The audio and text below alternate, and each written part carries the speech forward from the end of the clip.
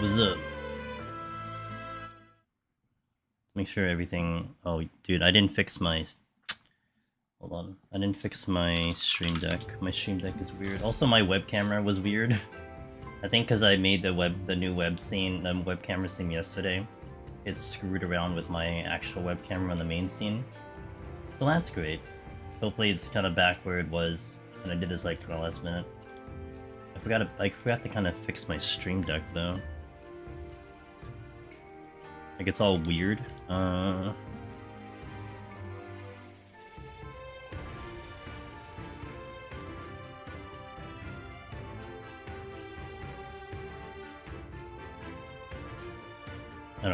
don't know.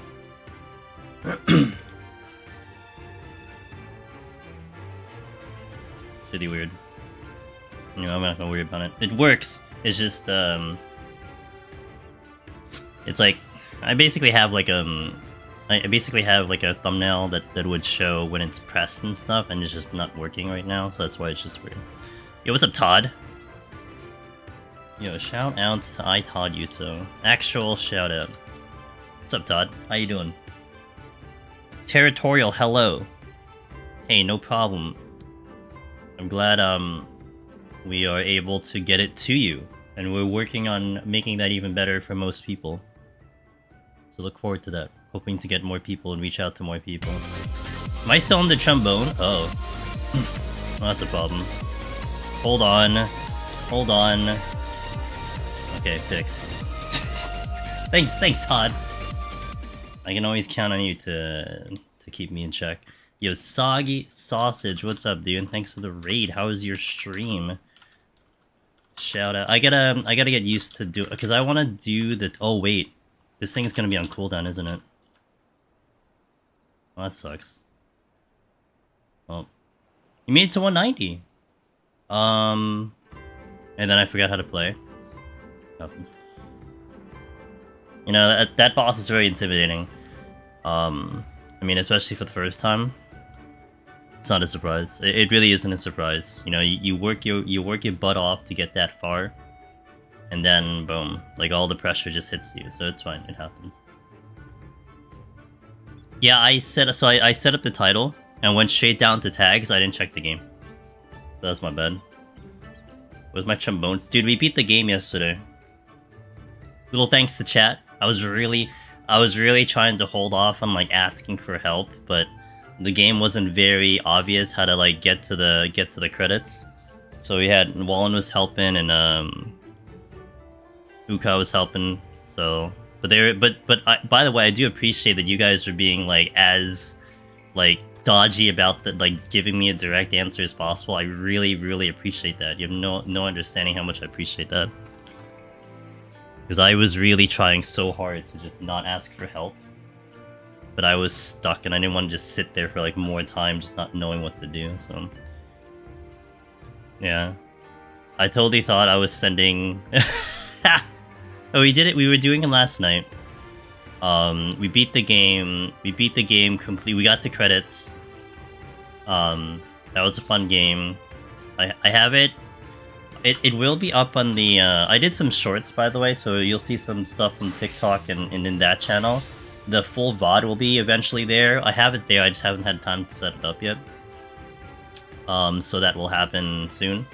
Probably tomorrow, maybe. So if you wanted to see the playthrough, just hang tight or follow that channel. Subscribe to that channel. So, Shanks! Thanks for 4 months. How's vacation? It's good. Good vacation. Hey, you're back. How was the vacation? It's good. Ellie, congratulations on your Dark Knight clear. Well done. Also, now I can do the shout out for Soggy. I didn't take a look at if I didn't take a look at if I can adjust that cooldown. The Papid. You just cleared P6. Awesome. Oh look. Oh dude, right as I did another shout out. Willow. Shout out to Willow. What's up, Willow? Oh, I like that heart. I like that heart a lot.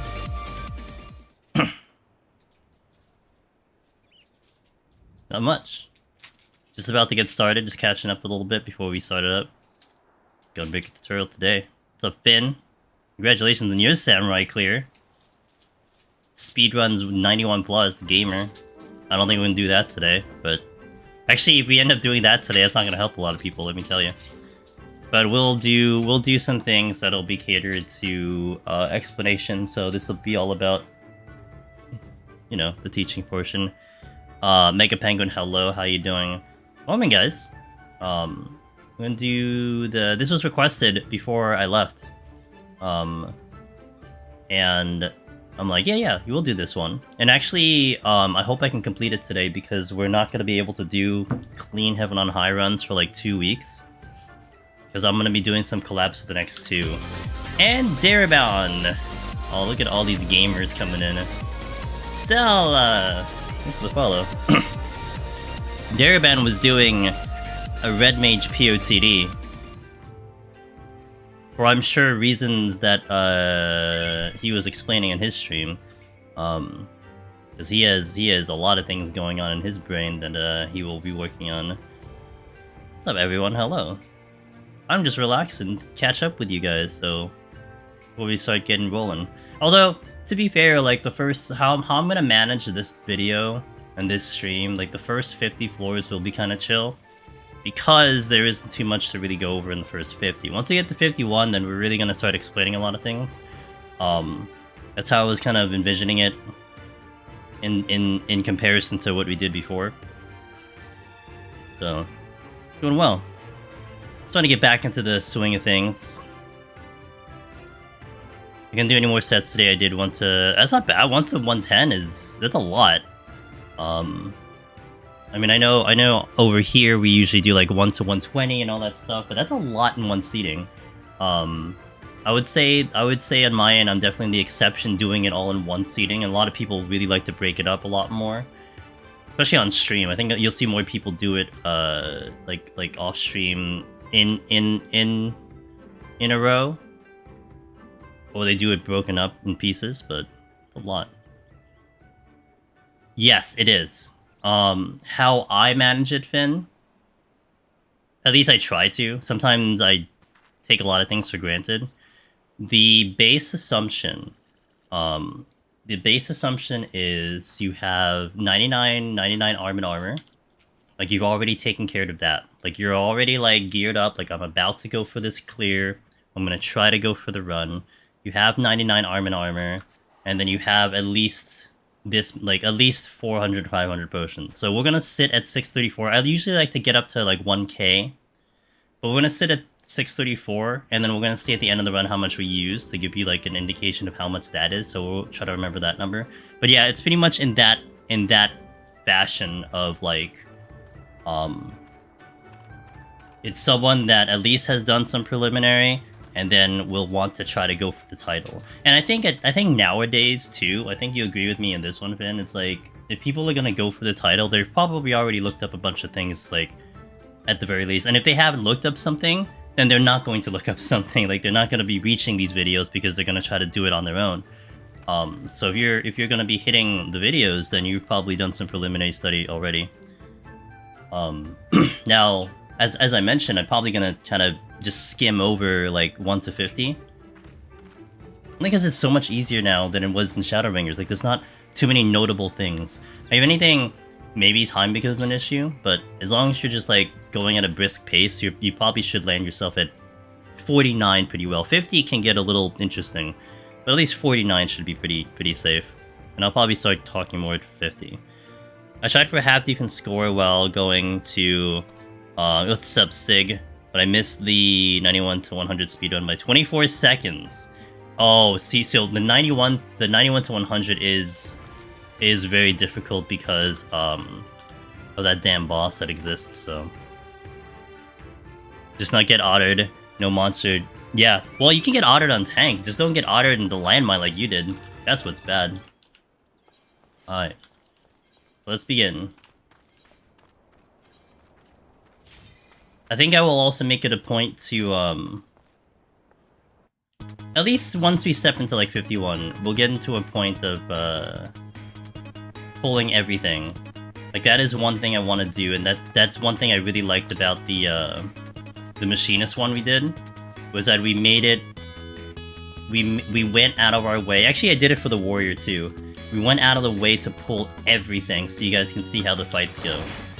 One thing that I would suggest on 1 to 10, it's to pull everything up until you clear the floor. That is one thing I will suggest to do. It keeps your level in check, but really on tank it's not gonna matter too much, but you don't wanna... Like, I think...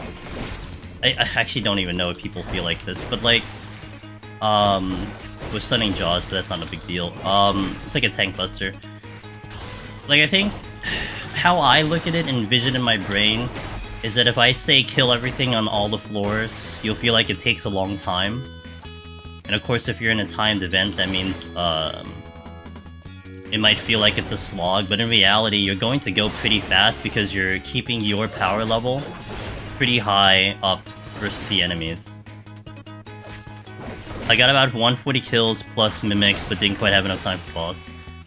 You gotta, like, that's where knowing the timers of, the boss kills are really gonna help. Because that's usually consistent, so that's just experience. Go look at the tutorial, I'll be heading back into 81 plus shortly for Warrior. If the run doesn't clear, I may de-lurk later to get... Okay, sounds good. What's up, Magnus? One thing I will note, if anything, is that, you do not see Magicites, and you do not see raising Petris until 7, floor 7. Actually, you don't even see bronze chests until floor 7. So you're gonna see me kind of skip over silver chests. Now, if you're going for points, that's a different story, because you do get points for opening silver chests no matter. But you will see me skip over silver chests because they don't really give me anything until 7. Why is it that way? That's just how it is. That's just how the game works. Oh, we're going the other way. I'm also gonna try to open up all the rooms. One of the going strategies that I like to do in Heaven on High is get to all the rooms consistently until we are full palms. Once we're full palms, then I can maybe start going a little faster up until 61 plus. Because sometimes this game likes to troll, and the palms will just not show up because the RNG is a little wacky when it comes to Heaven on High. So we want to make sure we get to all the chests as best as possible. Magnus, I hope you're doing better today. Good to see ya. I gotta remember how to play Gunbreaker, it's been a minute. It certainly has been a minute on this. Although, you know what's funny? I know, like, I know you guys, before I headed out, that a number of people were like, hey, yeah, Gunbreaker, live tutorial, let's do it. But, I was checking back in my VODs because I needed to pull up the title so I can match the titles with, like, my previous live tutorials so it, like, gets semi-similar. I did Gunbreaker, like, back in August, which was interesting. I'm like, wait, I thought it was a while since I did Gunbreaker, but I did it back in August. So, not that it's a big deal. I literally did not remember that I did Gunbreaker. Alright. I guess also, it's worth noting, if you haven't already, to have Provoke on the hotbar. Because Provoke is still a wider range than your range attack. It's 25, is it 20? Yeah, it's 25 yalms versus your range attack being 20. And it's just a free pull. So if you're trying to pull something from across the room, Provoke is really nice for that. Also, you can do an OGCD pull on it if you really want to. So definitely have that on the bar. Worth noting, you should be using really all of your tools, if you will, that you have available to you on the job. That's pretty much the gist of things. Yay, 4 months. Francisca, thanks to 4 months of support. I appreciate that. Appreciate the well with hell yeah, dude. What's up, Kiami? Hi for this run now that I'm working at Heaven on High clear. Yo, let's go, dude.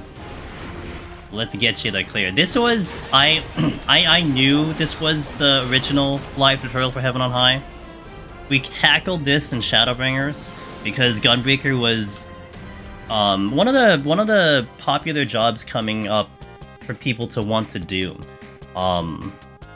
I mean, the accessibility of Gunbreaker was there. Patchwork, thanks for 3 months. Yo, it's good to see all these resubs, guys. Appreciate it. And day 2 coming back. Gunbreaker was the popular job in Shadowbringers. Some of the arguments for it was that it had a good balance of everything.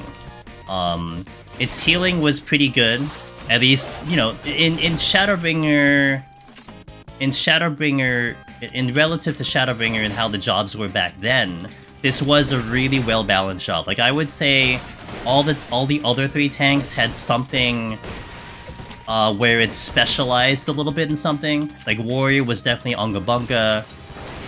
Paladin was definitely a little bit on the defensive, with the heals more so. But I did feel like Dark Knight was superior on defense because of TBN. But Gunbreaker felt like it was kind of the best of both worlds.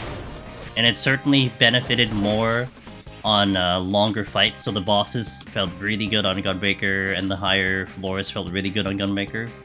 But the one that always stuck up with my mind that one person mentioned was the ease of access. You can't step in here unless you're 61, and you can unlock Gunbreaker right at 60. You know, like, even if we tried to convince you, like, oh yeah, Dark Knight was the best job to clear Heaven on High, Warrior really was a great job to clear Heaven on High. I mean, you had to level those jobs.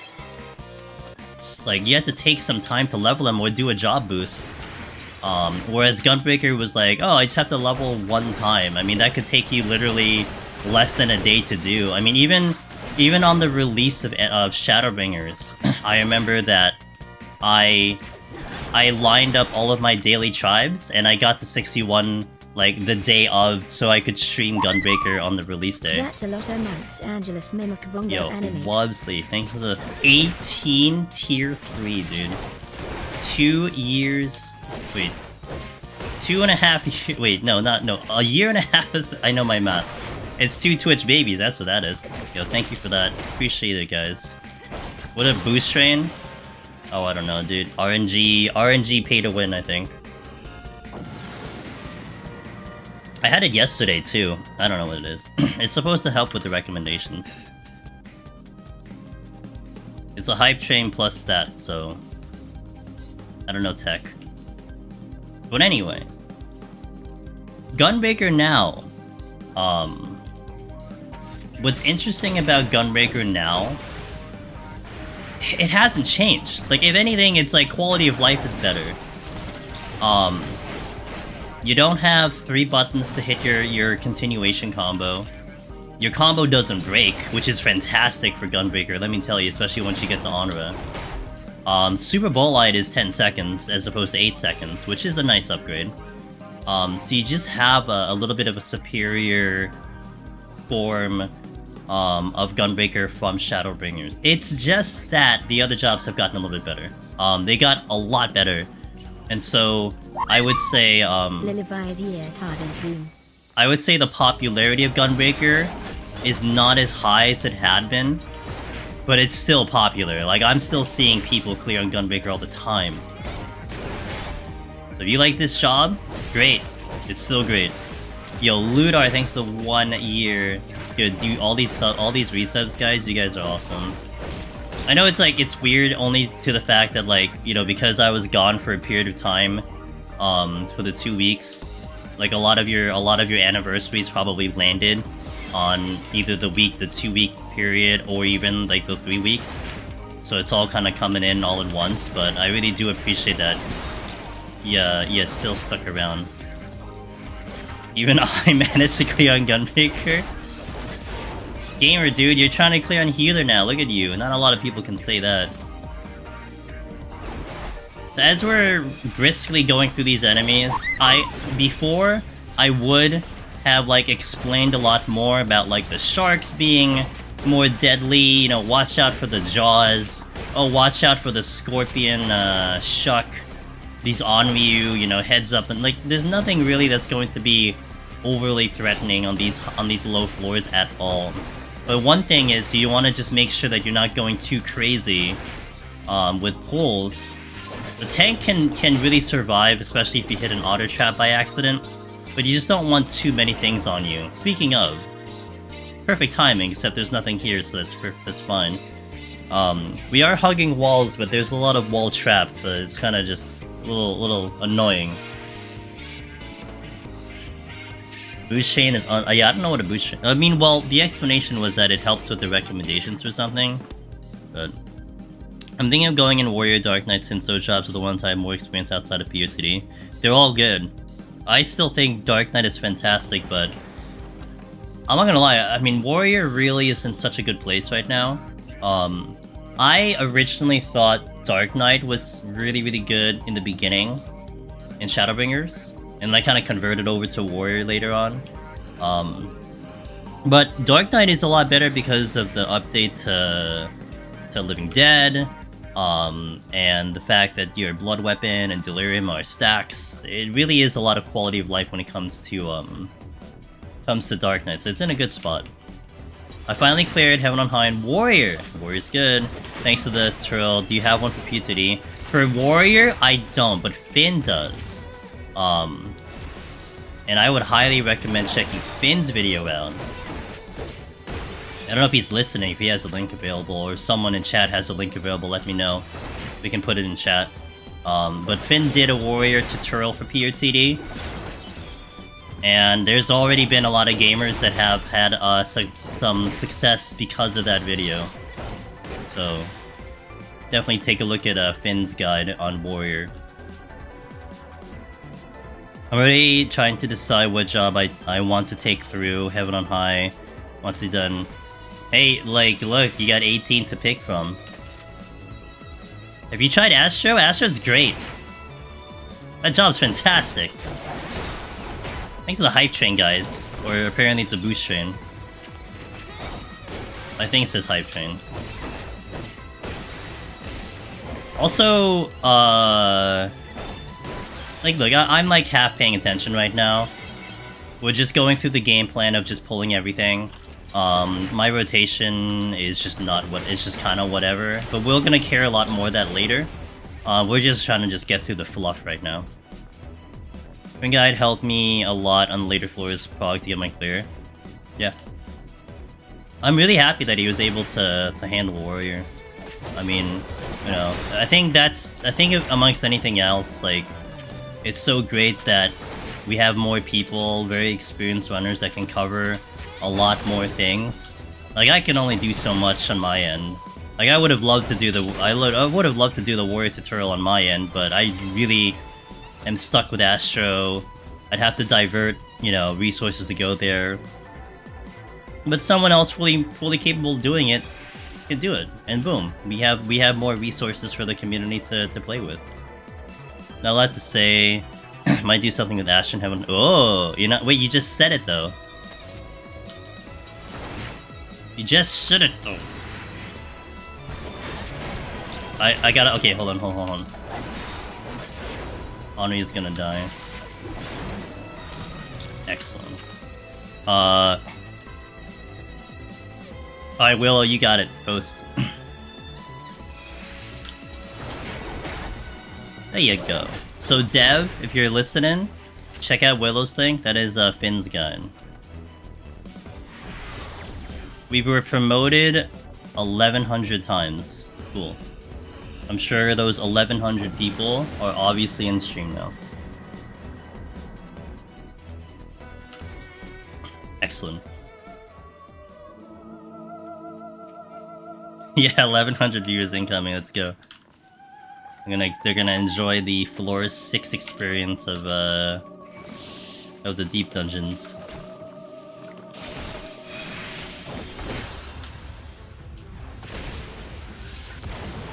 I believe that Petrify is a 360. So just heads up on the snake one. I think even in Palace... Oh, no, Palace, it is a 360. But I believe here it is a 360.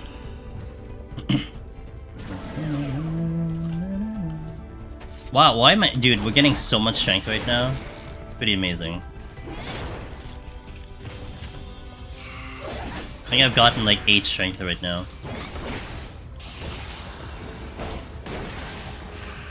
Yeah.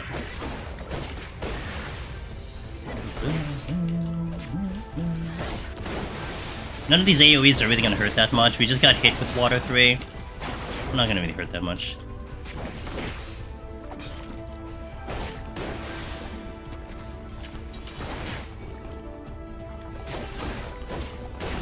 Now, I was mentioning earlier, floor 7 is the key floor, because that's when you start seeing Magicite's bronze chests.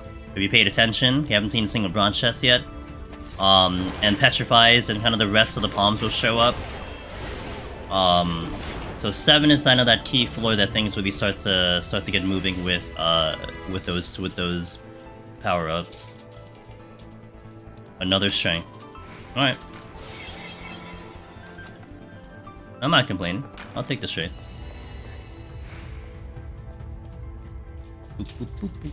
I think this was the strength as well. Oh, it's a steal. I'll take the steal.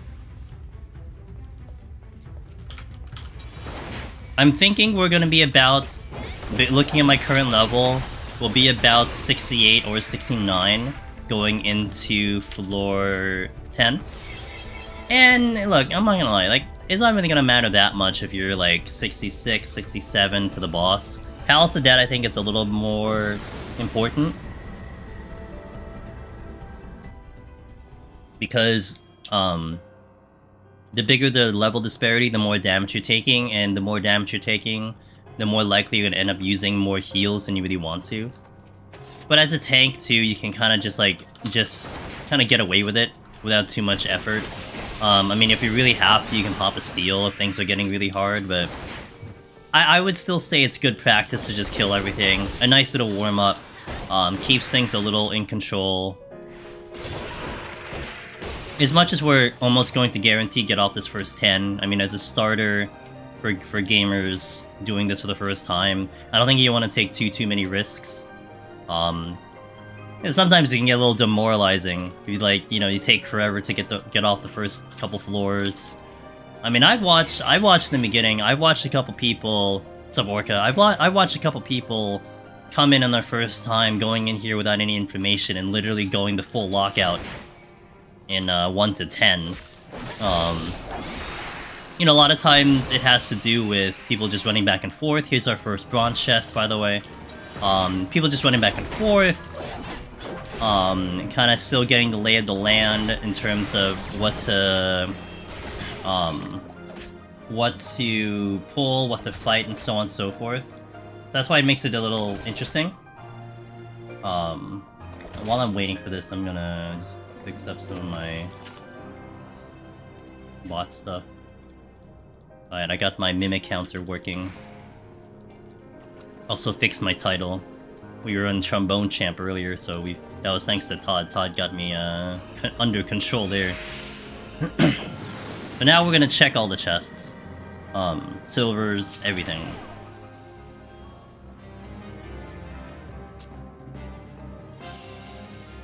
Ah yes, the no item blind floor. There's our first Magicite, so that's looking good. Straight to 100. All the way through.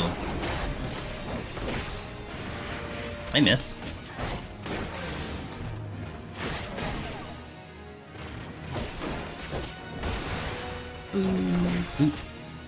I bet this is a strength. We've been getting so many strengths, I could almost put down some money that this is a strength. That's a flight. Well, flight's fun. Not a big deal in the flight.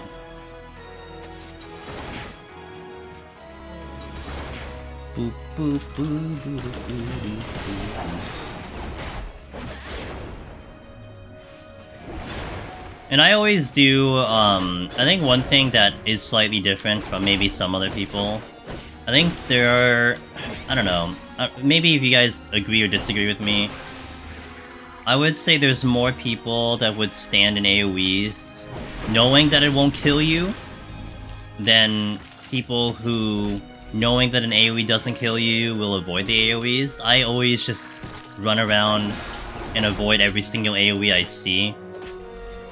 I'm definitely like the safe gamer, if you will. But down this low, even up until like, up definitely into 31 plus. Basically, all the AoEs are not gonna kill you. 41 plus, you should still be fine. 51 is where AoEs will get a little risky and could wipe you out, even on a tank.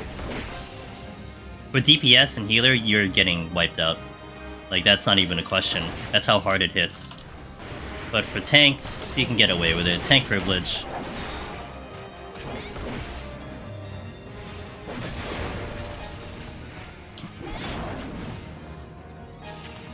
Two Magicites in already. One thing that I will do, which may be very subtle that I just did right there, it's especially on these floors, I'll walk up to silver chests, and I'll wait like 1 Mississippi, 2 Mississippi, and then we'll pop it. Because I've died to a really funky situation where I walk up to a silver chest and I'm clicking enter, like spamming enter, but as I go up to the silver chest, I hit a landmine, which triggers first, and then the silver chest goes off, and then the silver chest kills you. And on these specific floors where the traps can be on the walls, that's a likely possibility. So I will definitely, for almost a lot of silver chests, I'll walk up to the silver chest, I'll wait 2 seconds to see if any traps were to trigger, and then I pop the chest. And I did it right there, which was good because it did explode. And if I had stepped on a landmine, that would have been GG on the run. It's just 1 or 2 seconds, highly recommend it. Because that could just randomly end your run. Just like get into the habit of just looking at a silver chest, giving it a little bit of a staring contest, and then go in. Remember getting hit by Wrecking Ball and Gunbreaker? Yeah. Oh! What's the seed? What seed did I get?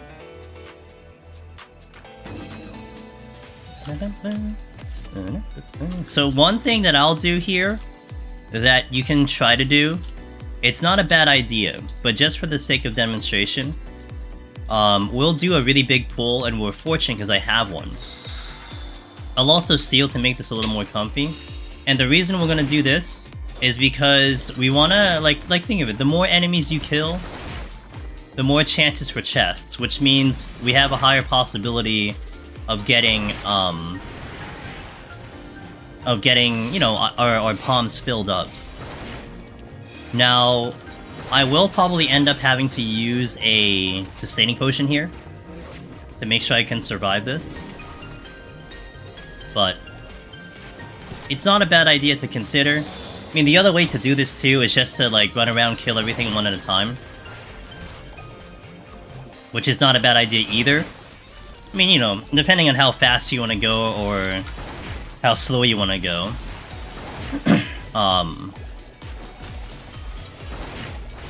You can really like kind of set yourself up for the rest of the run with a situation like this, and it is kind of nice.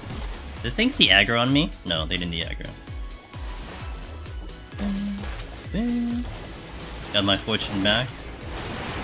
Luckily nothing here petrifies or pulls me in. That's nice.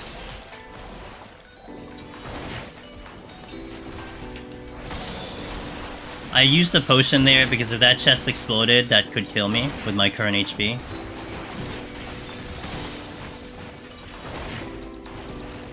I'm gonna have to pop potions now because we are going a little low on the HP.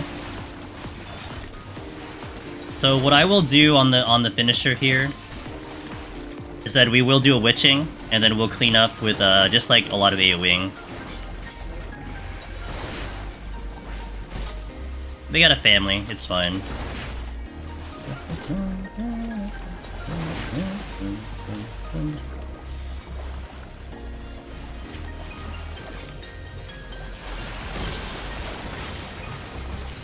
think we got everyone. Alright. We're definitely gonna be 60 after this, that's for sure. Or 70 rather.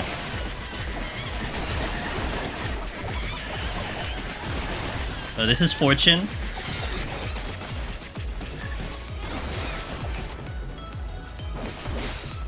Alright. How many chests we get? 1, 2. Great, great. I don't know how many I kill. Oh, we got a raising. That's rare. Take it. What's up, Jason? Be aware that everyone hoping for Machina's buffs for reading. I am aware. I see it on like a weekly basis that people are complaining about Machinist. Yeah, I know it's gonna get buffed again. For this boss, I recommend having your two gap closers ready. Rough Divide. You can probably open with Rough Divide, which I will here. But you want to keep one ready because this guy will do a knockback that you cannot stop, and I'll show it to you anyway. So I'm gonna use Arm's Length for this knockback, and you'll see it does not do anything. Ready? Arm's Length. So I still not get knocked back there. I think even with Brutal Shell, you'll still get knocked back also. But look, it's a floor 10 boss. It's not really gonna kill you, but it is worth noting of those little mechanics.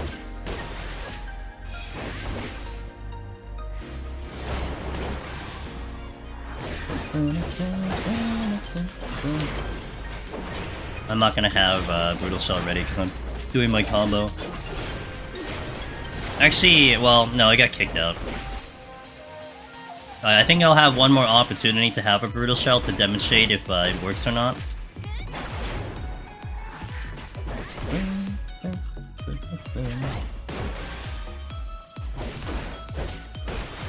Also, as per tradition, why am I calling it a tradition? As per thing with the stream, once we finish up the bosses, that's when you'll see ads play. So we have Brutal Shell on right now. We still get knocked out. Oh, actually it kicked out Brutal Shell. We do ads at the end of boss kills. So we'll be right back in about 3 minutes for the ad. And then we'll continue the run. We'll do that at the end of all the boss kills. Just as a heads up for you guys.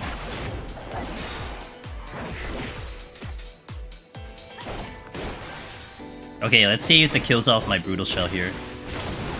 It still knocks it out. What? Does it really do that much damage? I didn't realize it does that much damage that it kicks me out of Brutal Shell.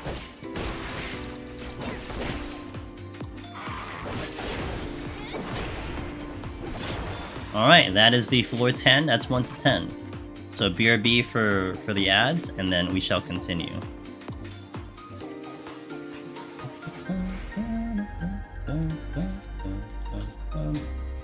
Going into 11. One thing here with 11, again, this will be similar to 1 to 10. We're just going through and just being, you know, straightforward with the run. But do take note at floor 14, because on floor 15, you get a guaranteed big room. Guaranteed 100% big room. Pause the music. Guaranteed big room, because that's just how it works in Heaven on High. It's just the mechanic of Heaven on High. They just want to show you this new mechanic of what is actually called the Hall of Fallacies. That's, I believe, the actual name of the big rooms, but we call it big rooms, just for an easier name. And what I like to do personally, now this is not a strategy that everyone does. You know, that can definitely be debatable on what you decide to do. But I like to go into that floor, and because it's a big room, you have more enemies, all this stuff. I like to try to set up an affluence. So 14, we affluence, so it goes into 15. And then do a Magicite Fortune, because we kill off all the enemies, do the Fortune, and try to get as many chests back as possible. Now, why do I Magicite, and why couldn't I just do the full pull like I just did on floor 9? It's because on 15, you're going to start to get enemies they look like the Liquid Hands from, like, Alexander. And those guys have an enrage.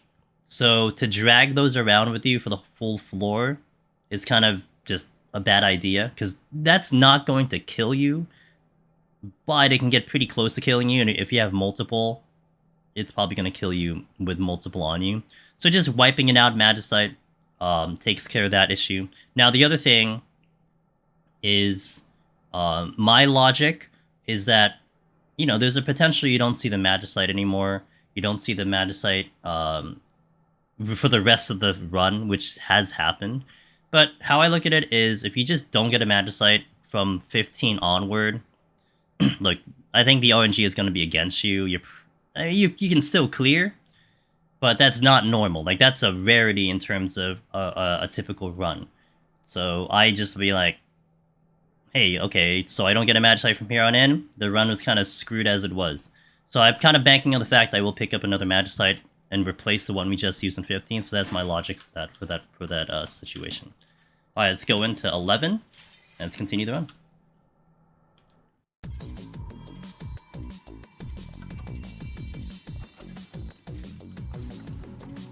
Now here I do like to, on 11, you'll see me open with Strength. It's just, you know, just to kind of get rid of some of these enemies a little bit faster. It is something I would do more if I wasn't 70 yet. Just to kind of bridge the gap a little bit and push me to 70 a little bit faster and a little bit less of a problem. So that's more of the reason why I would do it. I open with a Strength, and look, you're gonna, yeah, like you pick up a Strength right there. Like, you're gonna pick up a Strength if you're checking all the chests. So it's not something that's bad. Now we have a Fat Cat in the middle of the room. The Fat Cat, or the minions that you see, holding for a second, the minions that you see on the ground will give you a 5-minute buff. Of course, they're a little trolly because they are sometimes in the middle of the room, so they kind of invite you to step on a trap. You just kind of step around it, and eventually they're gonna give you the buff. You gotta make sure you stay into it so you get the buff. Fat Cat's gonna give you a regen, Senri's favor, so that's a passive regen. You'll see the ticks happening, 1200, so on and so forth. Also, before I continue that conversation, you're gonna see that I will start killing minimal now that I've hit the level cap. Unless you're going for points, unless score is a thing that you want to concentrate on, I don't really kill past the limit unless something's in my way. Yeah, we're just going for the clear. And sometimes it does. For me, I like to keep the focus a little more on just keeping the climb going and such like that. If you're going for score, that's a whole different animal. But you can always go for score at any time. If you're trying to go for your initial clear, that's fine. But I will start keeping the kills to the minimum. Now, what I was going to mention about the minions. Oh, what's up, Quad? Congrats on your Dragoon clear, by the way. What I was going to mention about the minions, and it's worth noting about the minions. The lower the floor, the faster you'll see the buff go off.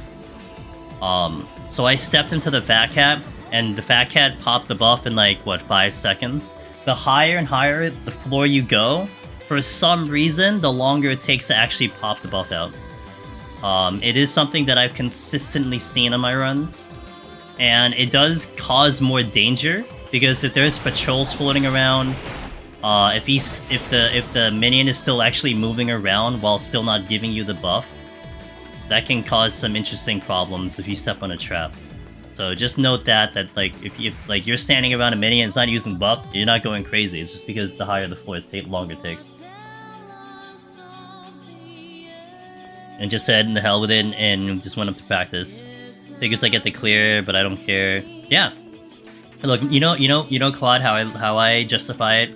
As long as my score reaches the leaderboard, do I really need to care? Like, if I do a score and it doesn't reach the leaderboard, then I'll feel bad about it. But Dragoon clears are very few and far between. So, I mean, you're probably not going to get that many people that are going to kick your score off the leaderboard. It's not a big deal. I mean, maybe, like, for the self-accomplishment, you can eventually go back in, but... you know. My score is worse than my first clear. That's fine. I mean, how many other people are going to have a Dragoon score? That's a job that not a lot of people have not taken in much. It's like, that's my justification for Astro. Or the healers. It's like, are there really gonna be 25 people that are gonna beat, or 24 people that are gonna conquer my Astro score in the next, like, 5 years, you know? Maybe in 6 years, but 5 years? I think I'm good. And that's why a lot of times when I go for my clears, I'm not really score focused. It's calming for me. It makes it a fun experience for me, so I kind of just prefer to just go for the clear as opposed to going for score. It's not that I'm incapable of going for score though. I can go for score, just sometimes it's exhausting. It's a lot of effort to go for score, you know? Alright, we got the minimal kill there, that's nice. Only chat. Well, you know, Dragoon Ray is in a good spot. I actually like Dragoon a lot. I mean, for melee, Reaper is still kind of BIS for melee. And the Ninja's definitely right under it. Like, those are like the clear, like, favorites there, in my opinion. But, Dragoon is really good. It's so much better now than it was in Shadowbringers, that's for sure. My goal is to beat... You're gonna beat my score in Sage? You know, I can't touch my Sage clear for Palace. Now, for Heaven on High, I guess that's different. But I can't touch Sage because that's a world first. The date kind of proves it, so if you beat it, then I can't do anything about it. Unless 24 people come in and beat my score after that. So just you know, note that, Willow.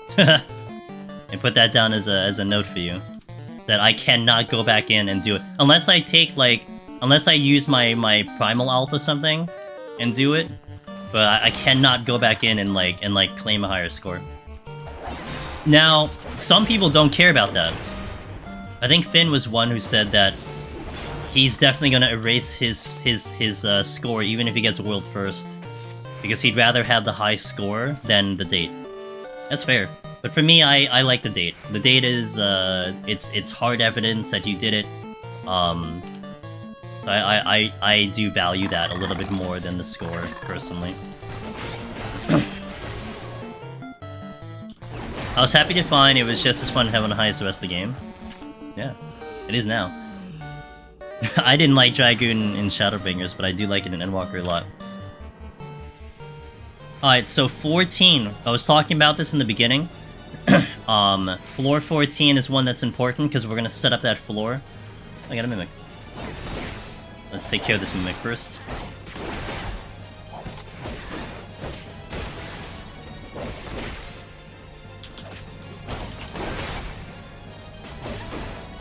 Alright, so we're gonna set up floor 14 because 15 is going to be a big room. So I'll do an Affluence. I'll do an Alteration because I have it. And you're not really gonna see me use too many alterations unless we're capped out. And that sets up the next floor to boost chests. And then potentially also have Mimics or Korrigans coming in at us. Because they have a higher chance of dropping chests anyway. So at least it gives us more potential chests to be able to take in. And we will be doing a Magicite there. I like to open with a Fortune Magicite. As I was mentioning kind of before we entered the floor. We're not gonna handle it like I did on floor 9. Because floor 9, there weren't any enemies that were going to be risky for me to drag around for minutes at a time. You will start to see the hand patrols. They look like the stuff from Alexander, or if you did Ultimate T, the Liquid Hands. They have an enrage, and they will explode, or rather they will do a big AoE that can do massive damage. So to drag them around with you is very dangerous. So I just go through and just wipe out the floor, and then we move on with our life, check up all the chests, etc. That's my game plan. Rit last, thanks to the follow, welcome in. What made you decide on Gunbreaker? It was requested. Before I left, it was requested by a couple people. So I'm like, yeah, we'll do it. But my only time was to do it right now. Alright, floor 15, guaranteed big room, guys. Guaranteed big room. 100%. To the edge, let's go.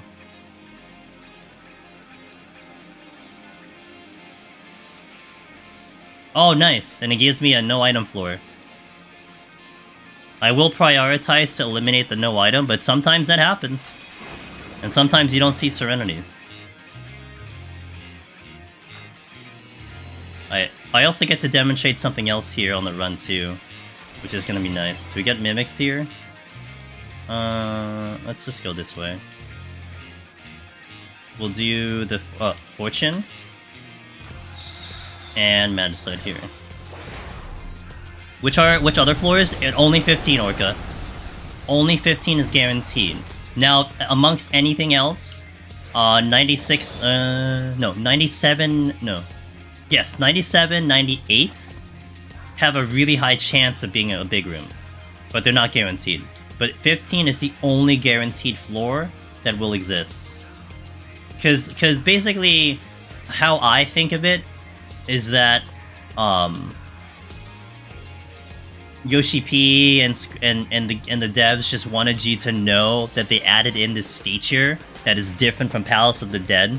And essentially, if you do Heaven on High, you will see that big room once. Like, there is not going to be a person alive who will not see a big room if they're going for Lone Hero. Like, you will see one big room. Guaranteed, period. So that's where you see it, right here. But there is definitely a strong possibility you can go through the entire run Orca and never see a big room ever again. That can happen. So one thing we'll take note of is that we do have a fake exit. In the big room, one of the features of the big room is that you will have multiple exits. One of them is real, the others are fake. Now we have a nice strategy that we can do to to get us off a floor without having to trigger a trapped exit, which is something that's not very obvious at all, but it's definitely worth noting. We're gonna check all these chests first, and then I'll show you. Gotta check the last one over here. Imagine the very first time you saw a big room was when you hit 91 plus. Yeah, I mean, and it's high. It's a high chance up there. We got the Magicite back, perfect. Alright, so fake exits. If this is a fake exit, it'll be this equivalent of a trap. So it could be alluring, otter, so on and so forth. One way to bypass this, but one main way that I like to do, is I like to safety. Because if you safety, it removes all of the traps, which includes the fake exits, and you only get the one exit that you need to go to. If you sight, you can see the traps, but you can't tell which exit is fake. But one way to figure that out is to conceal. Rin! Oh cool, I get to demonstrate the fake exit. Yo, what's up, Rin? Shout out Mr. Rin Kirigane. The Tank Master. The Ultimate Master! That's actually quite the title, too. Yo, what's up, guys? Welcome in. How you doing? Business behind one door is death. Rinket and business behind the other is death. Rinket and business, you may choose one. Rinket competence. Yo, what's up, Ceridan? Thanks for the 9 months. That's a Twitch baby. Prismatic, hello. Nice raid message.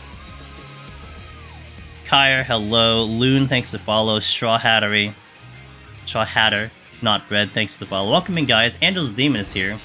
We're doing a Gunbreaker tutorial in Heaven on High. I did this before, like about a while ago, and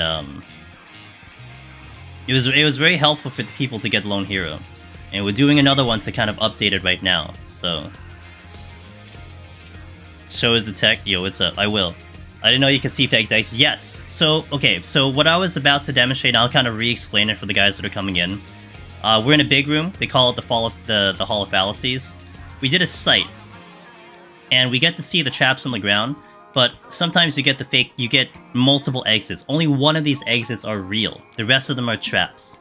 And we have two ways of kind of eliminating these fake exits. The first way is to safety, which is something I like to do always. If any time we get a big room in the future, you'll see me safety immediately. But just for the sake of demonstration. The other way to bypass a fake exit, if you didn't safety, is to conceal. So we're gonna conceal. So that's the real exit because the exit is pulsing. So we're gonna go over to the fake one, which we already know is fake because there's only one exit. And when we're concealed, the exit will not pulse, but it won't do anything. You'll just basically just be like, nothing will happen. And that indicates that it's a trap. So we stand in this one, nothing. And this is convenient for solo, because if you're within a party, everyone has to step on it to make this work. So this is a fake exit. So we're gonna drop Conceal. If I can get to my thing. Conceal's dropped. And that's a trap.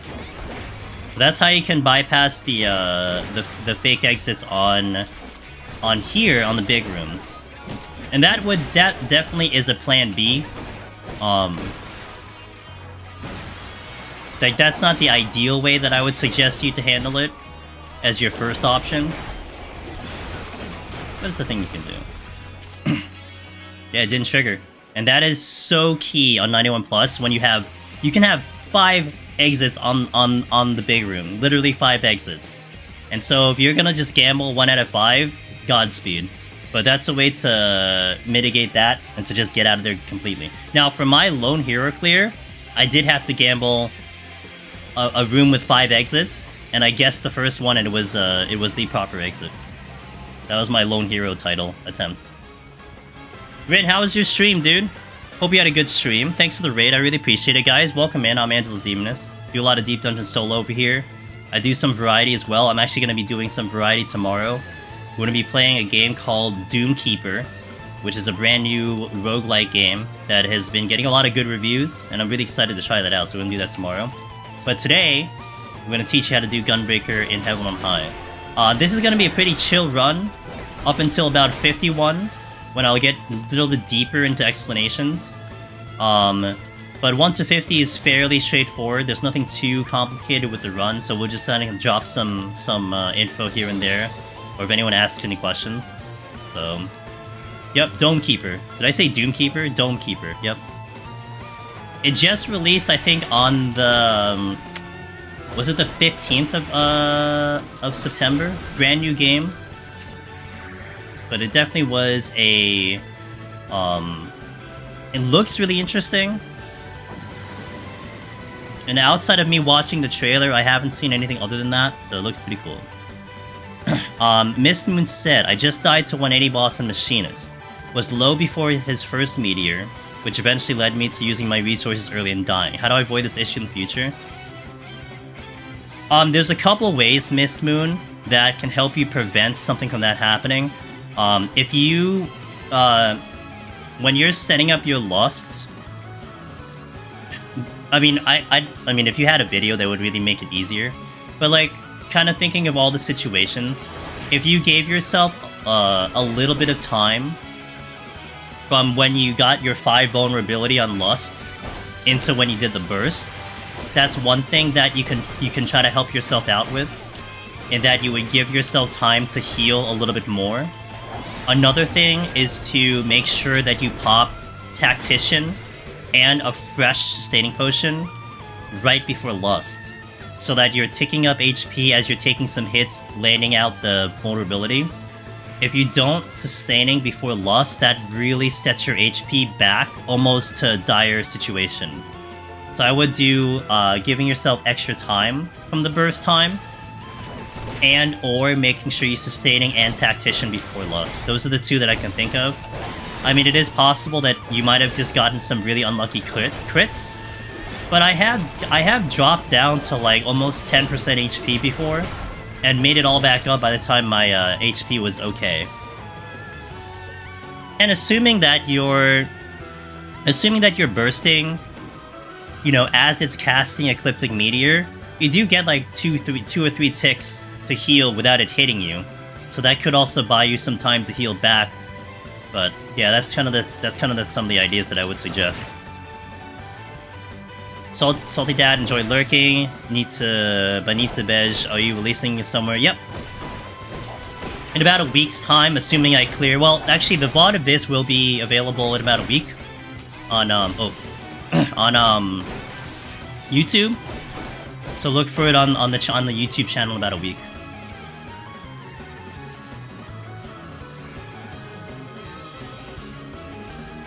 Oh, come on. Annoying.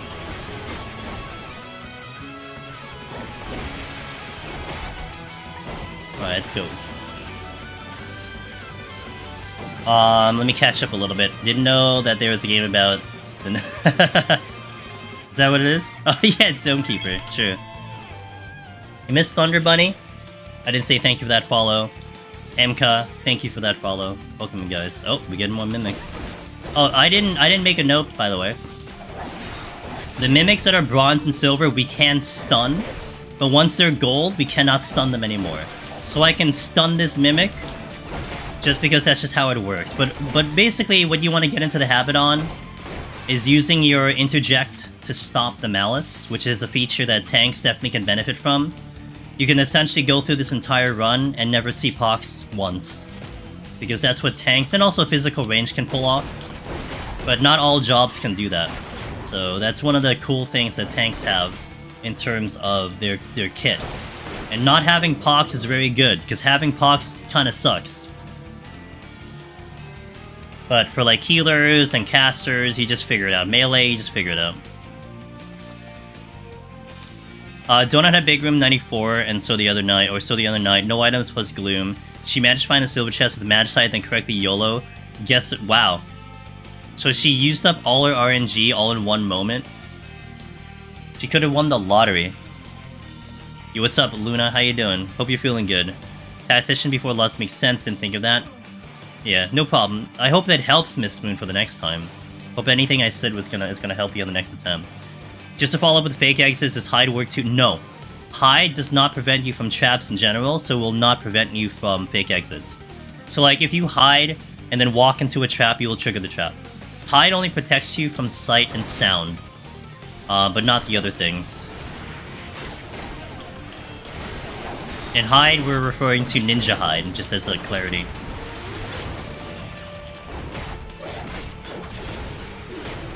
Oh, I just gap closed past a trap and it didn't give it to me. Steal? Sure. The walls from 1 to 150 feel so restricting for your camera. It's tight quarters, Boogeyman, I know.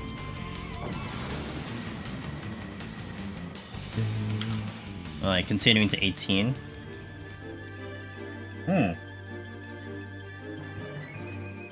Good old Final Fantasy XI music, or for most of you, that is BA music. Or for some of you, you have no idea what this is. Hey, this is a cool song. Oh, we got a treasure room.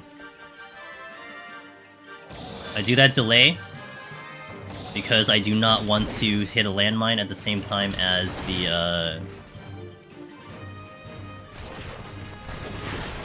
silver chest in case it explodes.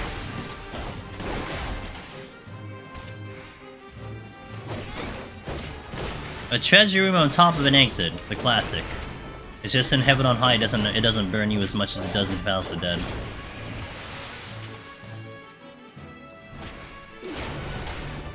Witching? Oh, the silver over there, though.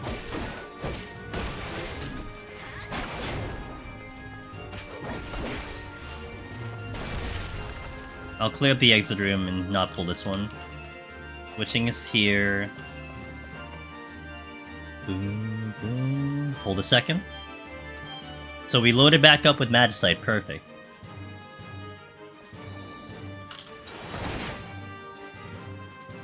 Intuition, hold.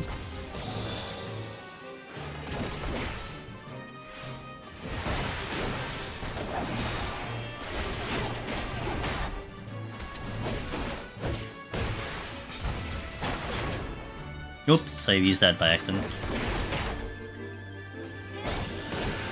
Use the intuition. Oh, we're going into the boss, nice, okay. So this boss, because I have a lot of frailty, I'll just pop a frailty for this boss. Look, if we don't see a frailty from here till 100, then I don't know what kind of RNG you had. Like you really had some really funky RNG. Frailty is definitely one of the more common palms that you'll see. This boss I do like to fight in the middle, and I'll kind of explain why we're fighting it in the middle. You'll see it as the mechanics come out of here. Here I'm just gonna burn my rough divides. Don't really need a gap closer. So here you're gonna see the butterflies show up at the edge of the arena, and it's a combo with the gaze. The gaze will give me a hysteria, and the hysteria will drive me into the wall, literally. And those butterflies that blow up at the edge, they can do some decent damage on a tank, even on a tank. So I like to fight here in the middle, because we just avoid all those AoEs. But also respect the gaze, because that really can be a huge problem. The Cycle Squirma will do exactly the same thing. It's going to give you Hysteria. So just dodge those AoEs and you're good to go. But that's pretty much the gist of this fight. There's nothing too complicated with this. The mechanics are very easy. But that's what you're dealing with.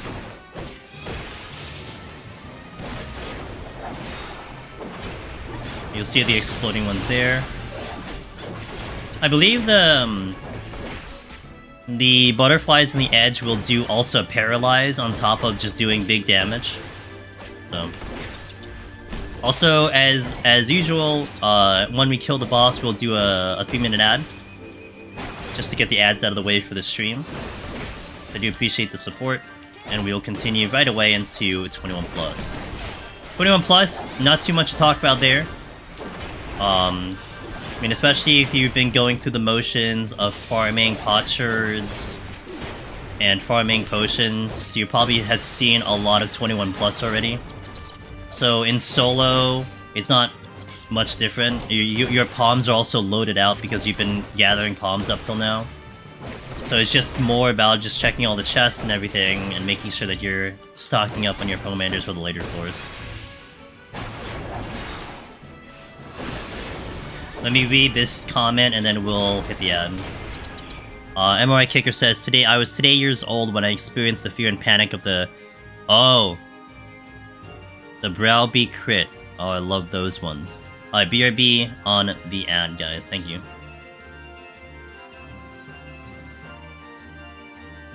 No triple shrimp. Nope. 21 plus.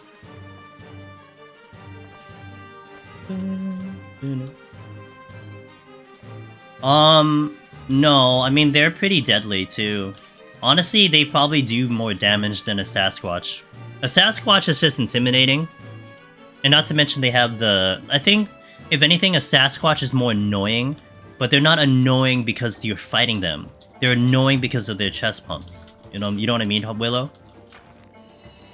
Like, I think enemy to enemy, fighting them 1v1, the dinosaurs are actually really gonna do more damage. Like, even the bomb is doing more damage than a Sasquatch over time. But, like, it's more the fact that they give you the vuln down that's the problem. Yeah, in their proximity, yeah. So it's more about their existence, if anything. But as a fight, you know, definitely a different story altogether.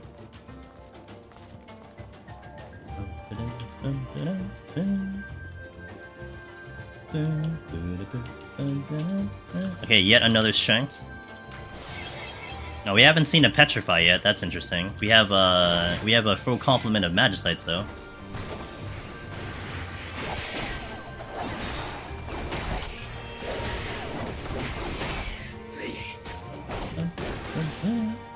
Their existence is an affront to all that is good in the world. Yeah.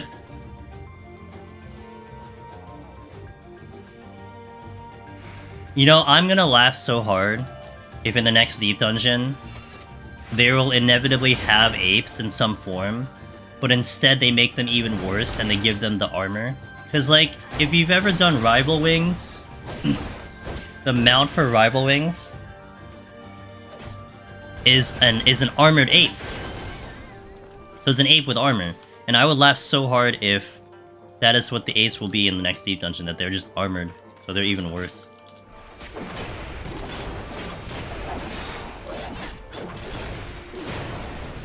I'm probably gonna... Oh, no, I gotta pull this. Gotta get to the chest. Thoughts on Warrior for soloing Heaven on High? I will give my thoughts in a second. There is rarity tier for pawns. Is that the same for Palace? Kind of.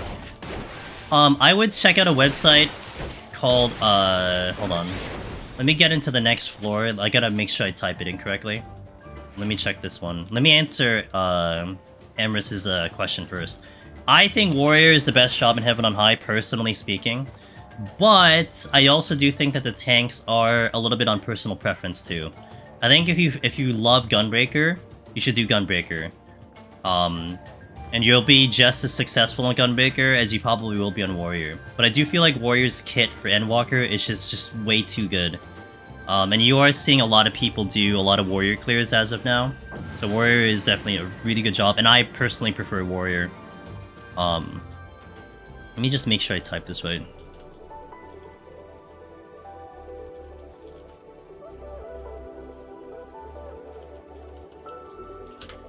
Give me a moment, guys. It's not coming up in my thing. Alright, hold on.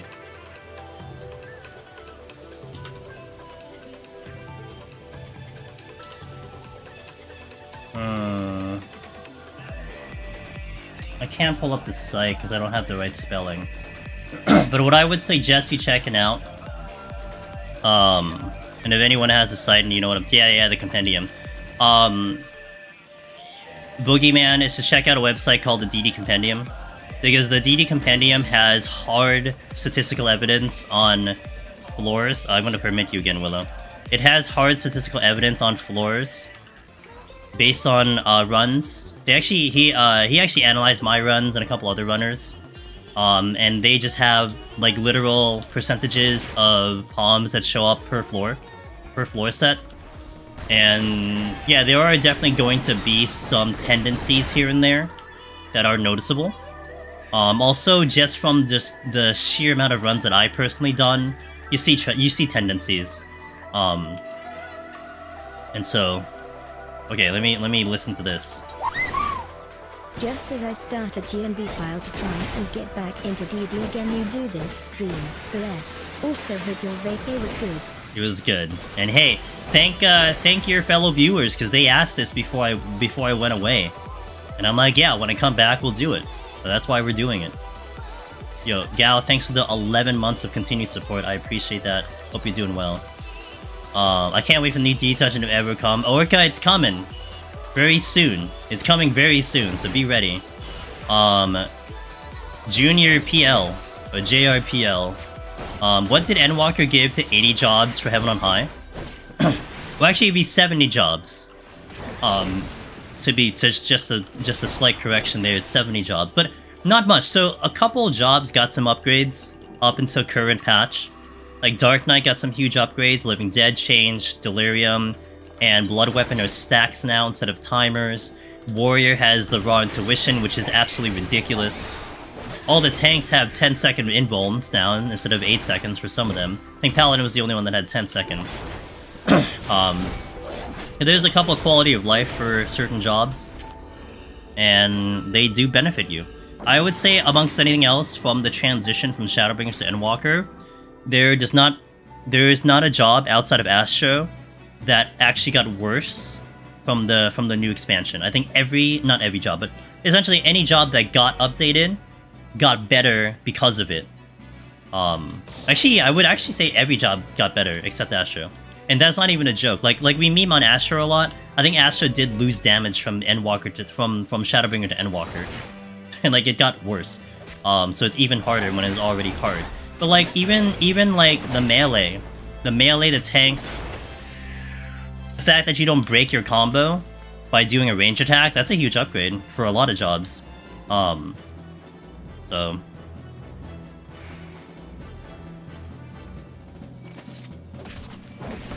70. Oh no, it's fine. Meanwhile, Monk. Oh yeah, Monk. Well, I mean, look, some people will argue that Monk did get better. Monk, in my opinion, is more about playstyle. It's like, do you like how Monk plays? And I just don't, so I just don't enjoy the job. But it's fully capable. Like it's very capable of clearing. Like that's not gonna be a question. And I will not deny its efficiency on bosses. Like it deletes bosses because of the longer fights. It is so good on bosses. It's not Reaper level. Reaper is insane with damage. It's not to that level, but it's very, very, very up there. I'd say it's definitely a close second after Reaper. And Ninja, if anything, got worse with its overall damage. Like, I would say Ninja is the one job that arguably got worse, especially on longer fights, but its kit just kind of just makes up for everything, so you don't really have to worry about Ninja.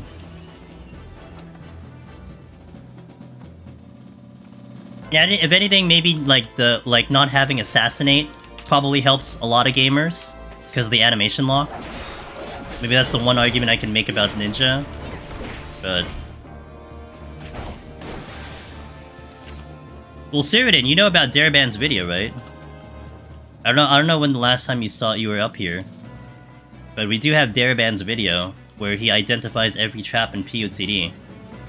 And that's gonna help any monk gamers trying to get Necromancer. Especially if you study that video, man. Pure knowledge.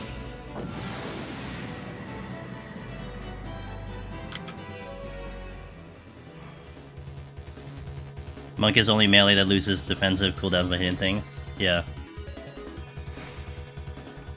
Poor Monk, man. Cyrodian is a Monk enthusiast. We've had many discussions about Monk. I feel real bad I didn't re-clear an Endwalker for Palace of the Dead, because I do not want to go back on Monk. Like, ever. Now, that doesn't say that, you know, I'm not saying that for people to be discouraged about taking Monk in. Like I said, it's a playstyle thing. I just don't like the way he plays. But it is fully capable of clearing.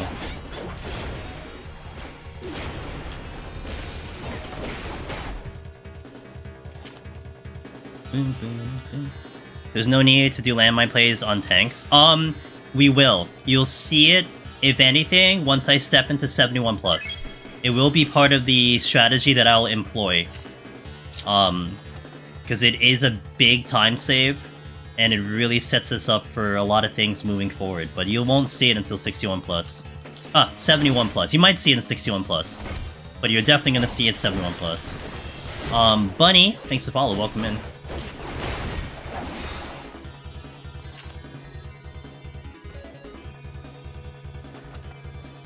This one. Any big picture advice for switching from Palace to Heaven on High, Vanna? I got Necro a few months ago, and now I'm feeling the itch. Zoned into Heaven on High for the first time about an hour ago. Any big picture advice? Okay. If anything, your concern is the enemies, not the bosses. Mr. Necromancer, or Miss Necromancer. Like, Palace of the Dead, you're probably gonna remember the bosses were tough, right? Behemoth, Godfather, even 160, 170, those were tough bosses. The bosses here, you think of them as time sponges. Like, the mechanics are not like pushovers, like, you do have to kind of pay attention to the mechanics, especially from, like, the 60 boss, or really the 50 boss moving up. Like, you don't want to, like, go completely brain dead, you're gonna die. But you think of them more as literal time sponges. If you figure out the mechanics, you just gotta make sure you have enough time, and then you'll be fine. Enemies are the ones that you have to worry about, because that is where it's gonna give you the challenge. Also, you have Magicites, so if you were in a big habit, Vanna, of skipping silver chests, you need to break that habit immediately, because you need to check silver chests for the Magicites. And I'll say, like, that seems very simple, but you might unconsciously start skipping over silver chests because you're thinking Palace of the Dead. Don't do that. Check all the silver chests because they are the most powerful Pomanders you have in your kit. Is to have the Magicites. Outside of that, you know, just get used to the new Pomanders. Frailty, Conceal, Petrify. And take your experience. I mean, you did Palace, you got Necromancer, so that means you have time management. You know how to manage your time. So carry that over into Heaven on High, it's gonna really benefit you. And, you know, it depends on the job you take it in too. Do you have an idea of what job you'll take in Vanna? That could also give a little bit of a different answer too. A little perspective. Died on 74 yesterday playing Brain Dead. I was so mad at yourself. Ugh. It happens. This is a grueling challenge, man. This is a marathon, Kesa. Sometimes, once your head just falters and your brain falters, dude, that's it. That's the end of the run. I mean, heck, you know what I have to closely pay attention to, Kesa, is when I look at chat. The moment my eyes leave the screen, I look at chat, that could kill me. So I have to be very careful and stay very attentive to what I'm doing. Things happen, you know?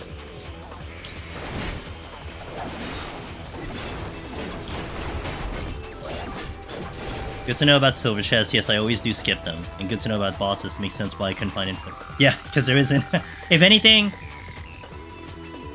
Onra, the floor 90 boss, is the one that's mechanically difficult. We do have a really nice strat for that if you're going for a melee job. I put one out there on the YouTube. And that takes, honestly, that does take a little bit of adjusting, to be fair. But that's really the only one you have to really worry about. Is Sheila, good morning, how you doing? Hello, hello, hello.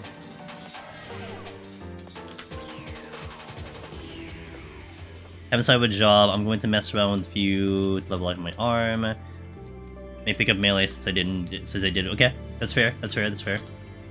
Oh, the classic! Use an affluence into a no items. I love that. I love that for me. By the way, shoutouts to my moderator, Miss Sheila. Wait, what? Oh. Shoutouts to my moderator, Miss Sheila. She was streaming earlier. Apparently, she's gonna do Deep Dungeon sometime this week, so that means you should probably check her out. It's iffy. It's always a gamble when she says that. You never know.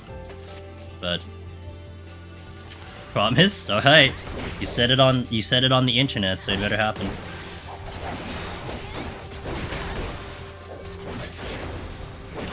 And we just announced Sheila on Twitter to our Twitch team, Team Solo. She's a proud member of the Twitch team that we have, which focuses in on the solo content. Right now, really Deep Dungeon specific, but I'm hoping we'll step into more stuff in this solo universe of 14. I love Team Solo. Hell yeah! I mean, like, the team, the gamers in the team, I mean, we're all friends already, so it's just putting them all under one roof, that's all it is, but it's nice we are under one roof. Like lamp. Alright, checking the last room. Again, I'll just mention this just for the sake of mentioning it. I am checking all the chests right now. We are missing 2 petrifies. That's really the only thing I care about. Once I get the petrifies, we'll be fine. Our Magicite's already filled. Full 1 Mississippi. Open it out. Once the petrifies are filled, and if we get the other raising, then we can kind of go a little bit faster. But I am taking my time to check all of the rooms, and also, you know, take note that we're still going at a pretty fast pace. Like we're only 25 minutes in. No, we're only 16 minutes in, and we're already on 26, 27. Like we're not going slow, even though we're checking all the chests, killing just enough. So you're going at a good pace. I don't have a pen. Can you write it down for me?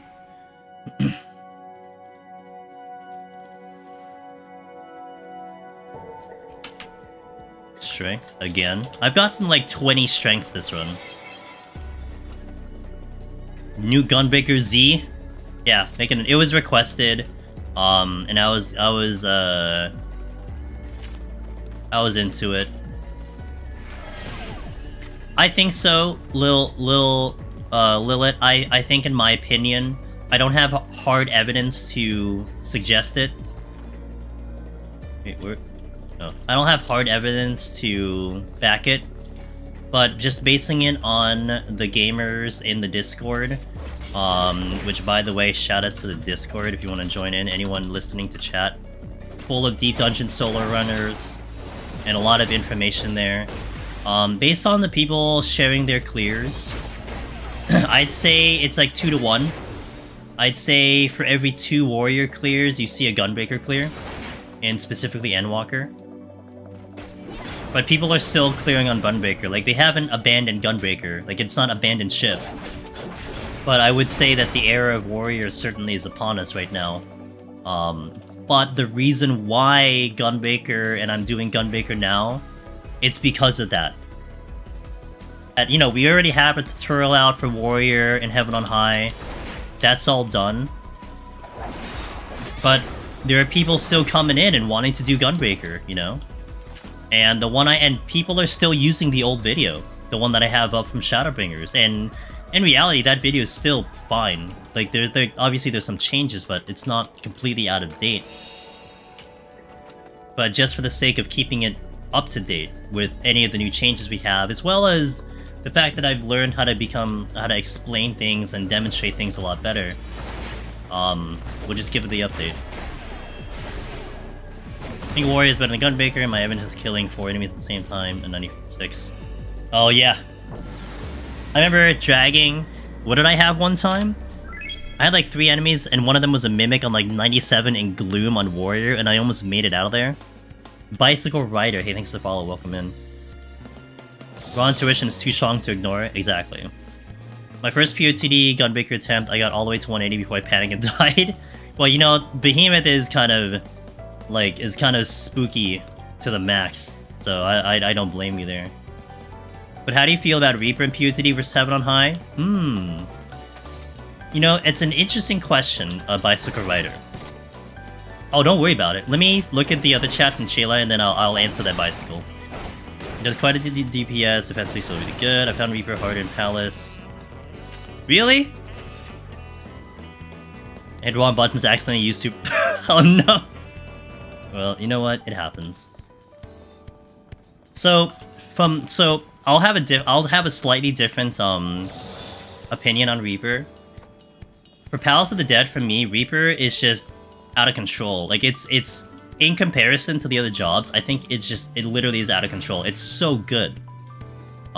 Its damage is bonkers. It can do things. I can do things on Reaper that I can't do on the other melee. Now, comparing it to Heaven on High, I feel like Reaper in Heaven on High is still strong, but when I'm comparing it to the other jobs, I feel like the disparity of that damage and of that kit, it's a lot smaller. So I don't see Reaper as much of a huge advantage, if that makes sense. It's potent, it's great, it's a great job and everything, but it doesn't excite me as much as it does in Palace. Is that a good answer? Does that make sense? Actually, the last time I was in Heaven on High, about 5 weeks ago, we did take Reaper and I wiped the 93. Except the problem on that run is that we started off on 71 plus, and I had a total of 8 no item floors from 71 to 93 when the 8th no item killed me. Like I can't do anything about that on a melee, so.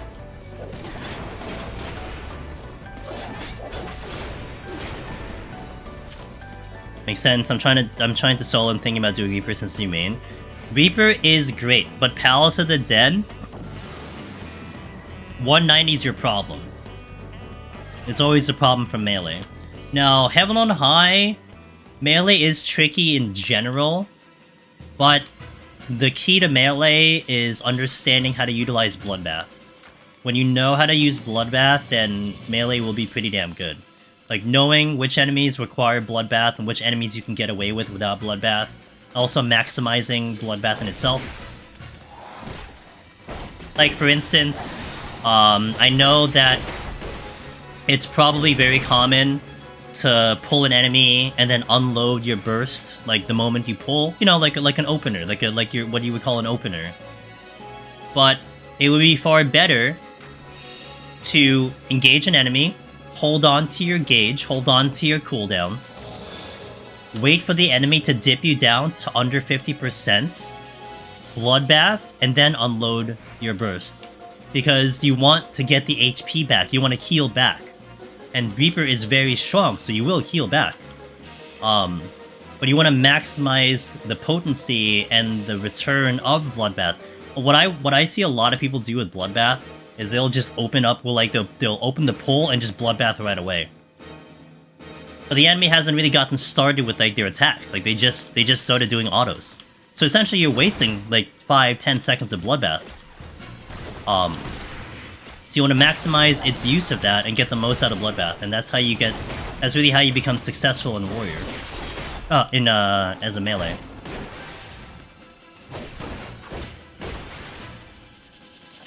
Dun, dun, dun. Again, I'm still checking chests, so I'm going out of my way to check this thing.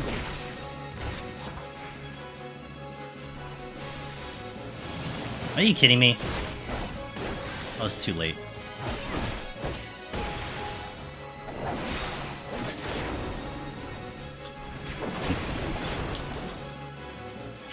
Alright. Arcane Crest is really good though, like if you just straight up compare it to other melee. Yeah, Arcane Crest is extremely useful. Having that quick shield that can buy you a little bit of time. Very useful.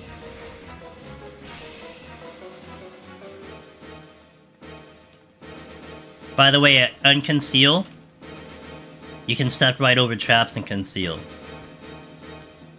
Let me see if I can demonstrate something for the sake of demonstration. I could. So one thing that's interesting about Conceal, or one thing that's interesting about traps in general, it's that you have to step into a trap to trigger a trap. So right now, I'm on top of a trap right now. I'm gonna drop Conceal. We're standing right on top of this trap. Also, jumping doesn't matter.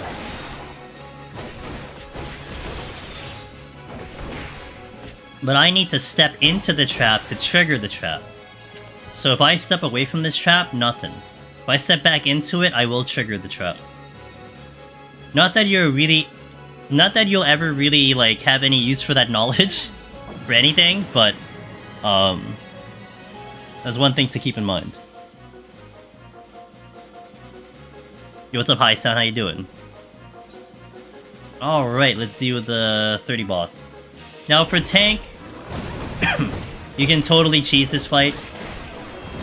It will do a proximity, but as long as you just like weave in your mitigation, you can just stand in the proximity. It's really not a big deal. So we'll stay under this cloud right here. As it's using the proximity, we'll just do 2, boom, boom, take it to the face. Barely anything.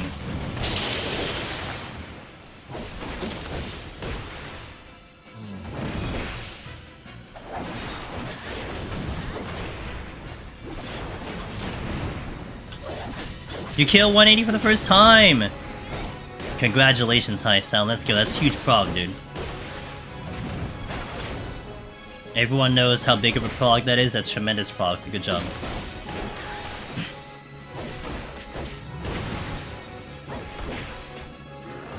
Boom, boom.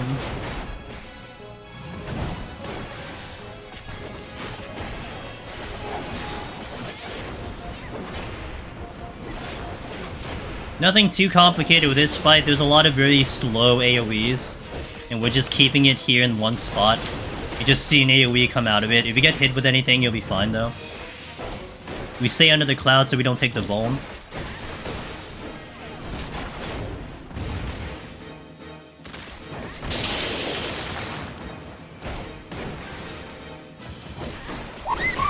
Yo, Ish, thanks for gifting us up to High Sound for his 180 victory. Let's go. Does anyone else like to keep both save files at the same floor just in case you mess up? Oh no, Rayum, what's up, Rayum?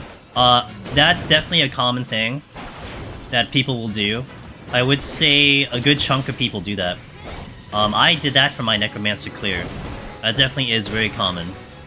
What's up, Rayum? How you doing? You want this boss as a mount? I mean, it's basically Titan. It's just a Titan reskin, essentially.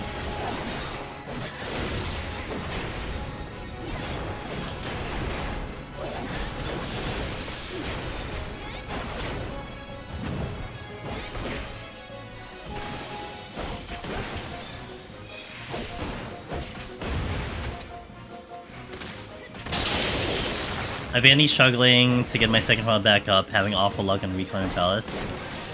It happens, it happens, it happens, it happens. But you know what? Still having 2 files, even if one file looks completely borked, I think really helps. I mean, my approach was to use the worst file. You know what it was, Raven, for my Necromancer clear? I got 2 files to 91+. And my thought was, okay, let's use the bad file first. You know, so like if anything goes wrong, I can then use the better file when I'm warmed up. I ended up clearing on the bad file. And the bad file had 0 raising, 0 steal. So it was a bad file. But I was still able to pull victory, so that was real nice. You never know sometimes, but having the insurance that you can have a secondary file is very, very nice. Alright guys, we're gonna hit an ad in between the floors, so BRB for those seeing ads, and then we'll continue into 31+, so thanks for watching guys. Meanwhile, we'll continue here. Gonna go 31+. Yo, look at that 6 score. Alright, 31+. 31+, again, it's kind of the same mode here. This is going to be the first time you potentially can get Odin, so that's nice. But anything other than that, the floors are going to be much bigger. You will no longer see 3 rooms anymore from this point forward. You'll probably need a little bit more kills to get off the floor. But generally speaking, the enemies are still relatively easy. So you just kind of you know, keep going one at a time and moving through. That's all you need to worry about. It was super scary fighting him. I killed him on the 2nd try. Ooh, nice. Yeah, that is very fortunate that you were able to do a 2nd try. That's huge. So nicely done. You know, you worked your butt off to give yourself a 2nd try. So awesome.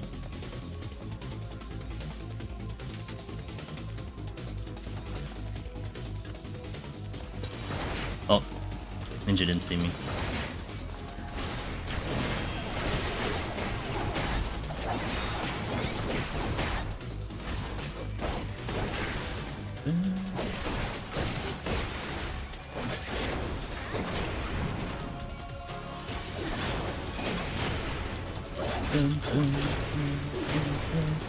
So with the healing shot, I got him.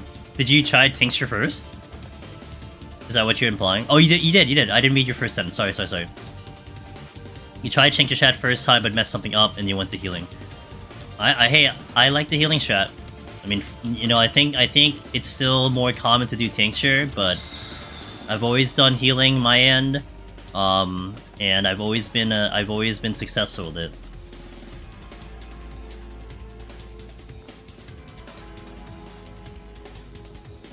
Check-in's last two. I'm still missing my Petrify, so I'm trying to hunt it down.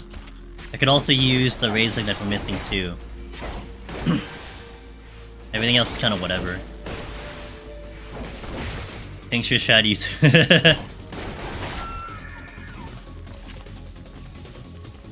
Is it cringy?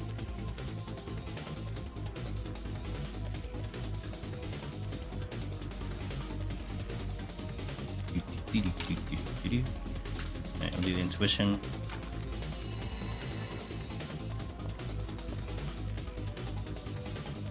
Is the best way... Yes. Well, one thing to consider, Bicycle, if your goal is to solo, you don't need to hit 99.99. You can get up to 70, even 65, 60, and start soloing from that point going forward. And usually by the time you get to like 100, 110, assuming you're checking all the silver chests, you will cap out by then. Also, thanks for watching the ad, guys. Appreciate it. So you don't... I mean, yeah, it is ideal to push in the match 51 to 62 level the armor, but you don't have to go through all the way to 99.99.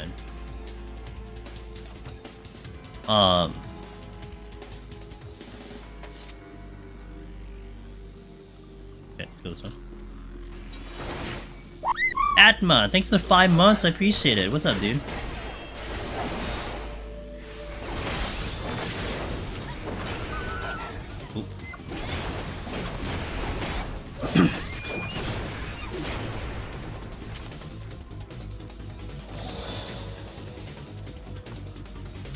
Yeah, it's good up there. I'm trying to solo at... Oh, I mean, look. It'll make it really hard. I mean, at some point you're gonna hit a wall. But... at least you can get the upgrades. I think it's point portraits too. Yeah. Well, yeah. Gotcha.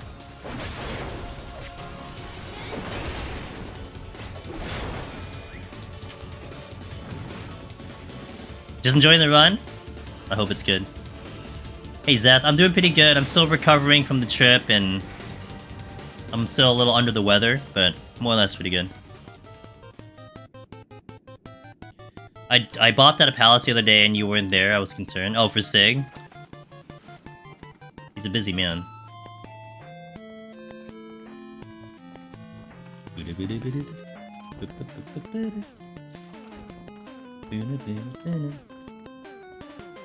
What's up? I was on vacation for 2 weeks. I just came back yesterday. Well, I came back to stream yesterday. I was back home on Friday. But I was on vacation for the past 2 weeks. And I got sick over vacation. As one usually does, I guess. But it's very exhausting, that's the thing.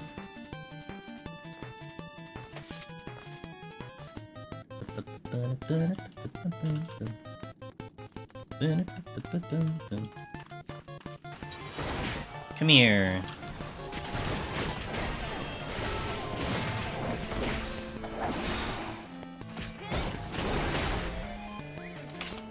Safety, sure.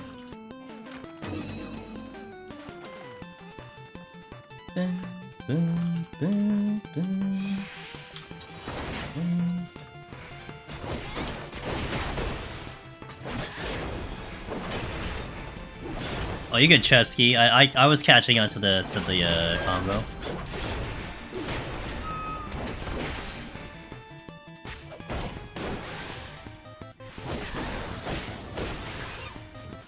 Affluence. I will use this. Oh wait, actually, I got the Petri. I'm only missing these. I'll use the Affluence. Maybe you can push the raising. We should need it, but you know. Yeah, no. We're gonna make sure this is a successful run. Just enough kills.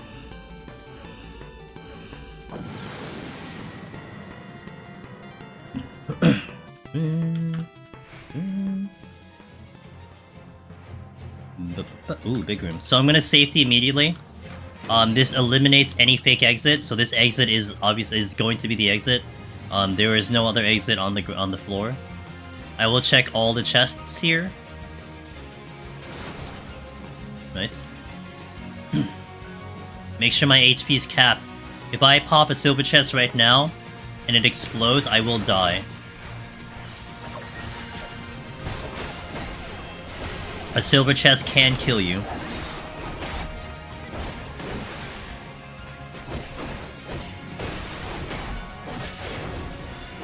Oh, hey, let's do something that my friend Zuan did on her stream, and it was a really interesting strategy. It was kind of big brain. So we're gonna pull the Harakiri. The Harakiri has an enrage, and it has two conditions for the enrage. Either you drop it down low HP, or it's timed. So what I watched her doing one time is she would pull one, and just literally just drag it forever. And because the rooms are so big, eventually it'll start doing its enrage, but you're not gonna be like anywhere near it because there it goes. So we're just gonna keep running away from it, and it'll essentially just kill itself.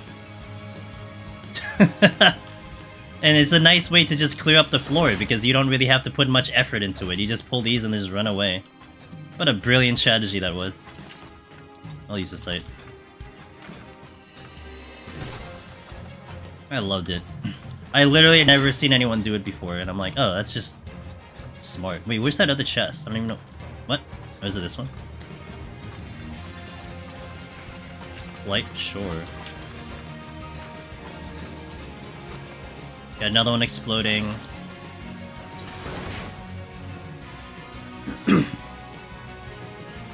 Boom. Monday mood? See some button presses? Hell yeah, dude. Got another one exploding over there.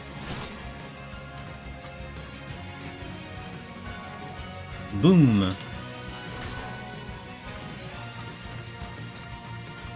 Got the next one exploding over there.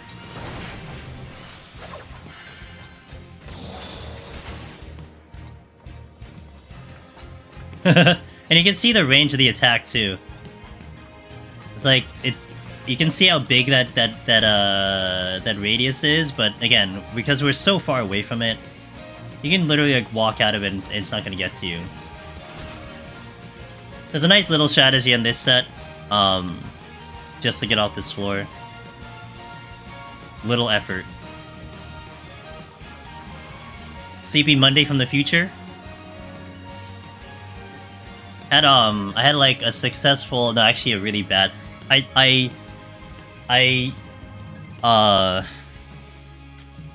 went to bed because I had like after a stream yesterday, I slept for like 3 hours and then I was wide awake. It's like it wasn't bad, but I could have liked to sleep longer. So I tried to take a nap like 5 hours ago. So I had essentially 4 hours before stream. I think I managed like 1 hour. It's just tossing and turning the whole time. So, but I have my green tea that I drink that does keep me awake. I need to actually heat it up later. So I should be good for today. But I was hoping to just catch up a little bit more in sleep.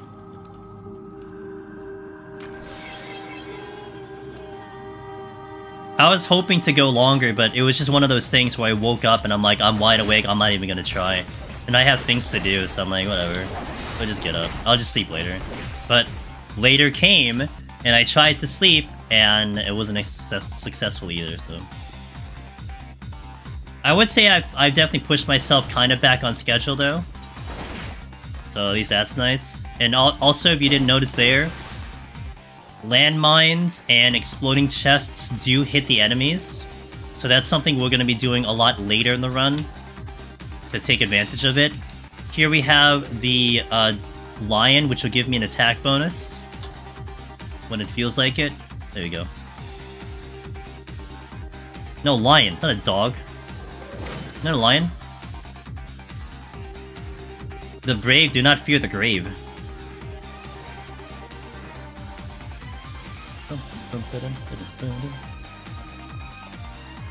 Doggy baby. Oop, sight's good.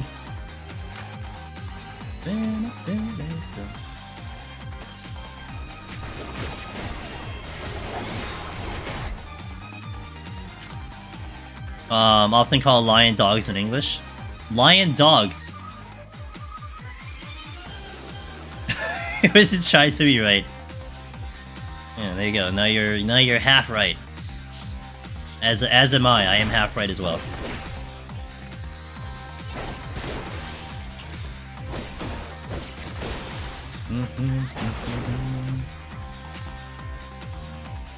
The dance party up in here, guys. Oh, yesterday, hey Jason, you're gonna kind of hate this. I wanted to add in the you know, like the first half of Bravery Default, the battle theme from the beginning of the game, the main battle theme. I'm like, you know what? I like this song. I'm gonna put it into playlists. I tested it yesterday. I uploaded the video, and it made the whole video ineligible for monetization. Like, well, I can't use that one, I guess. Oh well.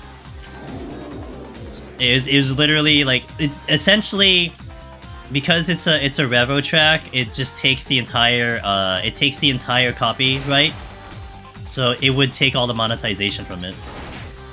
So I can't use the song. Nope. No, that's still fine. That still does not give me a problem. It hasn't and still doesn't. It's just the main theme, the main battle theme is just what gives me a problem.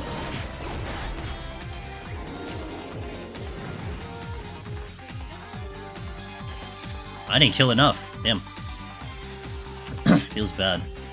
Feels bad when you do a petrify and you don't kill enough enemies.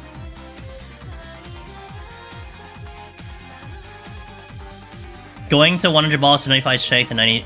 You'll be fine, Boogeyman, you'll be fine. I would just take a little extra care into the ads, but you'll be fine. Look forward Looking forward to replay it since there's an achievement for doing all hard mode. And Zamoka just beat it in hard mode on Steam, I believe. That was fun to watch him do it. I was enjoying his playthrough.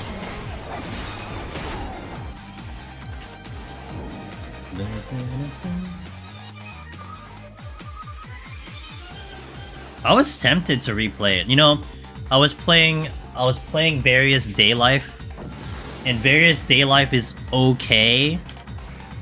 But I'll be honest, it's hard for me to recommend that game at its current price point. I was almost tempted to just replay Bravery Default because I knew I was going to enjoy that game more, but I didn't have the time for it. That game is a time sink too.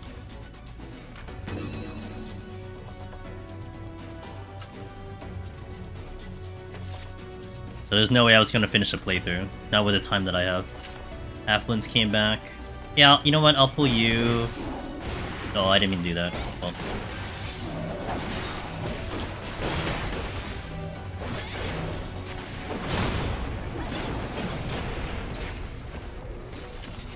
Hey, thanks, Slow Dancer. It was great. Thanks for asking. Hey, Danjay. Thank you for that. Happy to be back. Very excited. We got a lot to do. We finished our first stream comeback yesterday with the Rocat partnership. We got a new mouse thanks to Rocat. Exclamation point Rocat. If you ever need peripherals, guys, I got a 10% discount code for that. And they make some really good stuff too. So definitely check that out if you wish. Not bad. 10% on kind of the stuff they have is a really good deal. Thanks, Jisung. I'll definitely say it's a lot better than my previous mouse, let's just say that. My previous mouse was giving me so many problems.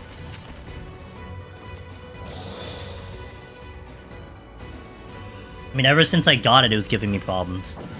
But I stuck with it, because it's like, I didn't really use the mouse that much. But once I started getting into some games that needed a mouse, it was just like... I wish I had a better one. But now I do have a better one. I do have, the Boja stuff, yeah. 12 never gave me a problem. 11 never gave me a problem. 10 was definitely a huge problem. Yeah, I have, the main battle theme from Boja. And one of the boss themes, they're fun. Oh, I don't like the Queen song. I know a lot of people who like that, so I don't like that song at all. It's not the genre that I like, essentially.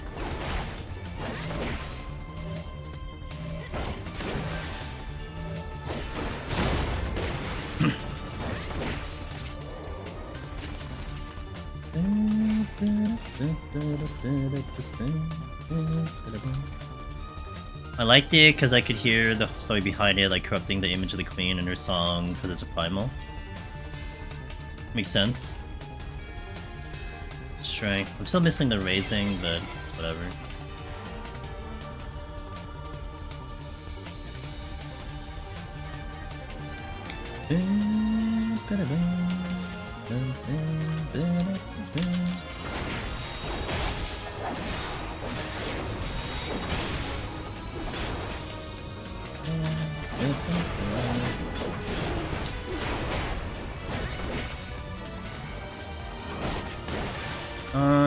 I'll just hold on to my buff.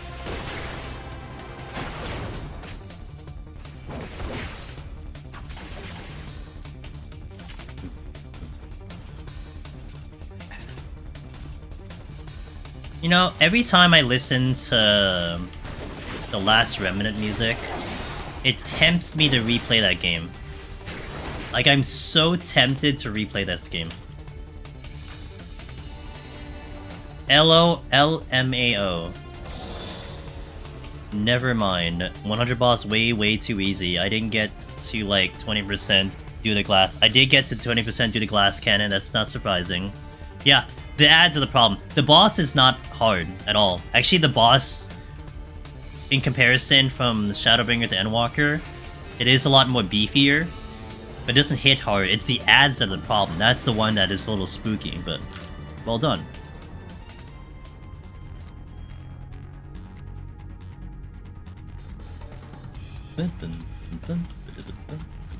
Raising. So.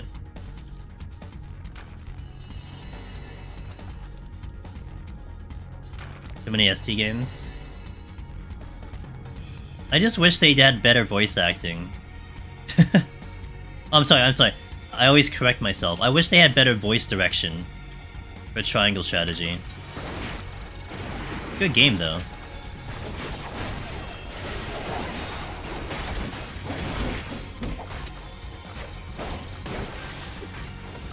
You wish I had better voice acting? Damn. I'll try better next time, dude. Still working to get past 100 boss? Hey, yo, we all gotta start somewhere. It's all good.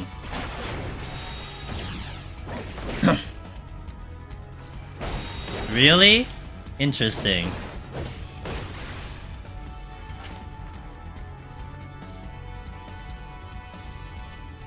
You know what still bothers me? Jason, it's in Final Fantasy VII Remake when they have to say Kairi as Kyrie.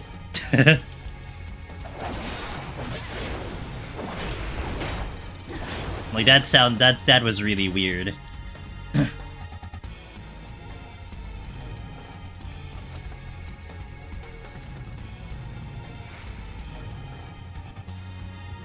There's a Kyrie in DMCA 4. I guess it bothered me because I always called Kairi. That's the first time I ever heard it pronounced as Kyrie.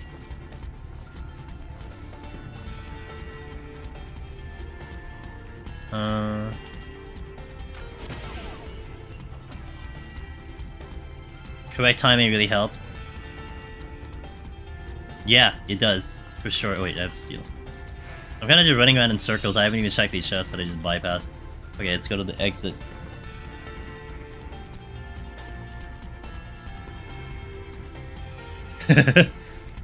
Tomorrow's Global Smoothie Day. Ooh, Global Smoothie Day. Oh, it's a treasure room. Wait, no, it's not. I'm lying. I'm kidding. I kid.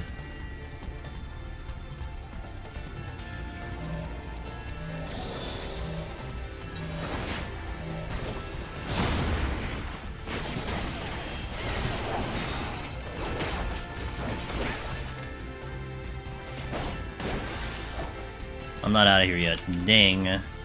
I'll use that strength after I get off this floor. Taka, how you doing? And be really close to the boss to slide cast your fire 2 lost. Yep. Hey, you got it, Boogie, man. You know how to do that. Go find another enemy.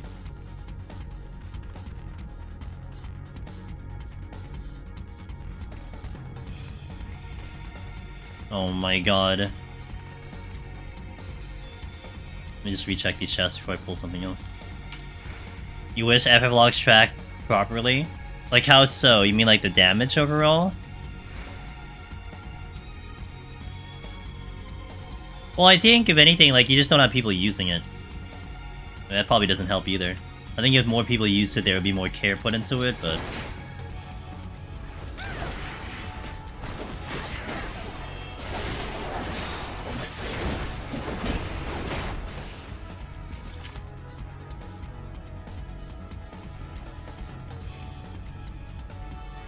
I was worried since it's been a very long time, so I really didn't know the damage I was gonna receive. Yeah, I mean, if you hadn't even done it since Shadowbringers, it's definitely a jarring experience because of the ads. But as long as you play carefully, you know, which you obviously did, you're good. Alright, almost to the boss.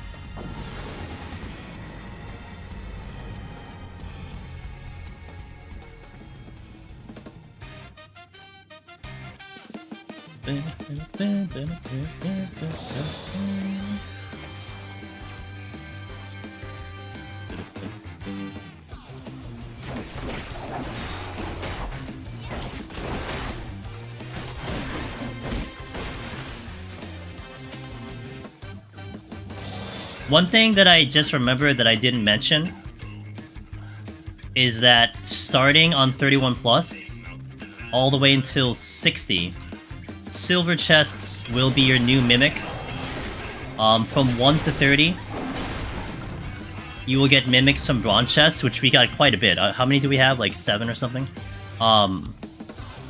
So only bronze chests can be mimics from 1 to 30. Silvers and golds, they're not mimics. Once you step into 31 plus, it's only silvers and not bronze and gold.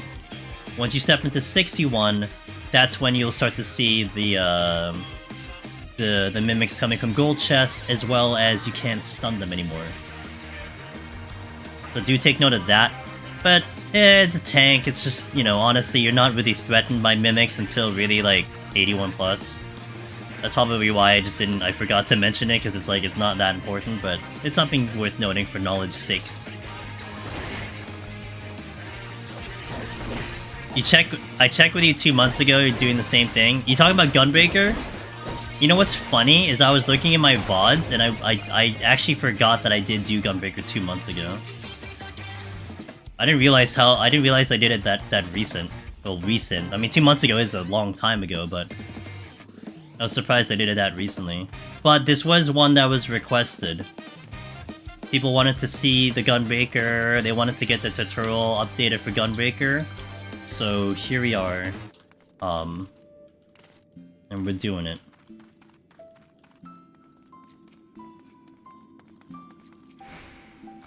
Really?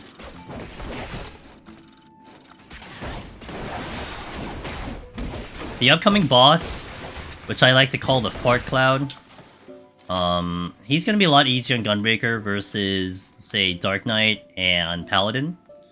Warrior's gonna have an easy time with him too, but you'll see. He's gonna be like super straightforward. Don't call him Fart Cloud. Why? Like, he is a Fart Cloud.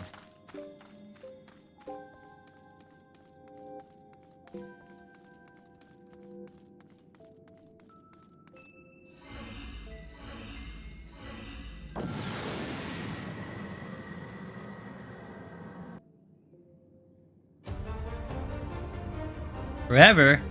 Alright, so the 40 boss, the one thing that Gunbreaker will be nice with, and also your first experience with this situation, is that the boss will do a knockback, and you have basically 2 ways to handle it. You can either Rough Divide into it, or more than likely, you'll have Brutal Shell up. And it needs to do actual damage for you to get knocked back. So Brutal Shell will protect you from that, and I'm not going to use anything at all. Boom. We don't get knocked back because it doesn't break Brutal Shell. Now this is a very similar enemy in the sense of the floor 10 boss. Because the floor 10 boss, even if you do arm's length, you get knocked back anyway. This boss will knock you back anyway. But because it hits so weak and we do have steel on, having Brutal Shell is more than enough to just deal with this. It's a very easy enemy. Again, you could line up your Rough Divide if you really wanted to, but there's a probable chance you're not even getting knocked back due to Brutal Shell. And what's going to be important about that is when you go into Cerberus and the floor 70 boss, because Brutal Shell will be something that actually has killed people before, and we'll talk about it when we get there. As per usual, once we kill the boss, we're gonna do a 3-minute ad to get the ads out of the way. I do appreciate the support, and we will continue into 41 plus right after this, so thank you guys for watching. Score when? Well, I'm supposed to do a scoring tutorial in Palace at some point, but I'm still stuck on Astro, so I have to clear Astro first. Gunbreaker, I already did Gunbreaker. We did a scoring tutorial on Gunbreaker like at the beginning of the expansion. I think my current Gunbreaker score is like 1.86 or something. It's like pretty respectable. Alright, 3-minute ad, BRB guys. Thanks for watching. Alright. I got a raw motion, let's go. 41 plus. Boom. Let's mute the music. And let us continue. Oh, actually, hold on. The game plan for 41 is still similar to all the game plans we've been taking from the previous 10. Just get through the floors. You don't have to do anything weird, anything special. Just keep picking up the palms. Making sure that your palm situation is good, moving into the next couple floors. This is definitely the stage where the enemies here actually feel the... I personally think the enemies are the easiest here in the entire run overall. The boss does get a little bit harder. You just dealt with the easiest boss in Heaven on High, and now you're going to deal with easier enemies right now. But the boss does get a little bit tougher. We'll definitely talk about that when we get there. But this is definitely the point in the run where you want to make sure your palms are filling up.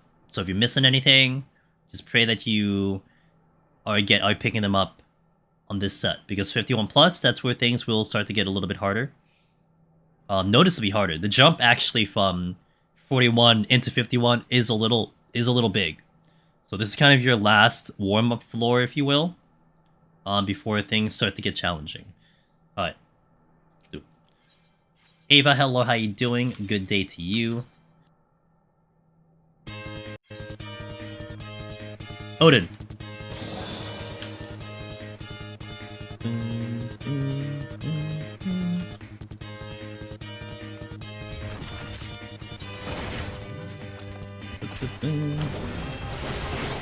Now, also, the floors have changed design, and this is also the start in which the floors are a lot better to avoid traps.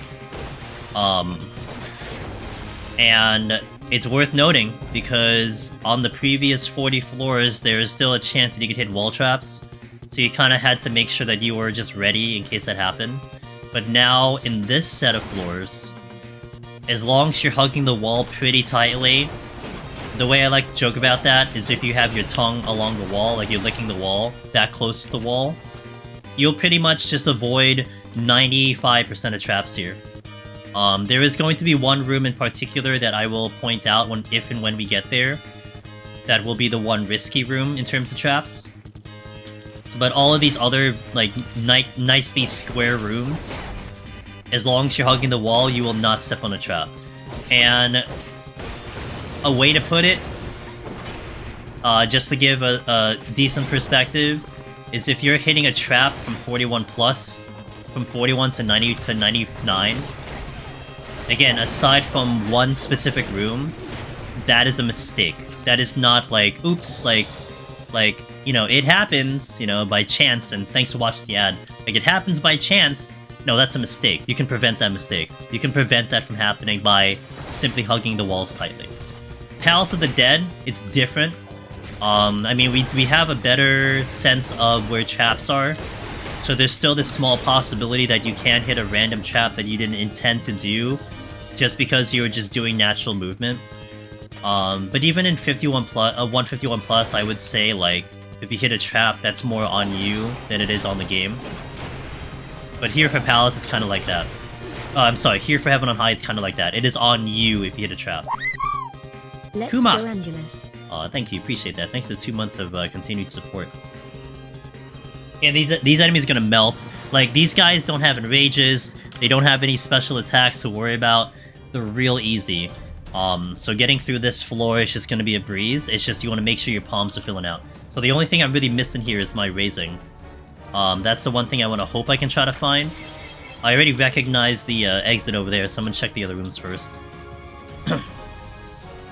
OD alteration. How's Shiro going so far? Hey, clean, we're on 42, man. Haven't run into any special events yet. Sometimes I like to showcase some weird oddities, but we haven't really run into that quite yet. You know, you can't force it sometimes, but... How is the Dare Band doing? How was your stream, by the way? How did the Red Meat run go? I didn't get to talk to you about that earlier. Hope everything went well.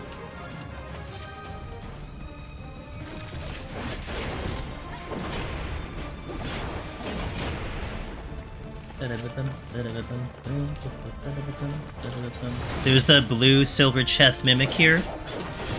Again, we can still stun this.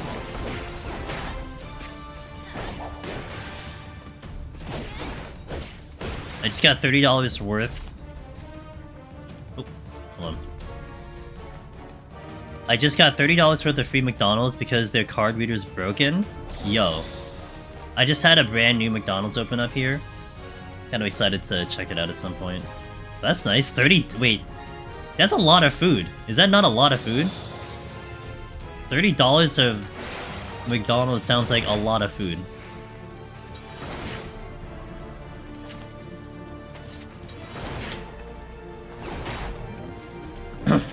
Yep. Okay. I mean, you know, you didn't have to frame it in that way, but alright. Appreciate the honesty. Yo, what's up, Pinned? Is it...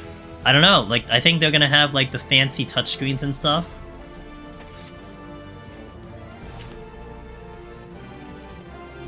Well, we'll see. Maybe it is still broken, who knows.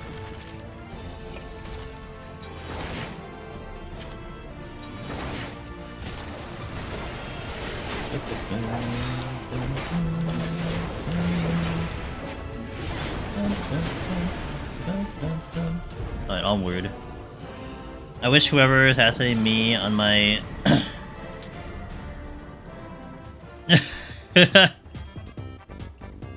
Back on the Omni train font. Hell yeah, dude. Let's go!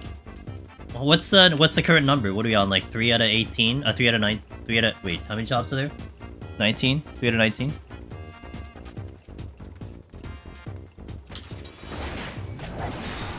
Oh, 6! Oh, nice. Okay, cool.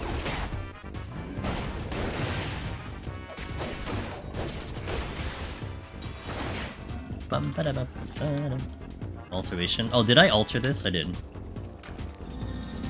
He has to undo. He has to rewrite history. Ah, yes. This is the room that we talk about. Let me clear up this mimic first, though. Actually, I'm probably just gonna use a site here just to demo. Be a lot better. So this room in particular is one that is the danger room. If you will. This is the one room. Yeah, there you go. That's what I was hoping for. This is the one room that has a rather dangerous trap, and it is right here. If you hug this area here, you're stepping on this trap. Now, one thing to kind of think about it is that these features on the ground are, like, artificial in a sense. Like, in essence, look at this room. This room is like a square room, just like every other room in this type of floor set, right? So this one is kind of circular, but there's no weird features to it. Let me check the room that's over to the east side first. Is that thing coming over here? It is. I'm just gonna bypass it. I'm gonna run between legs. Whoop! So this room up here, this is like a square room. So this room, you know, it's structured, boom, boom, boom. Except it does have those things on that push you in, but that's not a big deal. But this room that has like the hills and it's rocky, it is kind of artificial in a sense. So because of that, it's artificially pushing you out of the wall. So that's why this trap is dangerous, because you will step on it hugging the wall. So in particular, whenever I see this room... That's not what I want. Can I please open the right one? I will never walk along this side to make sure I don't step in this trap. So I'll always go along the left side here to avoid that trap. That is the 5%, if you will, that you will step on a trap. But the rest of the floors, anything that isn't that room, you don't gotta worry about a trap as long as you're hugging the wall. The tail is the bridge. Wait, what do you mean the tail is the bridge? Iro, what's up? Yeah, like the actual location of the trap or the room? Because I just look at the room. Because it's such a obvious room. Oh really? Other Matrix don't have wall traps. And that's the master trap man himself. He knows that thing. I can't wait for the video coming in, dude. Determine the bond. Gotcha. Just the one connected to the bridge.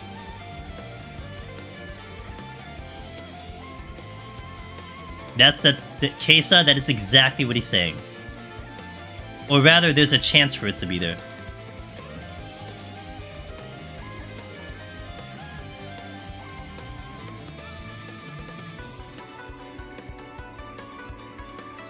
By the way, if you guys need a,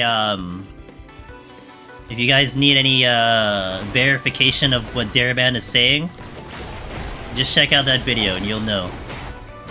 You just trust what he says. you don't need to question this thing, you just be like, oh, okay, yep, got it. Apparently it's Ifrit Day. Yeah, the biggest trap in Deep Dungeon right there.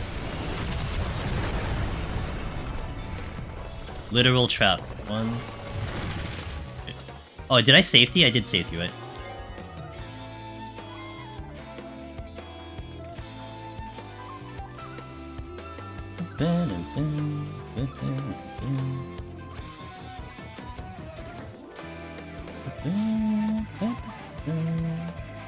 Oh wait, there's a strength. There's a strength somewhere, right? I think the strength was here.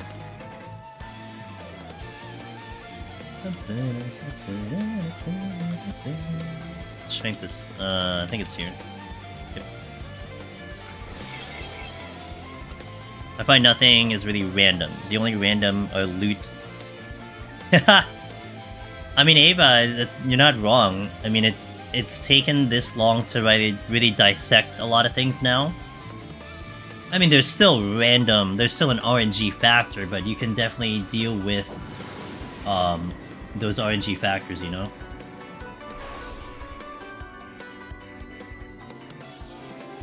I got a what do you call it? A ping on my Discord, I had to take care of it. I don't like having pings on Discord. Okay, so here's a slight problem. We don't have ability, so we can't interject, nor can we stun. So there's a good possibility we're probably taking the Pox. I guess not. You know why? Because Gunbreaker is really strong.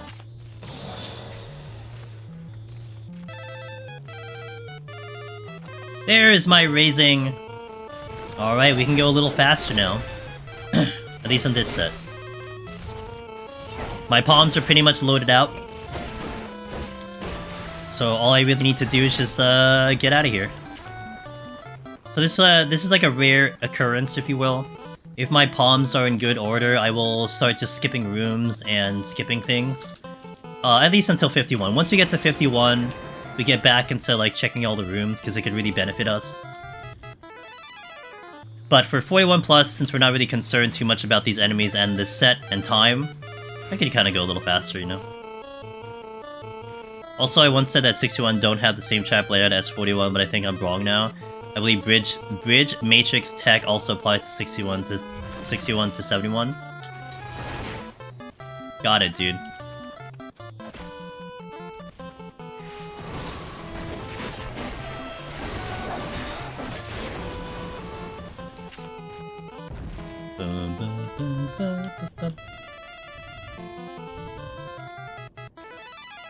Seeing a lot of mimics. Oh, they're boosting because of the alteration. Sight. Got the sight back, nice. Oh, we use the sight for demonstration, that's right.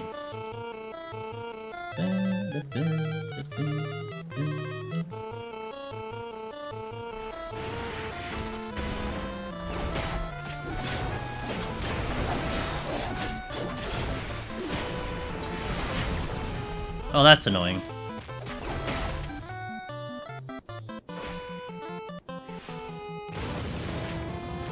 I have strong auto attacks.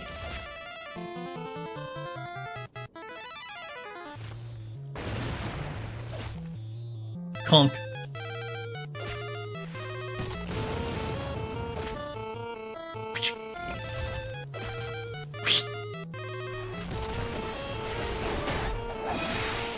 Oh, not out of here. Okay. Next pool.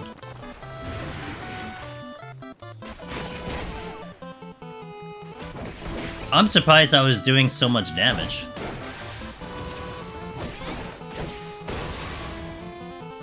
As long as it's turned off beyond it mimics. Precisely, yes, you got it. But Dragoon Blue Bot is always present, so. Dang, I had to actually check a lot of things. Huh.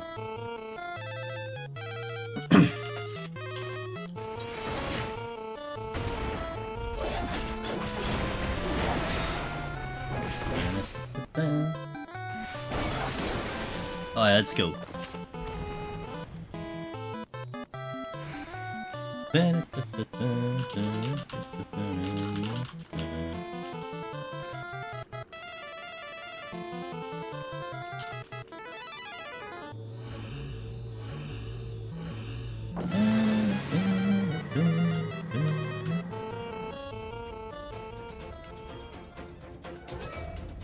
Imagine there's a special torture room for the POT players like CIA.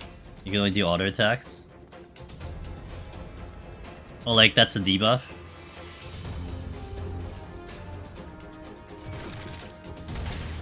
Where's the chest?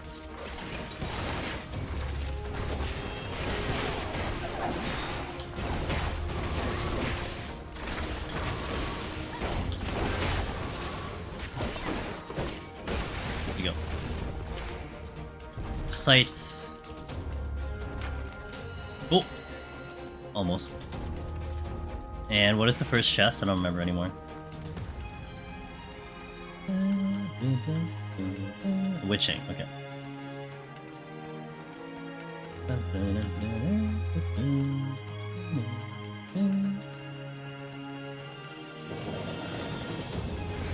The worms, by the way, do have their same enrage like in Palace of the Dead. But it's even worse because it stuns you and then does the AoE. But really, if you're doing what I'm doing and you're pulling one at a time, then, I mean, it's really not going to be a concern. The only real reason why that becomes a concern is if you're pulling multiple at the same time. And you're leaving enemies alive that long for that to even happen. But generally speaking, you're gonna kill enemies way faster than anything gets to an enrage, even without strength on.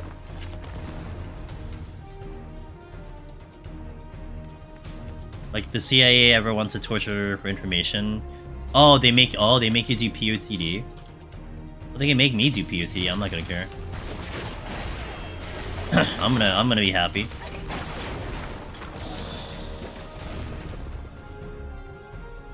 I gotta go find another enemy. I could just do the loin trap, but nah.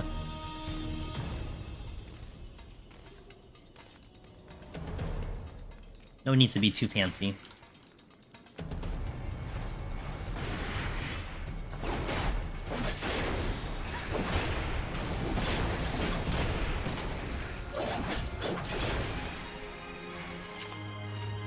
One thing that is interesting with these type of videos and tutorials is I sometimes have to hold back doing something really wacky, because I can't expect like the normal player to like do it or to have the confidence to do it when they're only like, you know, 1, 2, 3, 4, 5 runs in. You know, when you're like hundreds of runs in, like you've seen a lot of things. Sometimes I hold myself back from doing stuff like that. We'll take care of the HP down. Even on tank, HP down will be a little concerning. On this set of floors in particular, you don't really have to care, but... you know.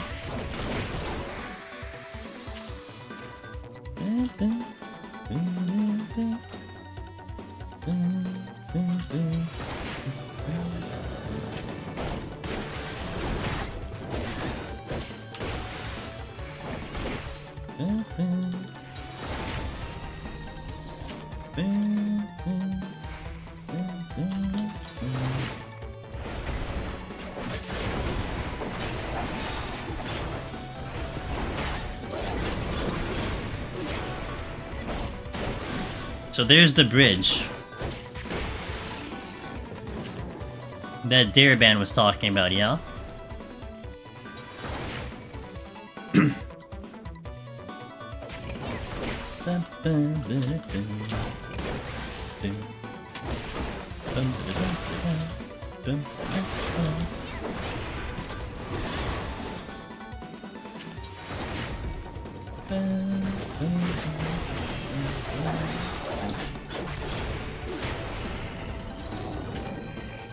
That means that trap was there last time. Oh, not this time. Oh, it's over there though. I found the trap. Let's go this way.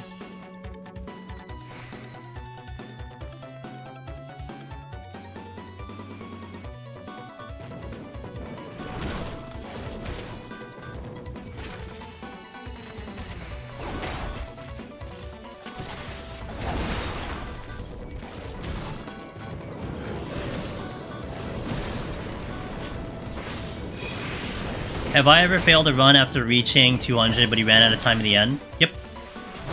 I failed one run that way. I stepped into 200, I took 3 steps and timed out. And what is funny about that was I felt like chat was more in pain than I was. I was just like, it happens.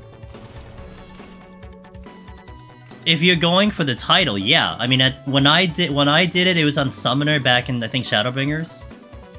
I mean, I already cleared like a handful of times, so it wasn't as big of a deal for me. But I mean, if you're going for the title and that's what happened on your title attempts, yeah, that would obliterate a lot of people. But I guess it's two ways to look at it. Either it does kind of demoralize you, or you're like, you know what? Oh, you said demonizing. Like, you know what? We got this far once, you can do it again. Yeah, that's what I like to say. So, you just needed a little bit. You just need an extra couple 30 seconds. That's all you need.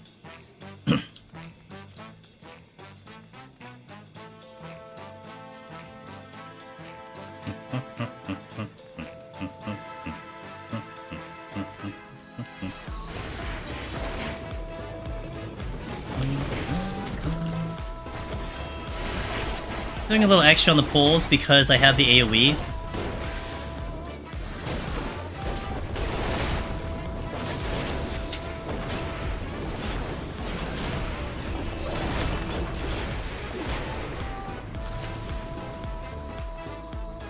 That happened to me on my title attempt actually on Gunbreaker. I went back in, got it a week later, so in Dark Knight, oh my gosh, Thunderfist. Goodness.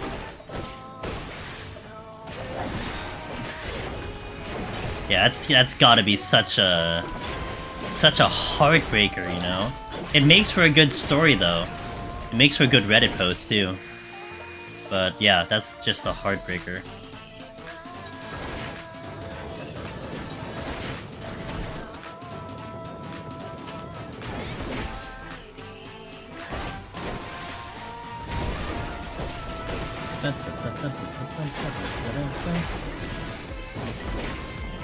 Let's get out of here. I'm not gonna check the other rooms because I can't pick up items anyway.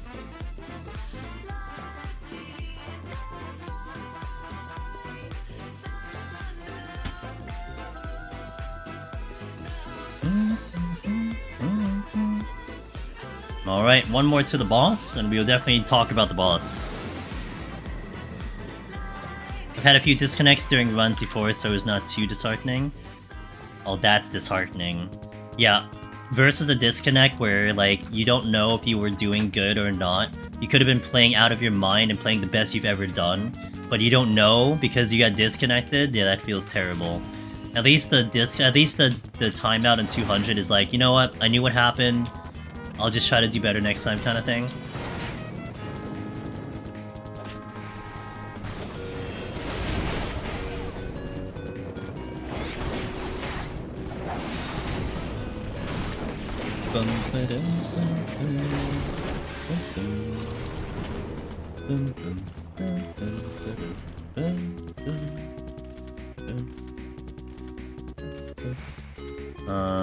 Believe. If it's my fault, I can deal with it. It's fine. Disconnects though.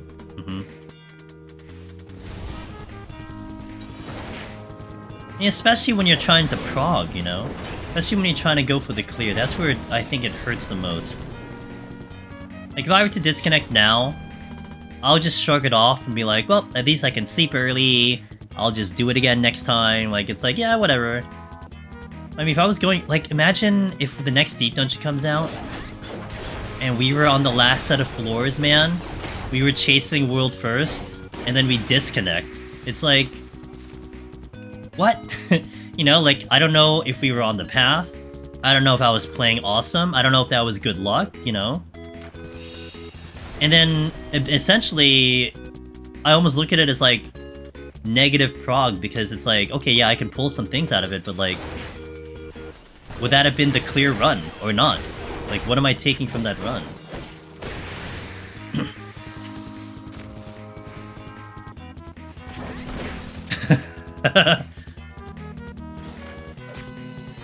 You convince yourself. You turn into a positive, Sig. 9. Alright, let's go. Boss time. Our fresh steel. Okay, so we can demonstrate the fun part of the fight. These are all sight, by the way.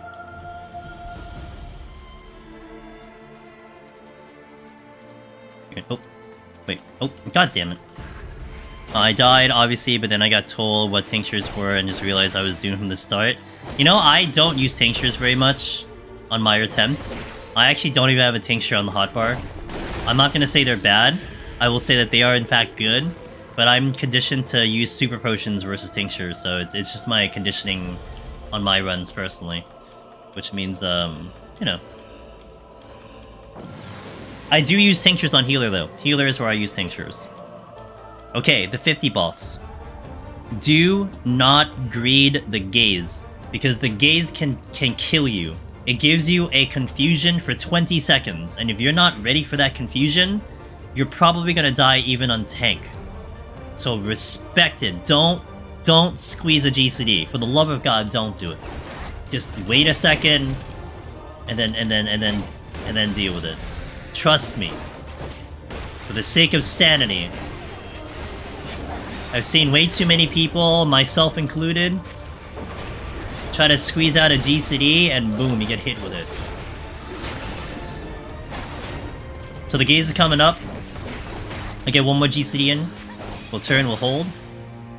Pretty much any gaze from here on out has the potential to kill you flat out.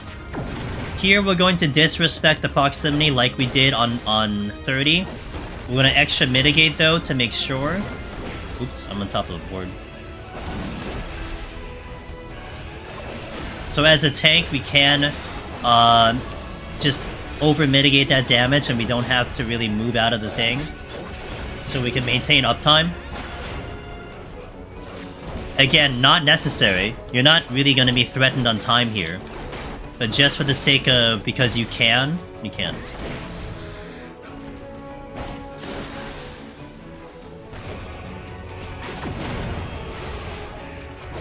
Major respect, major respect.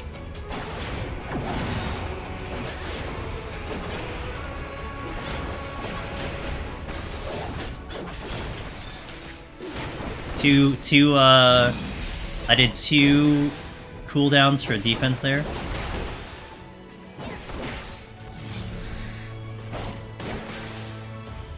I already use supers when doing Mentor Roulette. I really hope the new version in the next Deep Dungeon is really mediocre. Like, as in, it's not good to use, is what you mean?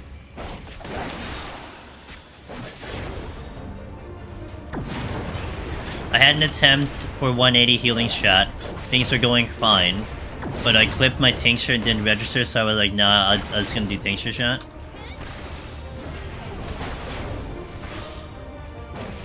First time I got to this, I got hit with the confusion and basically spammed Super Bowl. I prayed it would end before I died. Yeah. If you're melee, that's certain death. If you get hit with confusion on like anything except tank, you're probably dead. I just cheese gaze attacks with standard. I just Vercure windows on red mage. They are. And healers too, to weave in a regen. You clipped your sustaining potion? Gotcha, gotcha, gotcha.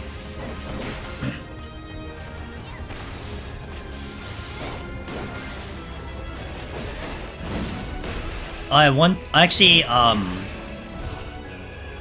gonna step out, gonna hit the restroom, I'm gonna heat up my tea, and then we'll step into 51. Because that's really where things are gonna start to get more difficult. But that's 50. Nice and clean. Palms are solid. We have everything except Fortune, but whatever with Fortune. Not really a big deal. But so far, so good. 51. Let me just look at chat a little bit, and then I'll take a step out. Only way you prove you're truly brave. I heard Sig9, dude. Sig9 TV. When he's feeling real confident, he will take the calcifying mist in the next set. He'll do it. Just because he knows. He knows he'll survive. That's what I heard. Alright. So let me step out. Let's see what song we can play in the background. It's a good one. Give me about 3 minutes. We'll do a 3-minute ad. Bravest boy alive. It's true. I'll, just do a couple things. Restroom, heat up my tea, and then we'll continue into the run. I'll do a preliminary explanation of what we'll do for 51, and then we'll step into 51. So, thank you for watching. I'm happy to be back from the vacation. Again, we got a lot going on. We stepped right into a live tutorial today. Tomorrow, we're playing a new game called Dome Keeper. Variety Day on Monday. And then we'll be continuing our Astro Run Tuesday and Thursday of this week. So, we got a busy week coming in. So, BRB guys.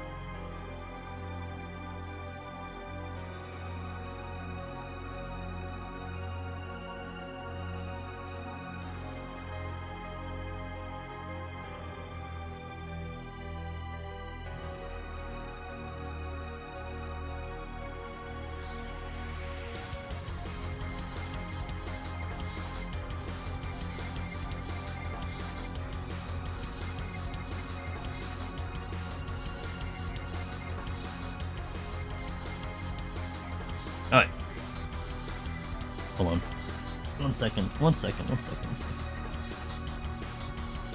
It is Heaven on High. Actually, it hasn't been Heaven on High time for a while, Fredo, to be fair.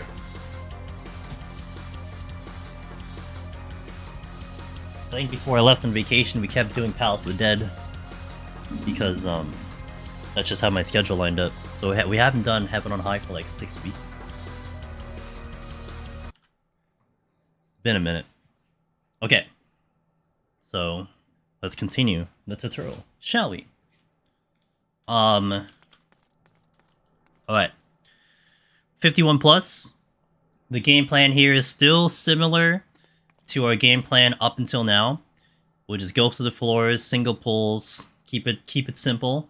But you want to respect the enemies a little bit more. There is now a big difference from Shadowbringers to Endwalker. We always talk about 61. On-reuse, the seedlings. A lot of the enemies do a lot of things that are kind of like the damage is very spooky from the transition from floor 51 into 61. Those enemies are really hard. But the way they've kind of changed around with the stat squish and everything, Endwalker Heaven on High has made 1 to 50 a lot easier. It's noticeable. The enemies just like melt so much faster. They kind of feel like that they do hit you a little bit less. So now I feel like most people would agree that the jump from 41 plus into 51 plus is more jarring than it is from 51 to 61.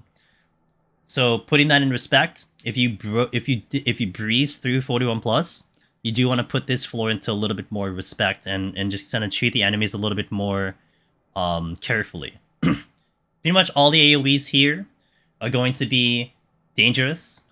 If you take any of the AoEs here raw, you might die, even as a tank. What you might see me do, if for some reason I'm about to take an AoE, I will instinctively pop defensives to mitigate a lot of the damage, so I probably won't die.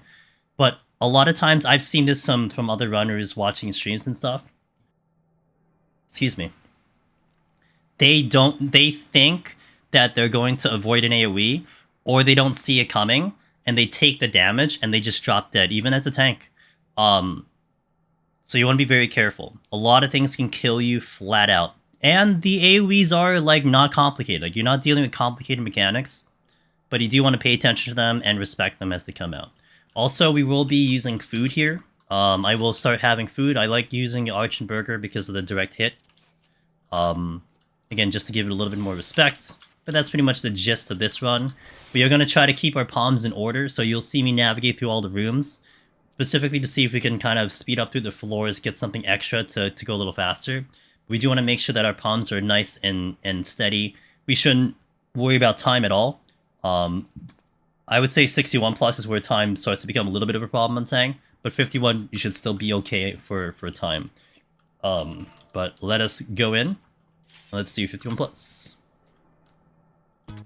Hi, Ada.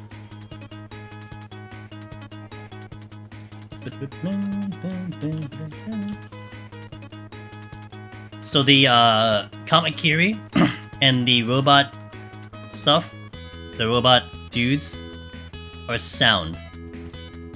So we can get past them by doing RP walking. Naga is sight, and the only thing you want to worry about the Naga is the gaze. It's a frontal. So just don't be in front.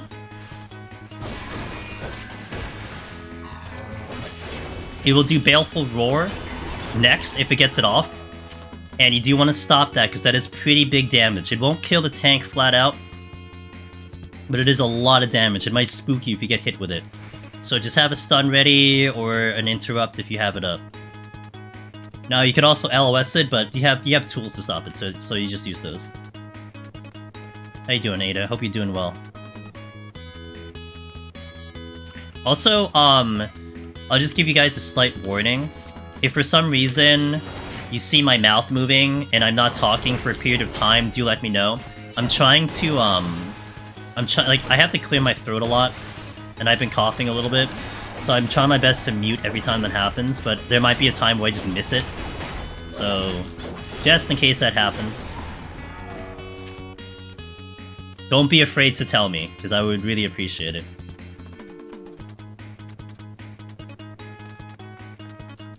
Alright, so these ones here, the Kaminari are sound, so we're just walking past these guys, no problem. Frailty. Good subbing again? Damn, dude. Not again.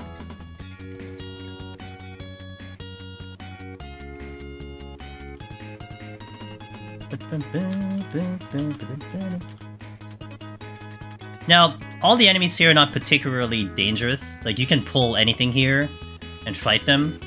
And, you know, I don't really have to demonstrate it. Like, they're really not going to be dangerous. The only time these become dangerous is if you are pulling 2 at a time. And generally, you know, how I've handled these tutorials overall is I kind of simplify it a little bit more now. I used to really explain what everything did, and, you know, if you need to know about that, I can certainly answer it in the future. But in reality, I really want to just more put a focus on the things that you're really going to be worried about.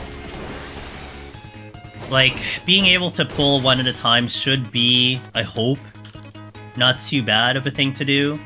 And enemy mechanics, like I said, will only become a problem if you're having to deal with multiple at the same time. But especially as a tank, nothing's gonna threaten you too much. It is when you step into 61, that's when you have to worry, because things up there, a 1v1 encounter could kill you. Here, you shouldn't die to a 1v1 encounter.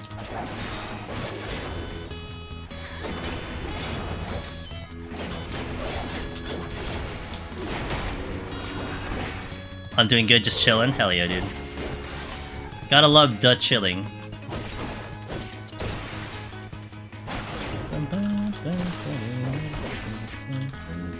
So this one does a dot. Flesh wound. Kind of annoying if you fight them back to back. Because I think the dots will stack from each individual pull.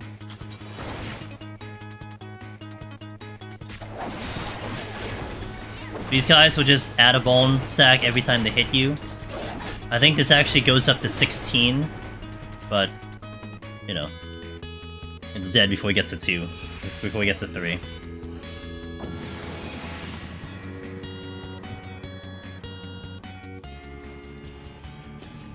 The Gates of Hell.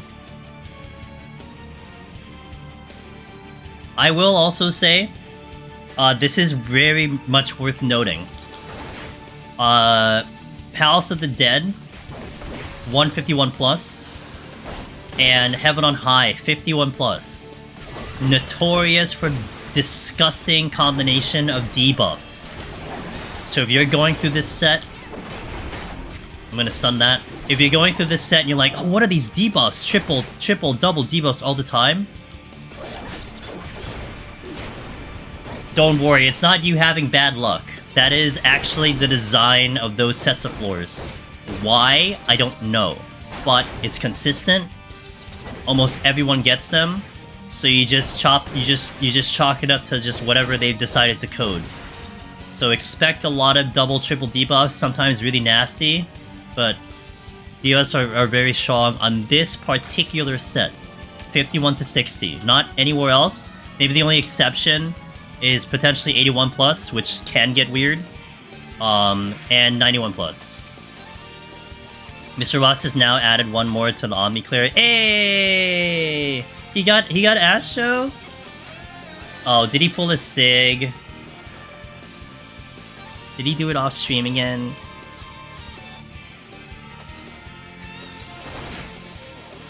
That better not be a trend. We can't make that a trend, come on. Yeah, it doesn't count.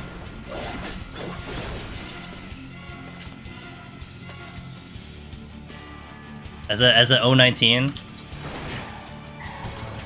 Thank you for your judgment call, Logan. Something was throwing me off visually.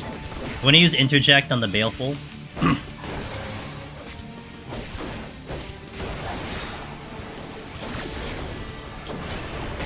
Swanee, hello.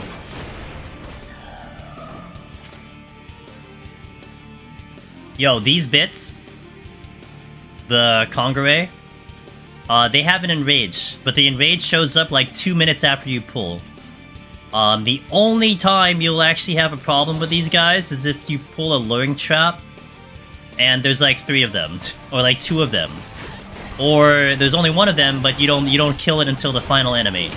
Only time you'll actually have to worry about that. But they do have an enrage that will one-shot you. I kid you not, I've died to it. So be careful with those pulls, but you won't run into that enrage if you're doing it 1x1. I don't need anything, so I'll just pop the vortex and off we go.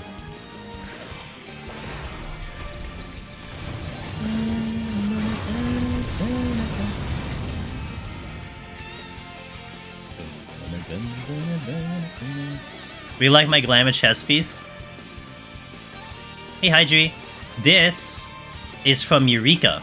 This is the elemental armor gear from Eureka. You get it towards Hydrodose, I think, towards the end, where we have access to the Baldician Arsenal. But that's where I got it from. My only complaint rather, is that I can't dye the glow, so it is permanently yellow glow. But you can dye everything else. I like it. I like it a lot. It has a nice thing, and I like the helmet too, you know?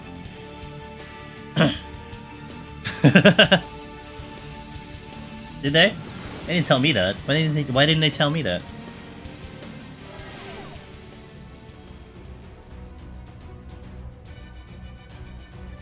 Sounds like a lot of grind. Yeah. See, I was doing BA like on content, so I was keeping up with the Eureka every time they added in the new areas and stuff. So I was doing it when it was like fresh. So I have a petrification here, but I altered the room. So I'm going to try to find the altered room first, just in case it's not any shenanigans, and then we'll deal with the petrification.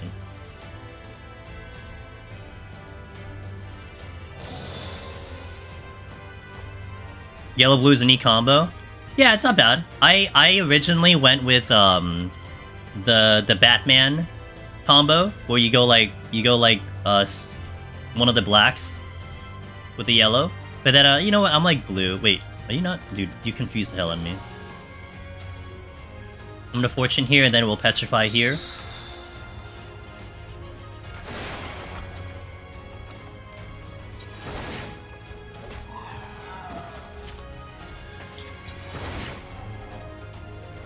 Safety.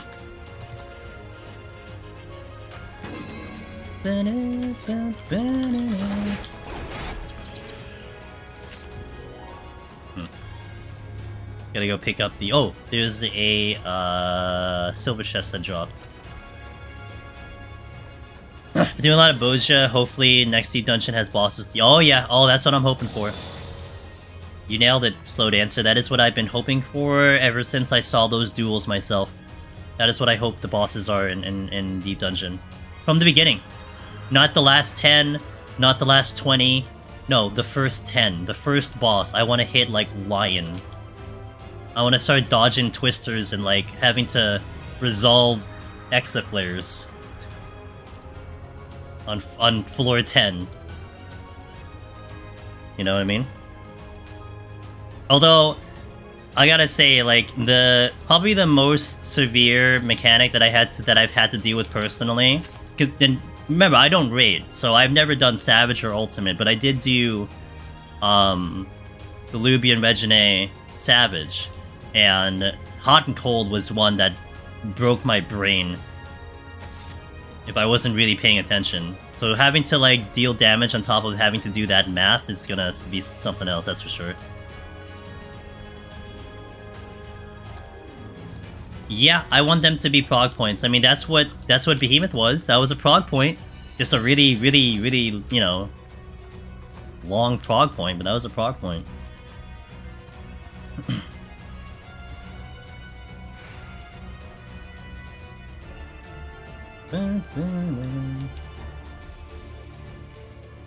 Alright, off we go. So we had our first 2 debuff floor. Mentioned that earlier about the rated which you're gonna see debuffs on the set.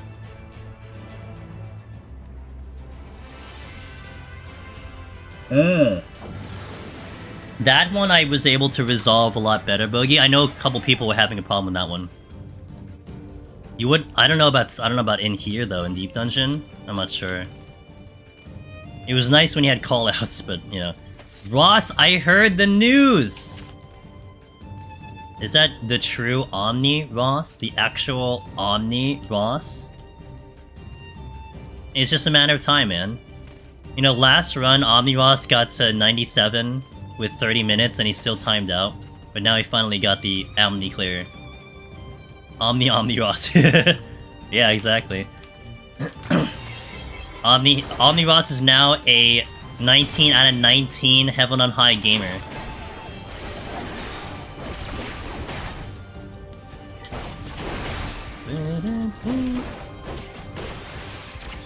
Respecting all the AoEs.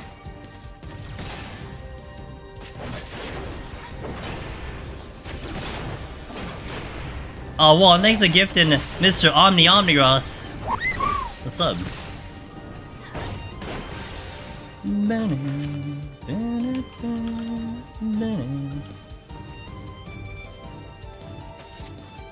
Oh, thanks for shouting out. Oh, mods. Loken. If you can also get into the habit, I do want to maintain I actually want to check. I want to change around the text, but if you can also do the Twitch shout out too. So we'll like do the double. We'll do the exclamation point SO, but let's also do the backslash shout out, because that's I think that's a better quality of life for the people watching to follow the stream. That sounds cool.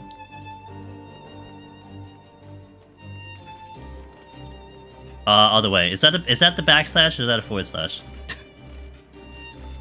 Is it? Oh, it's forward slash? Okay, I always get them mixed up. I apologize. Okay, forward slash, my bad. There you go. Thanks, man. Because, if you're not following the streamer that gets shout out by that type of shout out, you'll see at the top of the chat that's like, hey, you know, follow this streamer. And so you don't have to click the link, you don't have to open up a new tab, I think you just follow it right in the spot, and that's kind of nice.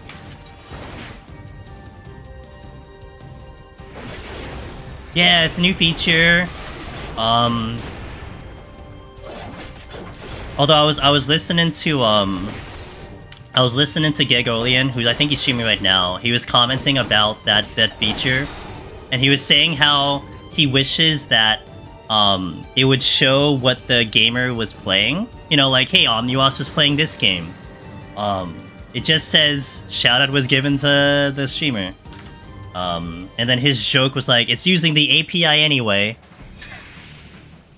Like, why doesn't it just use the API of its own system? But you know what? It's like beta. I'm sure they're trying it out, so it's fine. But I do agree with that. Like, it should show at least the game that he's playing.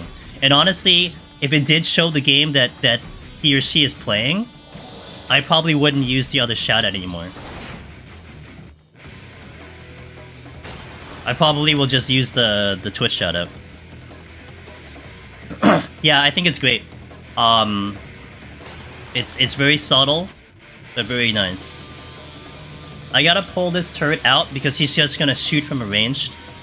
I don't want to be fighting in the middle of the room, so I had to reposition myself to pull this. Also, this is proximity, so that's why I decided to pull it, because it's proximity.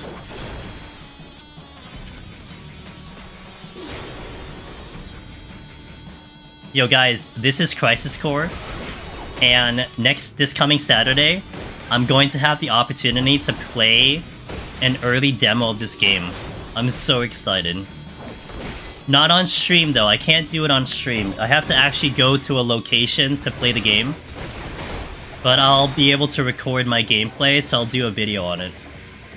But I get to try this. I get to try the new Crisis Core out. Oh, it'd be awesome. Could you edit the shoutout command to trigger the shoutout? I don't know, Rayum. I have to investigate it. I thought about that, but I'm not sure.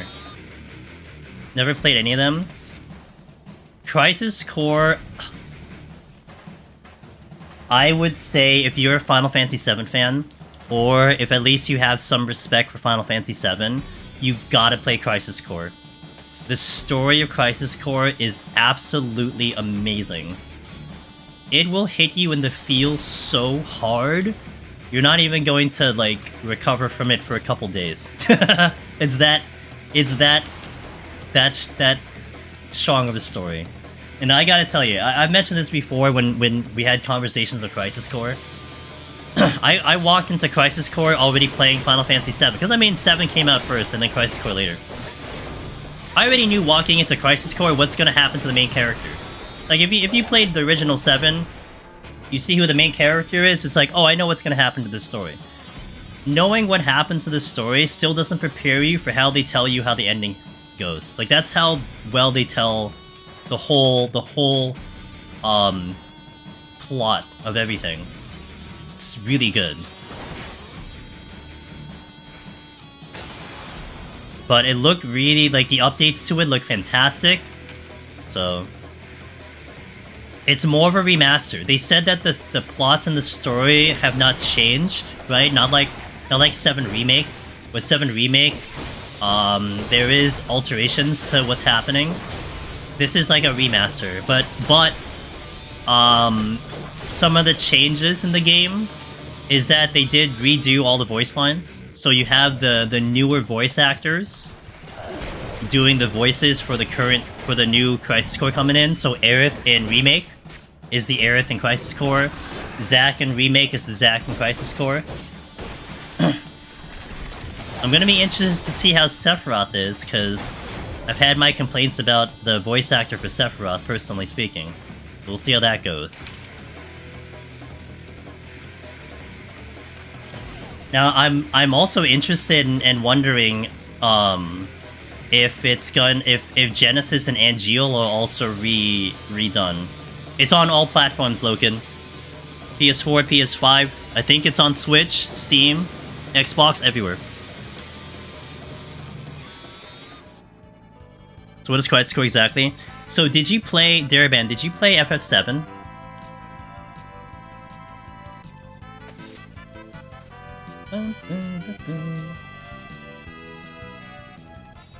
You haven't, okay. So basically, it's a story, like, it is a prequel of FF7.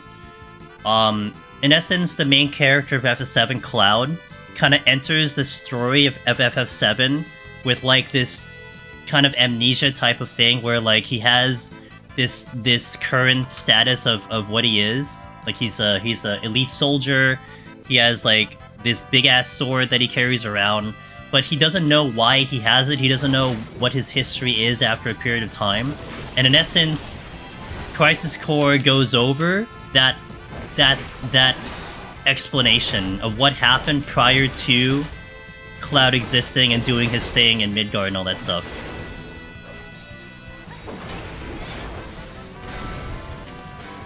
That's Crisis Core.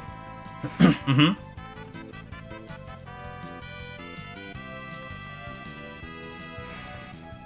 So it kind of fills in a lot of holes with the current 7 of some of the stories. But the way, like, oh wait, but Daraban, wait, no, you didn't play it. Eric did. Eric played Remake. Crisis Core will okay, let me back that up. 7 Remake does kind of assume that some gamers played. No, actually no.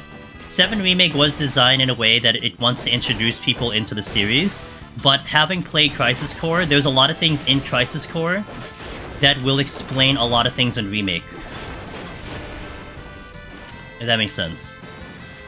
Like there are certain scenes and certain things that happen in Remake that will make a lot more sense when you've played Crisis Core.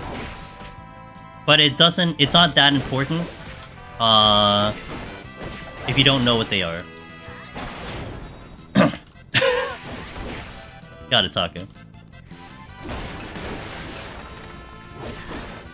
So, one of the other things that is worth noting, the whole jump of difficulty when it comes to 41 plus to 51 plus, the mimics are a lot harder in 51 plus. I mean, this is a glue mimic to be fair, but they will hit you much harder, so something to take note.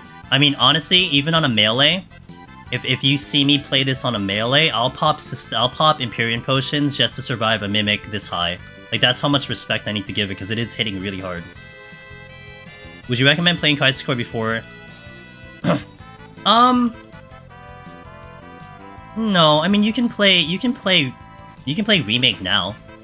I think if anything, Crisis Core will give you a deeper appreciation for Remake, but you don't have to play Crisis Core first. I mean, you can. I mean, okay, so here's another way to look at it though, Dareman. I mean, we do have, what's it called? Is it Rebirth? Part 2 of the Final Fantasy Remake series? That's coming in next year. So if your plan is to kind of play them back to back, like to play Remake into Rebirth, like back to back, maybe not a bad idea to play Crisis Core first, you know?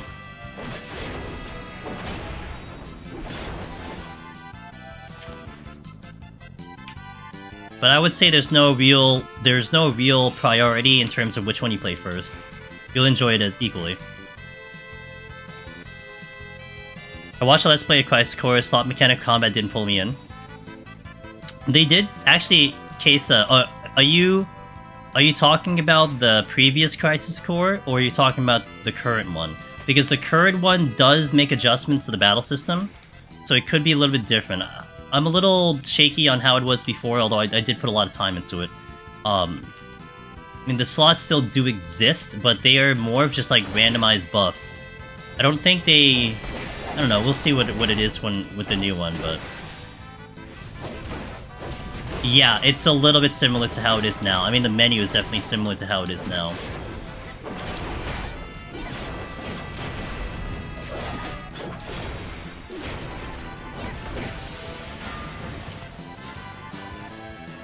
The original? It was like, the slot machine mechanic in Crisis Core was definitely like this random thing where it would give you random buffs. Sometimes you had to rely on it to help you out. So it was a little funky, but also gave a little bit of like the lore and stuff. Come on, Derby. Alright, so big room, I'm gonna safety. Well, Kesa, I mean, the game comes out in December, and hopefully I'll be able to get my impressions on the game sometime after next week when I get my hands on it to try it out. So if you want to chill to see it live, from my perspective, to give yourself a better idea, then, you know, that's coming in. Alright guys, watch out for the Rachi, or who I like to call the robot bitches, because they will shoot you from afar. And it's actually pretty bad on a big room, because they just have free reign of, like, their ability to shoot at you. So definitely make sure that you're not in too much of a danger in terms of your HP, because you might get blasted by them.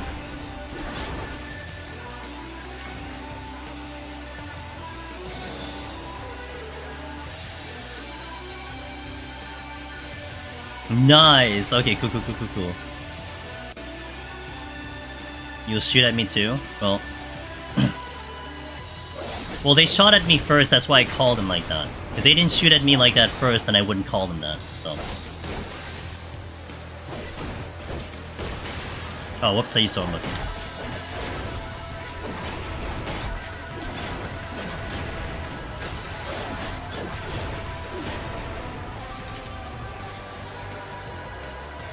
I want to explain a Dreadnought here, the Dokyu, because this I've watched people die to this thing.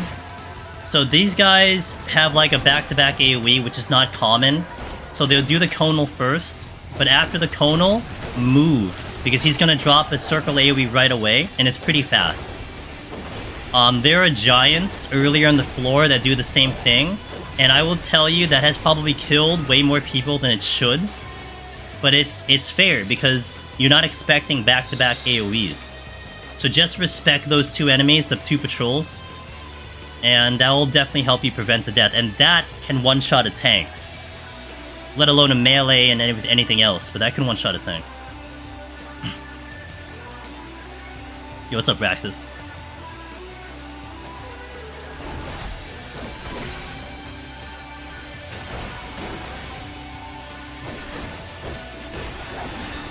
It was good. It was exhausting. I'm happy to be back home, but it was wonderful. Got to see a lot of cool places. You know, I was saying I didn't need the break, but you know what? I think it was good to have the break. I feel really refreshed coming back to stream yesterday. I feel refreshed now, really motivated to do a lot of things, so... It didn't pull me in because I had Brutal Shell on, lol. I gotta get the steel. There was a steel somewhere here, I think this is the steel.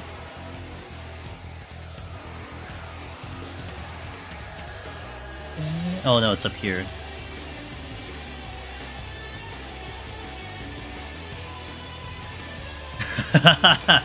Well, I did set up Astro yesterday, so we're gonna be back on the grind this week. But I can only do one run, because I'm out of potions. So we'll see what happens. Ow. Alright, BRB for a second. I'm gonna still stay here, just I gotta do something slightly off screen.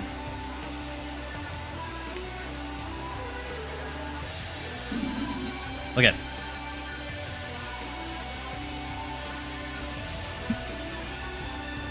Don't worry, it's nothing that illegal.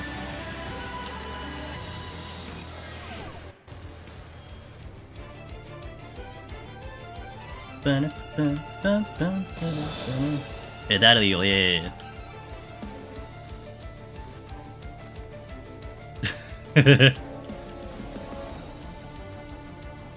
Mimic.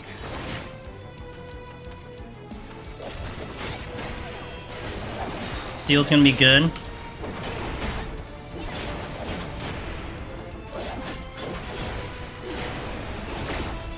Interrupt is what you want to do. That stops the Poxon coming out. Yo, fun fact, by the way. You wanna hear a fun fact? For those who didn't play this game back in Shadowbringers,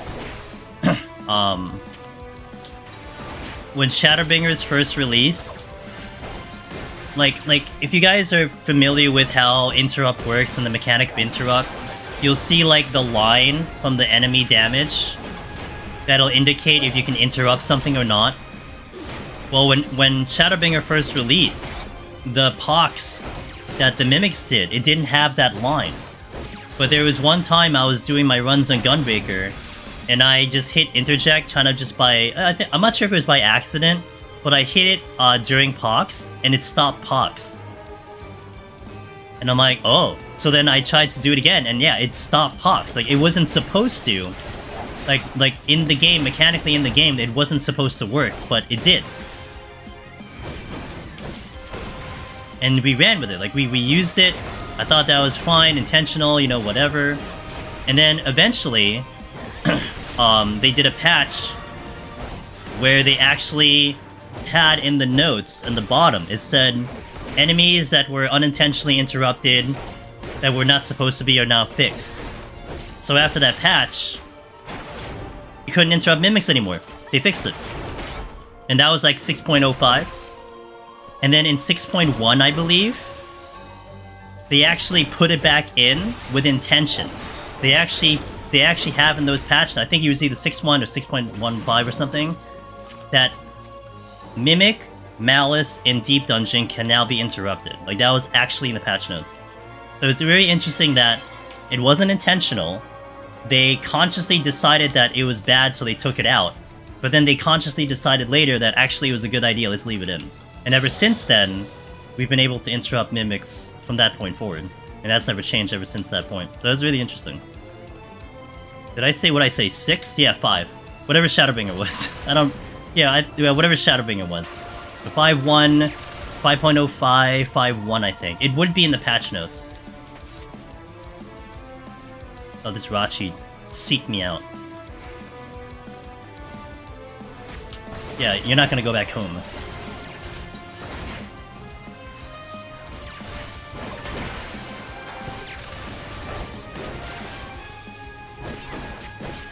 Once you learn to live with Pox, it isn't bad.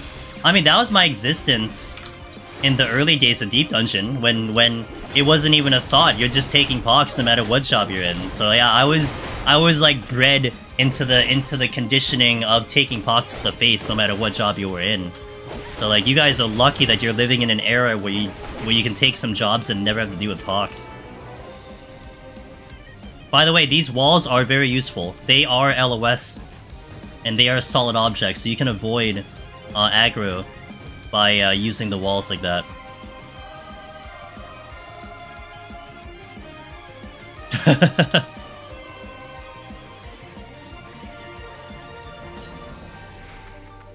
Excuse me while I check the chest. Oh.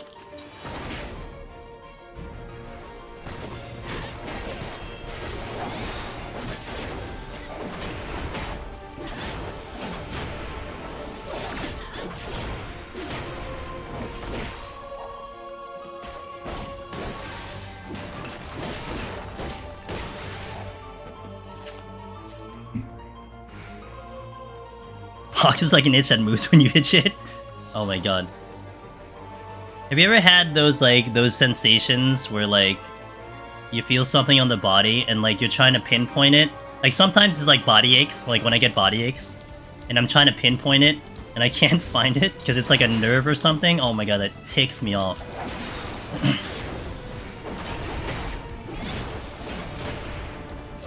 It's like you feel it like on like your arm, but like it's like somewhere on your hand or something. It's like, oh my god, are you kidding me? Because it's like a nerve, so essentially the nerve is somewhere else, but you feel it across, like up the arm. Like it's neck and back is like that. Yeah, my shoulder. I feel my shoulder like all over. I know where the spot is for my shoulder that hurts, and usually where it hurts, it's nowhere near that spot. But if I put pressure to that spot, I feel it. How's my neck? I don't know. My shoulder's still a problem. I mean, my neck's a little bit better. My shoulder's still problematic. Okay. We'll just keep doing mimics, I guess.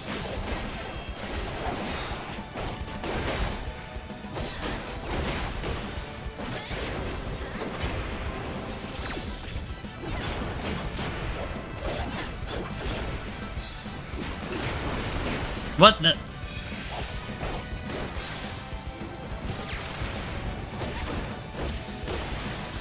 Fortune. Oops.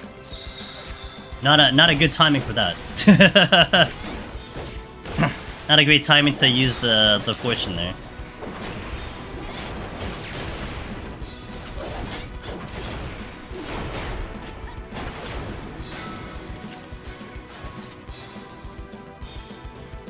Old man falling. Dude, I've been falling apart for years.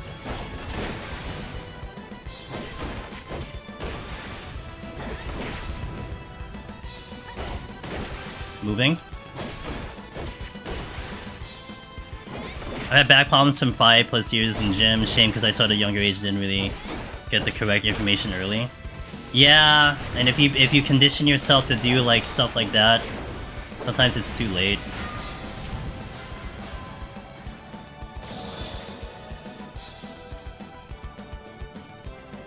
Let's explain a Rachi.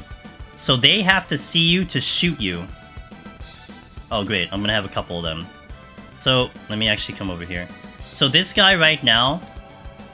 So now he's decided he wants to shoot me.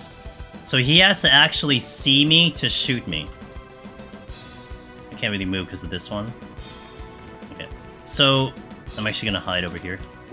So now he's chasing me. Look at him chase me, dude. I think he's a loser. I can drag him forever. Well, that's when it shoot me. So just because I'm being really weird about this, I'm just dragging him around. Wait, did he shoot me? Oh, he did.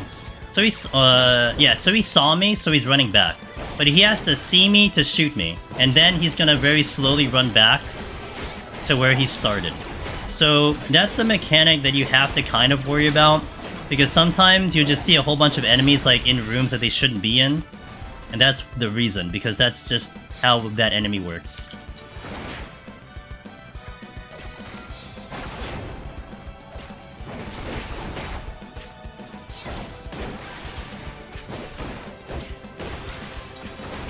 Hello?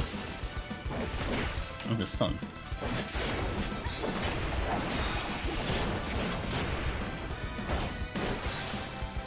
Okay. I'm gonna check some of the other chests first, and then we'll move on. Okay, this one. I'll use that on the way out. That's gonna be really nice. BGN does not exist.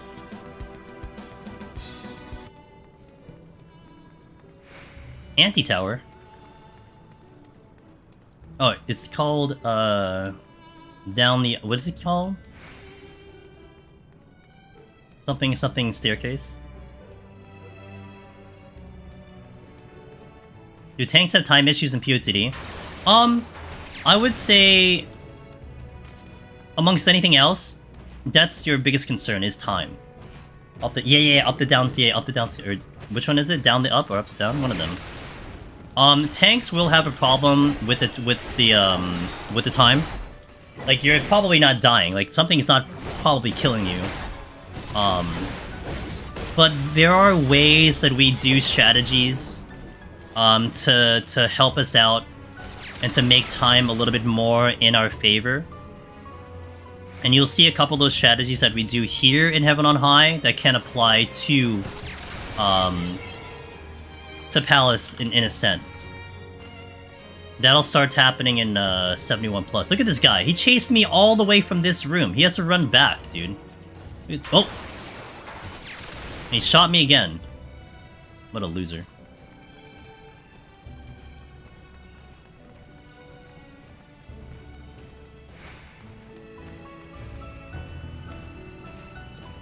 Steal.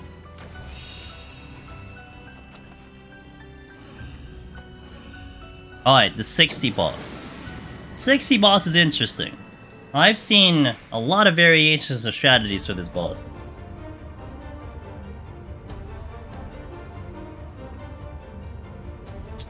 Let's do one of the ones I've watched before. So I've seen people fight here, which I think is a lot riskier.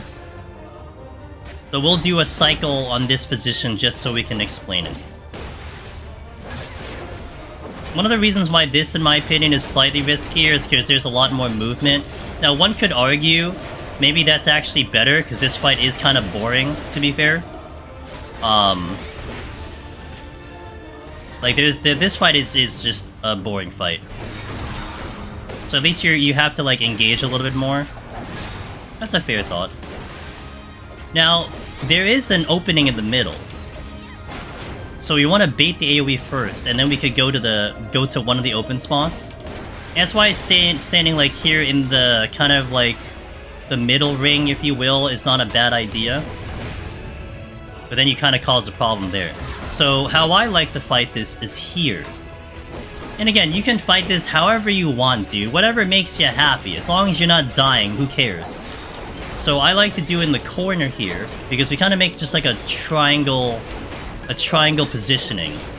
We start here in this corner, not really a corner, but we start in this position here to the right of the gate, and we kind of make a triangle motion up and around.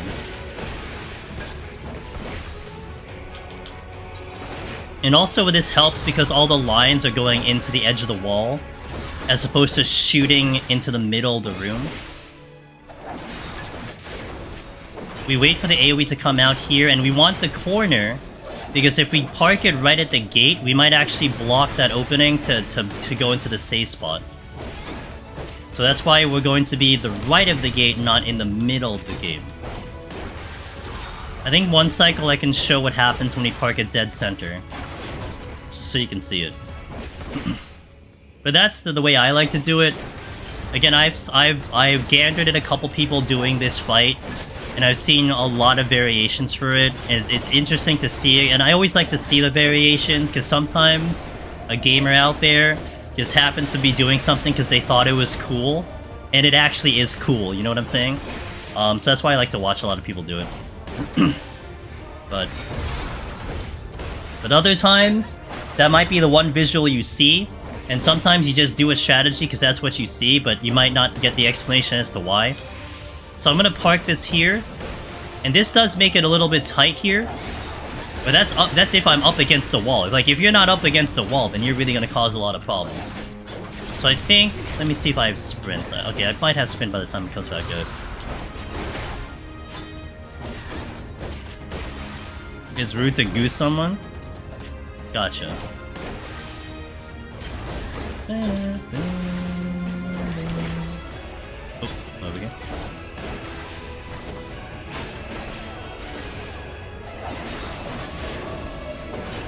Male geese are called ganders? Gotcha.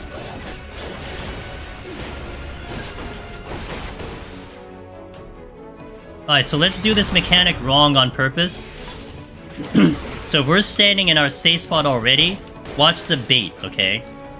So the bait comes out. Boom. We don't have a free spot, so we gotta find a free spot real fast. So that's why you want to be careful and park that thing on the edge. And it's important. Now, you can probably still take the damage as a tank. But I think reaction of any gamers that have the bad drop, you're probably going to start running away from it, and you'll take the line AoE. And the line AoE gives you a dot on top of damage. I think you could probably eat up to 2 before you actually die. But, you know, it's better that you don't eat any. Was there a pixel spot to go to the boss? Was there really? I would have thread the needle, there was one.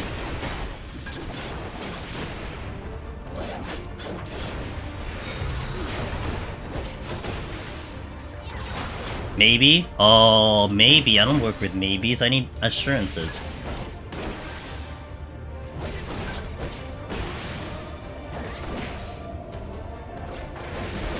Oops.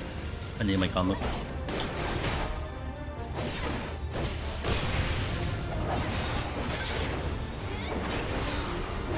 But I'll not argue the fact that doing it this way, it does make this boss very brain dead. There's not much going on with this boss. He's very boring.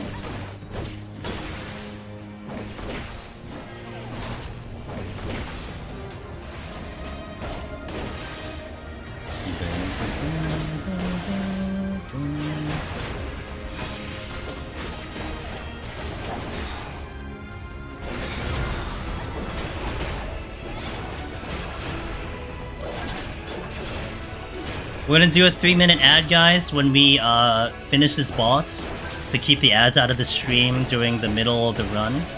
So I thank you for your support, and we will come back in about 3 minutes.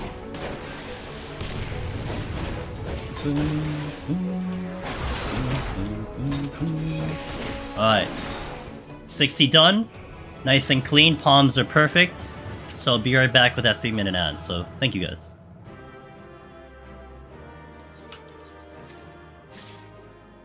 This is your favorite boss. I will not accept this type of slander. Tell me the reasons why you like this boss, Daraband.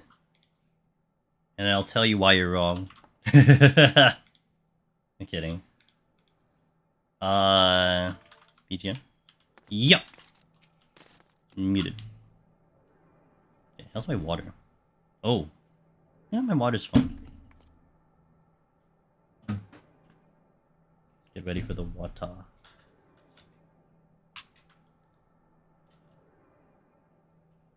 Almost as boring. Yeah, I'm with you on that. Sleep is important. I mean, puts you to sleep, so. Let's re-up the food. Alright, so let's talk about our plan for 61+. This is where, for tanks, in my opinion, and healers, but for tanks, this is where the run really starts. Got up to here, hopefully it was more or less clean, hopefully you didn't use too many palms. If you did, look, it's not the end of the world. But, more or less, the guys who are getting consistent with the runs, you get from 1 to 60 without really too much of an issue. So you may want to think about trying to clean up the previous floors if you're walking into this set with a lot less palms. Because, in essence, with less palms, you are making the preceding sets a lot harder. One of the things that we'll probably talk about later, one of the things that I want to decipher when someone says, man, I walked into 81+ and it kicked my butt, dude. It was so hard. My time was so bad. I timed out on like 87. But then you ask them like, well, how are your palms going into 81+? And there is a big difference between saying you had full set of palms versus having nothing. Because if you have nothing going to 81, I would say 90% of people are timing out in 81 plus. Like that's I'm gonna time out in 81 plus, right? So having the appropriate palms walking into this set will help you in terms of you keeping going with the run. So something to bear in mind. But basically what we're gonna try to do here is we're gonna open with a strength, because the first 3 floors are, in my opinion, the more dangerous floors, and it gets progressively easier as you get up all the way up into 69, and then the boss is honestly not that bad either. But you want to handle the first 3 a little bit more, a little bit faster, and with a little bit more respect. So I like to open with strength because there's a good possibility of picking up a strength somewhere in the run, and then we just keep the pulls going. And as we do the pulls, I'll explain some of the more dangerous enemies and really what everything does. Like, we didn't do it before only because the enemies are fairly easy, but this is where a lot of things can kill you here. So we'll do that. Let's do it! Like, muted the thing. Perfect. I killed 3 minutes with the explanation. Awesome. I'm gonna step in when the ad comes in. And let's go. Alright, welcome back to the ad, guys. Strength. Well, the game's like, here's the strength that you were talking about right before you enter the thing. Cool. Alright, Onryu. There's a good way to deal with the Onryus. They are the most deadliest. They do a dot on you. They're gonna open with a double attack dot, followed by a conal, which you don't want to get hit with. Here, after the conal, stun here. I was a little late. But you want to stun after the conal, because one of the things you want to do with most of the enemies is you don't want to stun their telegraphs. The telegraphs are easy to dodge. Stun their auto attacks. That's what you want to avoid and you want to mitigate. So that's a huge help in general. Let's do the manis. The manis do a double attack with a vuln up. So it does a double attack followed by the vuln. Now one thing you can do on tank is with about 4 seconds left on the vuln, I can do a stun here. Because if it's left without being stunned, it will stack the vuln. But by stunning at 4 seconds, it won't really stack the vuln. You'll be good. Now, also worth noting that gold chests are mimics from here on out. And you can only interject them. You can't stun them. So that's 1 and 2. I can pull... Oh wait, there's a silver chest there. Where's the silver chest? Okay, there it is. Let's pull this on you first. Again, it's going to do a double attack here, followed by the conal. Right after the conal, I'm going to stun.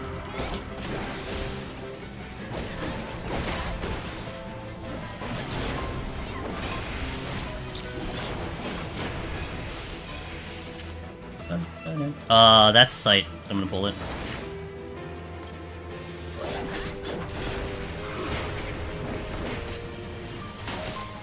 Good chance to get strength back. Yeah, exactly. We had the good chance to get strength back. You get a little break? Nice, dude. Well, we're going good here. Righteous. Hey, thanks for the follow. Welcome in. I stunned at 3 seconds, not 4 seconds, and I got the vuln stacked in me. That's why 4 is a pretty good point. Alright. Gonna check the gold. So here, also, keep your kills in order. Try not to overkill.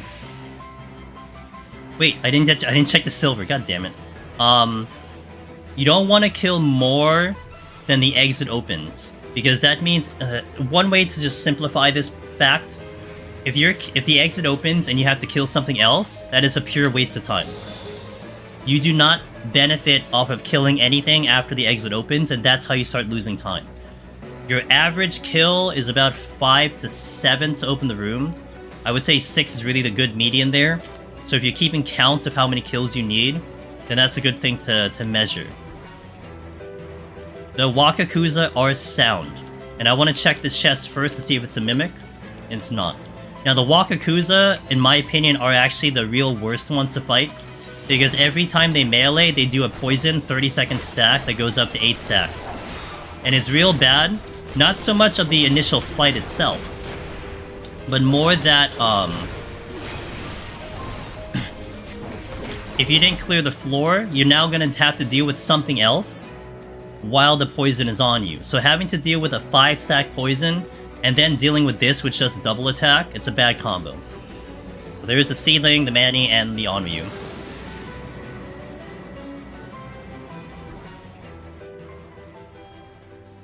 And we got Sun with Water Escape. Alright, that's the first floor. We got the patrol. These patrols are real easy. They just do single attacks and a conal. They will occasionally stone skin a friendo that's nearby, which you can stun. It's not a big deal if you let it through, but they're very easy. These are the easiest enemies in the first couple floors to pull. These patrols.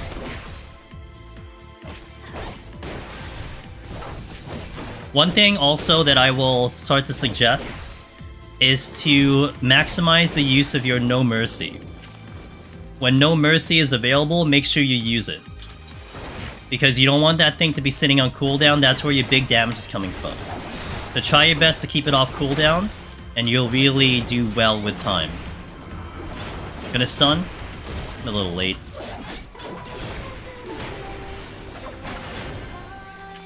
Another intuition, nice.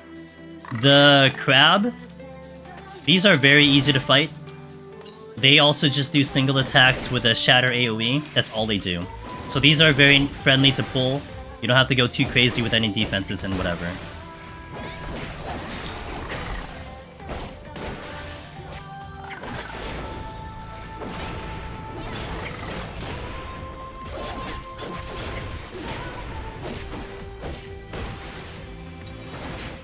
Alright, good to go.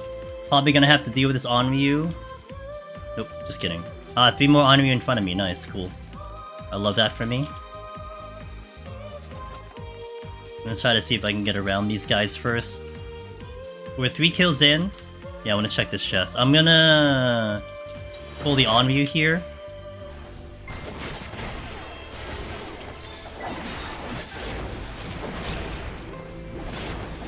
Again, we're gonna try to stun right after the conal, so stun here. Buys us time, we're not gonna take extra damage here. There you go. That's the good way of doing it. Check the chest in case it's a mimic. Which, well, I'm not gonna come back to that one.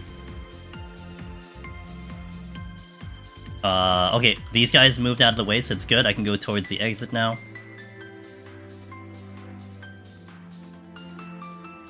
That Onryu probably has to get pulled because of his position. Because I need to go into that room, and it is proximity.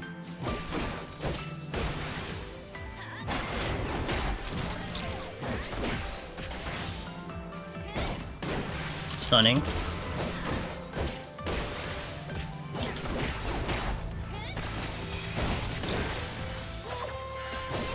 I'm weaving in some defenses here.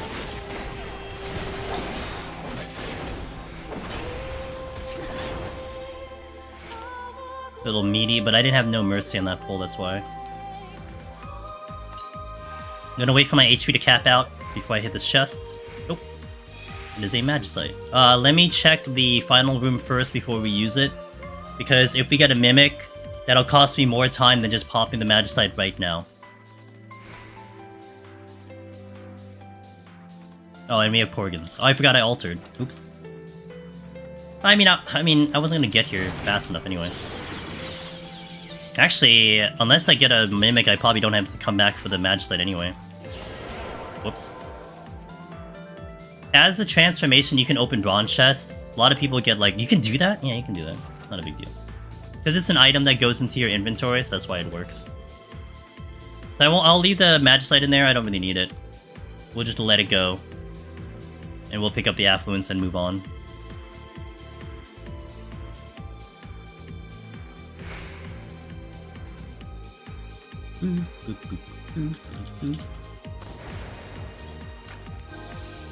Alright. So far so good, we've pulled everything. So everyone's seen at least the enemies one time. You've seen a lot more Onryus, but Onryus are bad because of the fact of proximity. And sometimes you just have to pull them.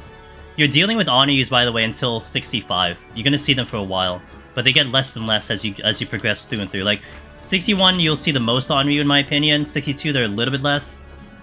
And then definitely from like 63 onwards, because they start introducing more enemies. Raising. Ooh, we can do some things then with the raising. And a flight, that's nice.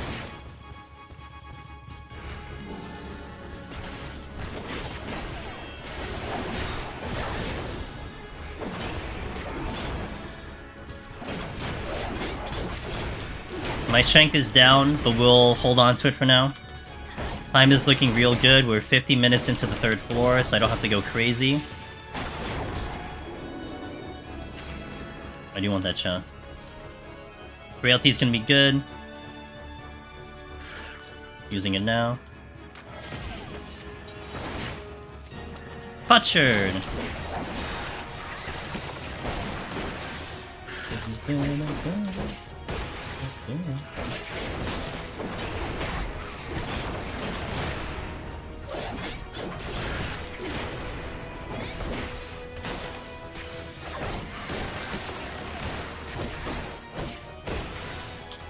Just saw the movement of the other one. The only thing wrong with this run is that he has no credit. I haven't seen a single one. What's up, Love Kips? I haven't seen a single one this whole run.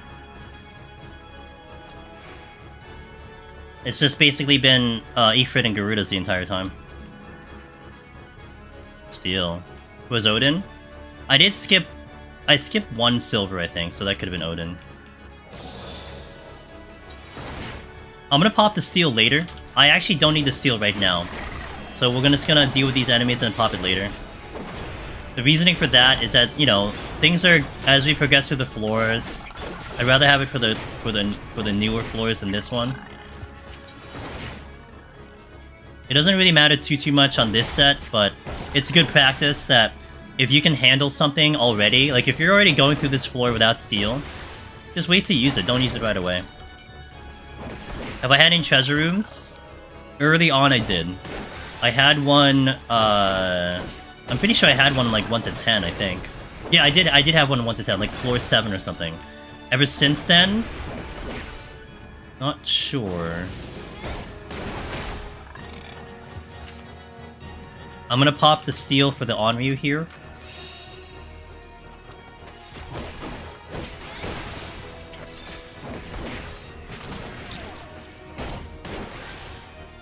Still gonna respect the Onryu. Stun. Whoops. Well, actually good timing.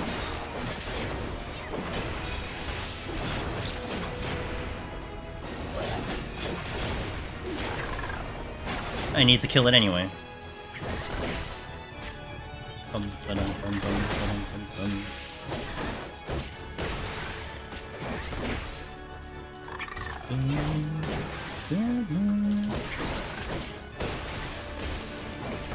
Can stun it, no problem.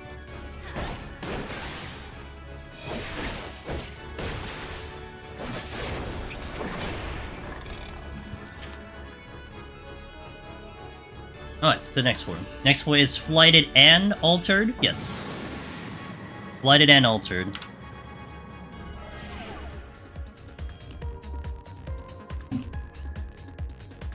And I can't use Magicite. No! Like, that's good. What if that bottom one is the Odin?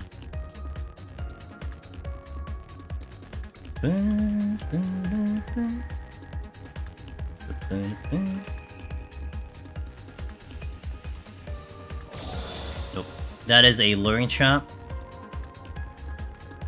Time to Serenity. I don't need Odin.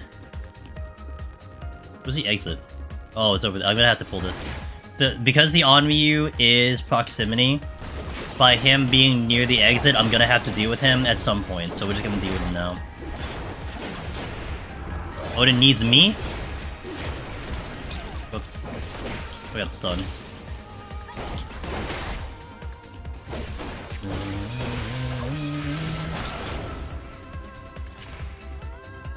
Let's see what we got. Check the chest. Ah, why you do this? Okay, the jellyfish, I term this as if you're streaming, do not look away from the screen. This AoE is very fast, and it is very deadly. Without steel, that thing can one-shot a tank, and it did. I did get one-shot as a tank in EW, in Endwalker. So respect this enemy, just keep your eyes on it, or stay in constant motion. He's very easy. Single attacks followed by 2 line AoEs, but those line AoEs are extremely bad. One does paralyze, and I think one does poison. But it doesn't really matter, because you're probably going to die by the time it gets it off. But those are the jellyfish. Ah yes, we have the mimics. The gold mimics.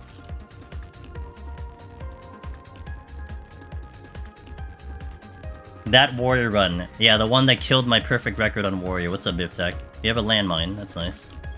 A lot of jellyfish. Also, we're in 64, so the jellyfish are starting to take over some of the spawns from Onryu's. And also, one thing to take a note on, you only see the Wakakusa, the seedlings, I think only in 61. And they're gone by then, because you start seeing the crabs by that point. So that's something that's rather interesting to take a note on. Since I have raising, I can do some fun plays. So we're going to do a not a witching. We're gonna do a landmine play here. Because I shouldn't die, arguably speaking.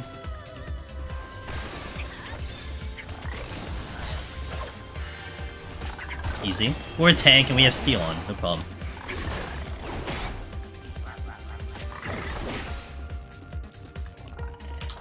Oh wow, this is a high kill floor actually. This was 5 now. I think this is 5 kills. I'm doing pretty good. I'm still recovering from the sickness. I think we're kind of on the mends, hopefully. Fortune, let's use it.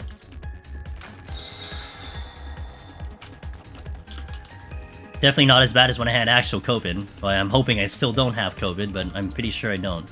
I've tested twice since I first got sick on...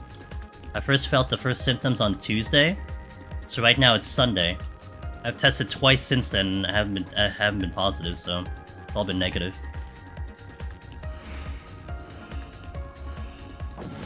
Alright, that's 64 down. What you would see in this set also is the Morble patrols. They didn't show up here though. But you would see Morble patrols. Ability down. There's the Morble patrol. And the Ergonites.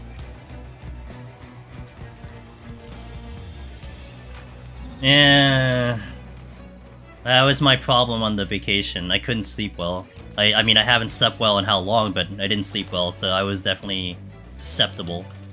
Sleep right now has not been great, but I think if anything, I'm back on schedule. These Ergonites, the Kosos, they only do the poison conal. That's it. No extra attacks or anything. So they're really good pulls because they're very simple.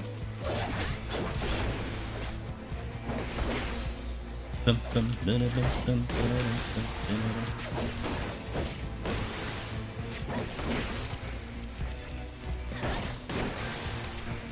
I had the stream yesterday. We finished up at about 4 a.m. I got to bed about 5 a.m. because I wasn't tired. I was wide awake. But I got to bed at 5 a.m. I was able to sleep kind of right away. I only had 3 hours. So I tried to take a nap before stream. I had 4 hours to take a nap. I managed one of them. So I'm trying. The Morbles do Quaver, which I think that is Bad Breath, essentially. Or maybe that is Bad Breath, I don't know. One of them are Bad Breath. But anyway, they don't do the conal Bad Breath that you're used to from other Morbles, they just do circle AoEs. Really annoying though. If I had stun, I'd stun that, but I don't have stun right now. But they're very easy. They're just not very complicated at all, so... Definitely good pulls. This one, Ergonites, the crabs, the jellyfish, are all really good pulls because they don't do double attacks.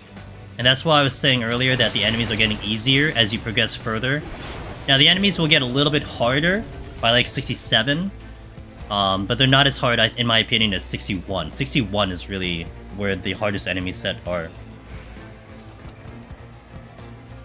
Alright, the flowers, they are not fun to fight on melee. We got the Serenity, that's good.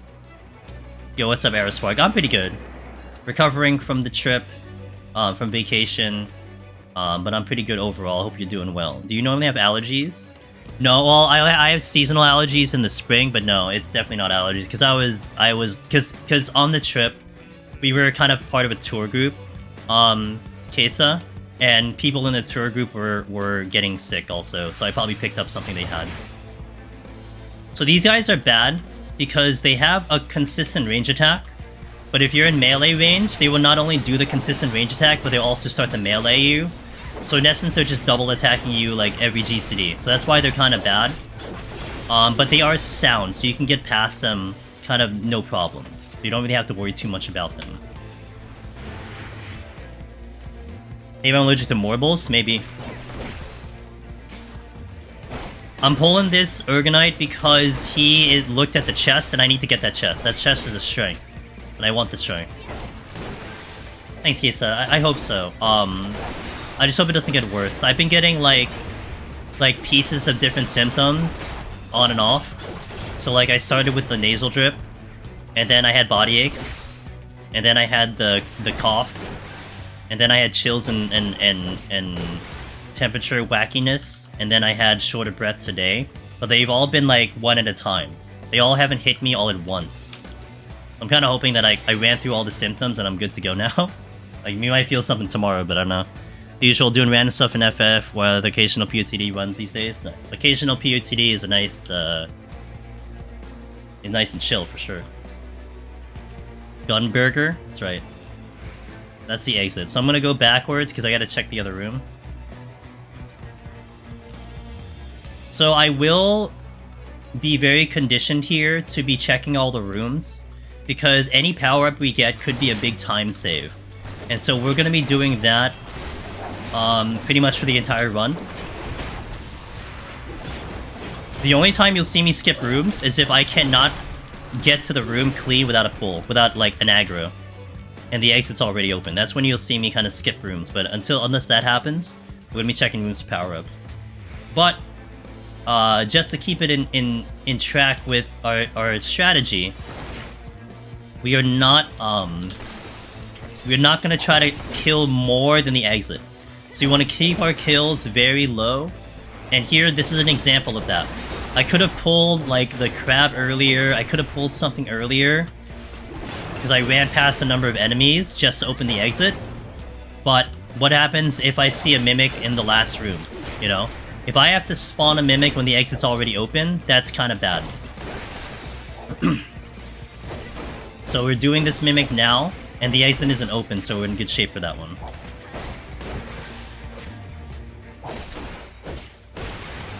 I remember that happened in a clip of mine.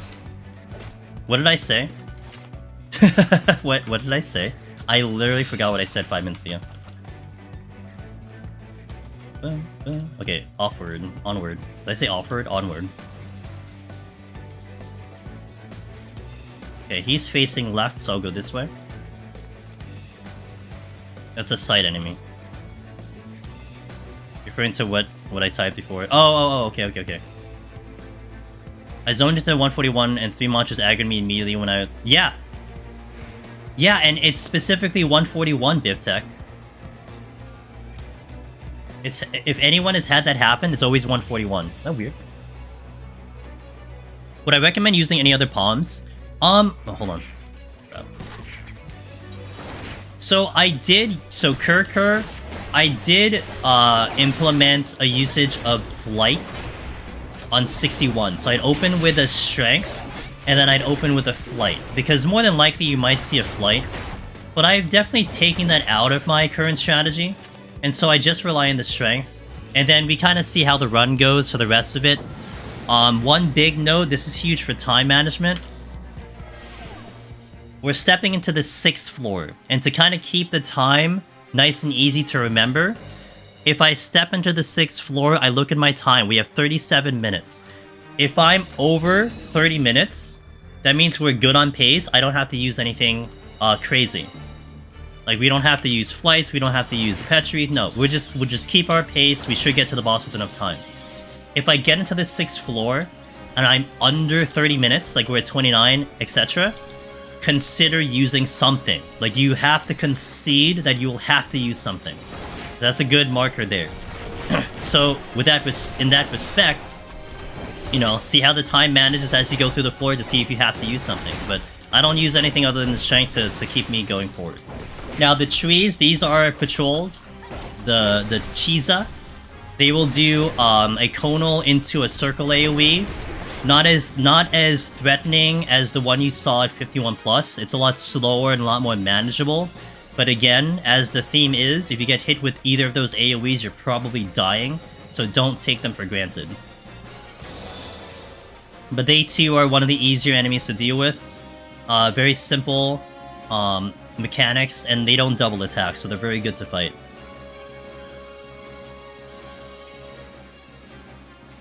If you're concerned about time, you can explore less and bum rush the exit, assuming you have enough palms in the early sets. Yeah. What Parallax said is valid too. That's another way to kind of speed things along, you know? Just get through the floors a little bit faster, so on. But I'm still kind of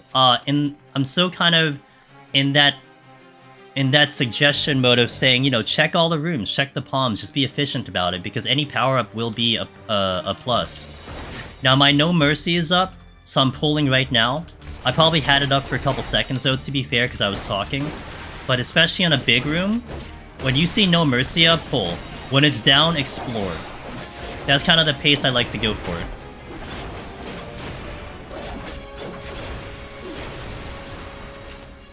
But now it's currently down, so I'm going to explore a little bit while my No Mercy's on cooldown. You're definitely dying when you get hit by AoE, since one of them roots, if I remember, and the other one just murders you. Oh, does the other one root you? I actually didn't know that. I didn't get hit with the conal. I've gotten hit with the circle AoE, though. Hold on. Make sure my HP's capped out here. Magicite. Do I need anything? No. And that chest was... What is that chest? Strength, which I didn't use. Okay. I don't see any chests. I'm going to use the Garuda.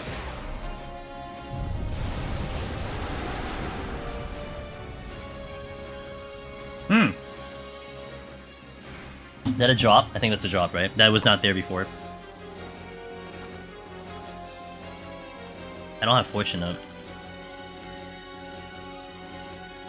Yeah, we're down on safeties because we've had a multiples amount of big rooms, and I only use safeties on the big rooms. So that kind of gives you an indication right there about how many big rooms we've seen.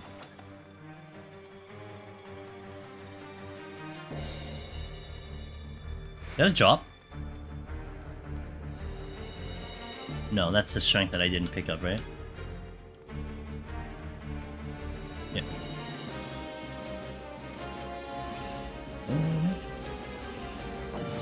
So 33 going into the next floor.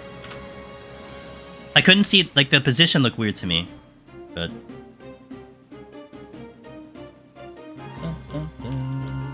Okay, sight's good.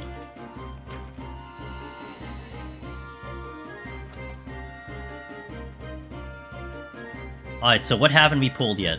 We haven't pulled the Rafflesia, so let's pull those. And the Flower Ladies. Oh, we got a Mimic though.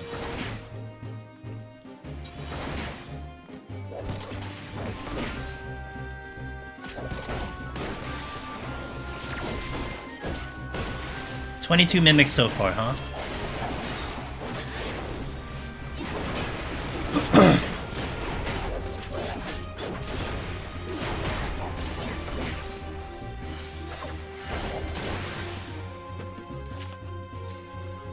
Okay, so these guys will do a cleave, tank buster into poison.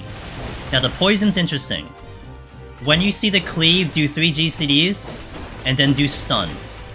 Now wait for a stun to be at 2 seconds, run out of the Rafflesia, it'll use the poison, and then you can come back in.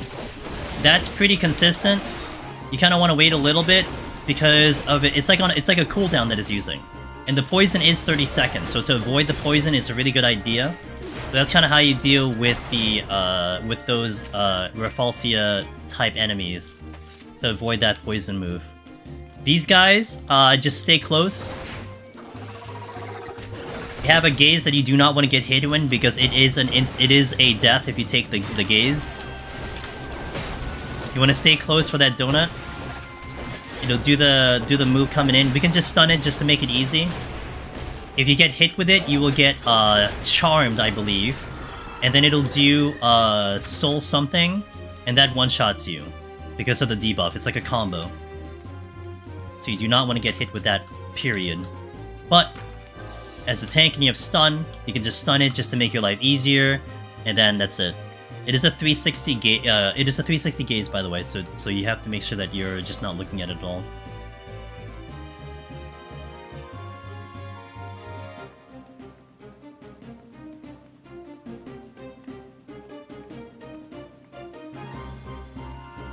I'm walking because of the flower trap. That is a sound enemy. The jellyfish is very angry at me.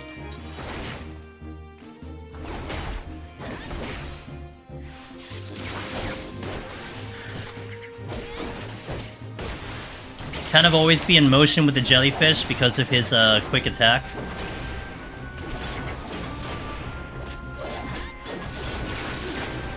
I think this is the strength, yeah? Yep.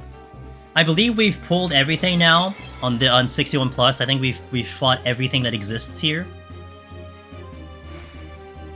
So that gives you a good idea of what each enemy does on this set. Oh, that's a steal. Wait.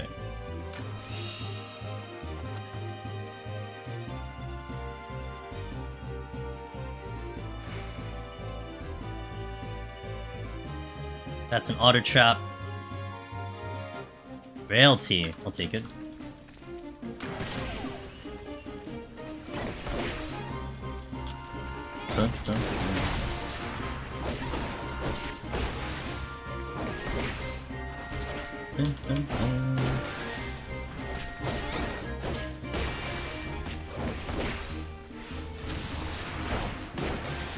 That's a really high mimic count. I've seen worse, but it is pretty high up to now.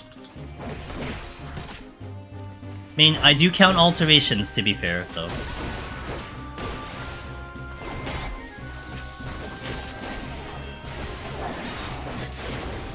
So I got the cleave. Nah, I don't have to worry about the thing. I'm gonna stun it anyway.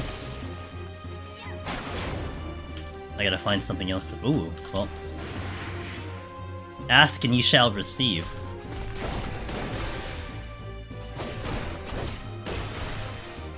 Circle AoE coming in.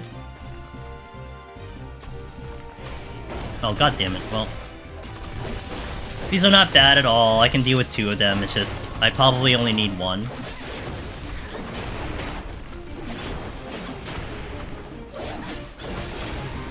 Oh, I need 2. Okay, well, then that was a good pull.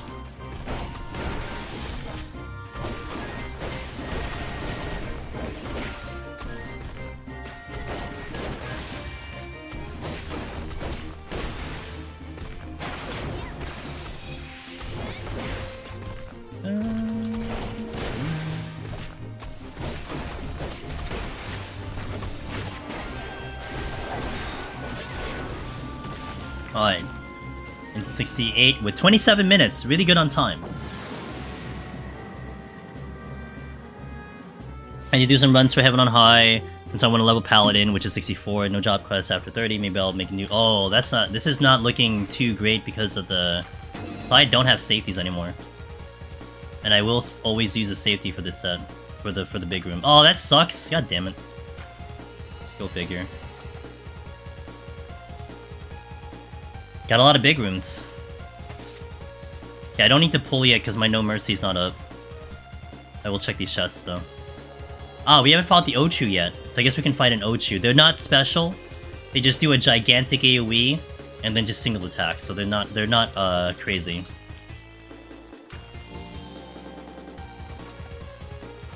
So Sight will show you the traps, but not with the big room.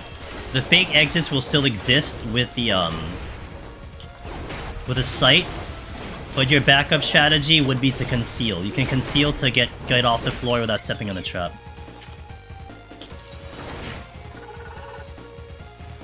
While my No Mercy is still available, I'm just gonna keep pulling for now.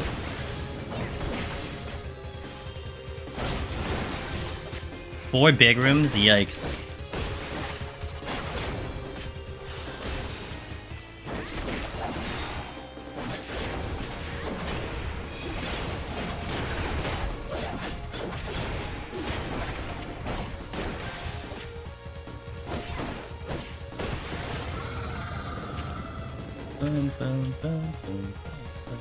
Okay, now I think we fought everything. Man.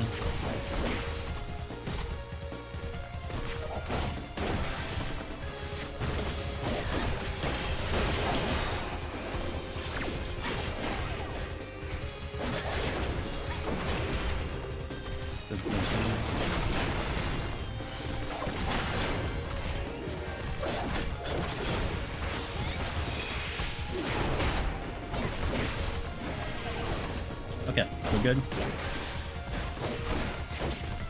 And that's one reason we navigate and we don't just keep pulling. Because we gotta fish out those mimics. If I fish out the mimics, then at least they contribute to the exit. Yeah, they hit hard, they suck, but you'd rather them at least helping you out in terms of the floor, not being a time waster. And I would say a lot of beginner runners will probably open the exit first and then start checking chests. And then they hate mimics because of that, because every mimic after the exit opens is a waste of time. Yeah, of course it is, but you want the power-ups, so you mitigate that and you control that by trying to fish them out early. You got safety back.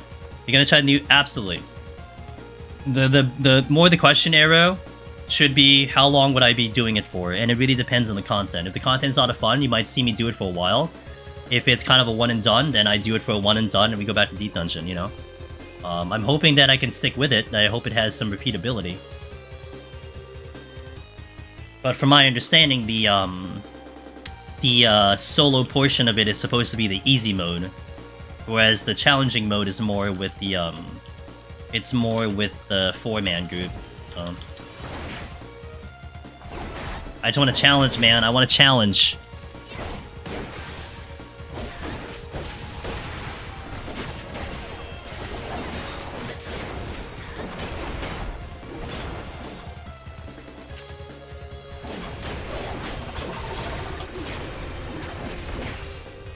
Yeah.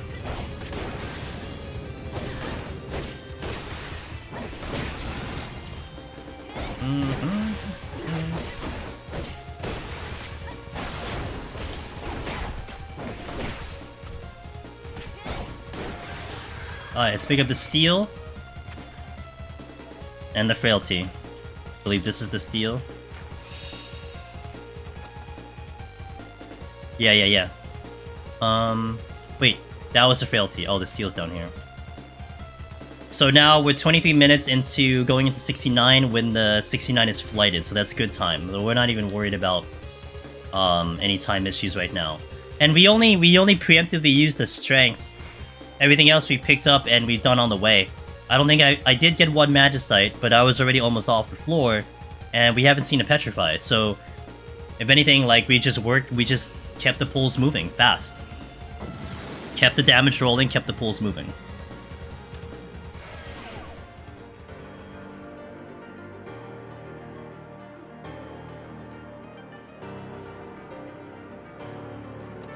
Yeah, safety came back, nice. I'm gonna get closer. Well, actually, I should pull in the next room, because my strength is dropping, plus I have no mercy up. If there's anything in the next room, apparently there's not anything in the... Okay, hold on.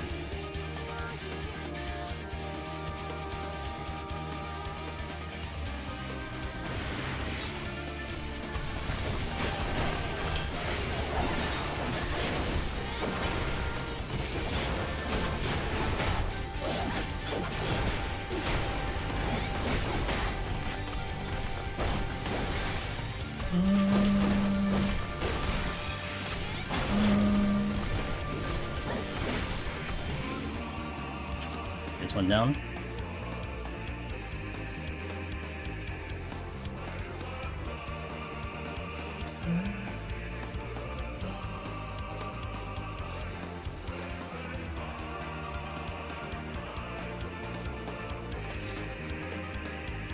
Yeah, we're gonna get closer to the exit first. I'll pull the flower lady because she will aggro if I move along the room.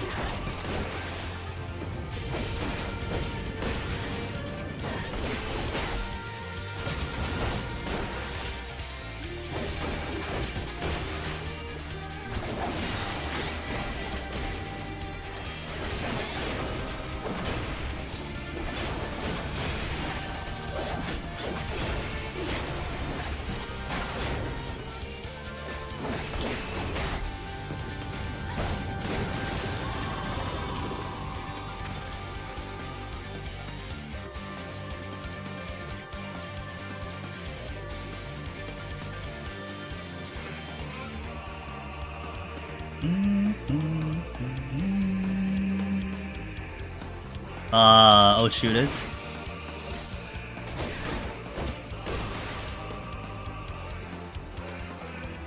I was gonna dive in, but he was out of range.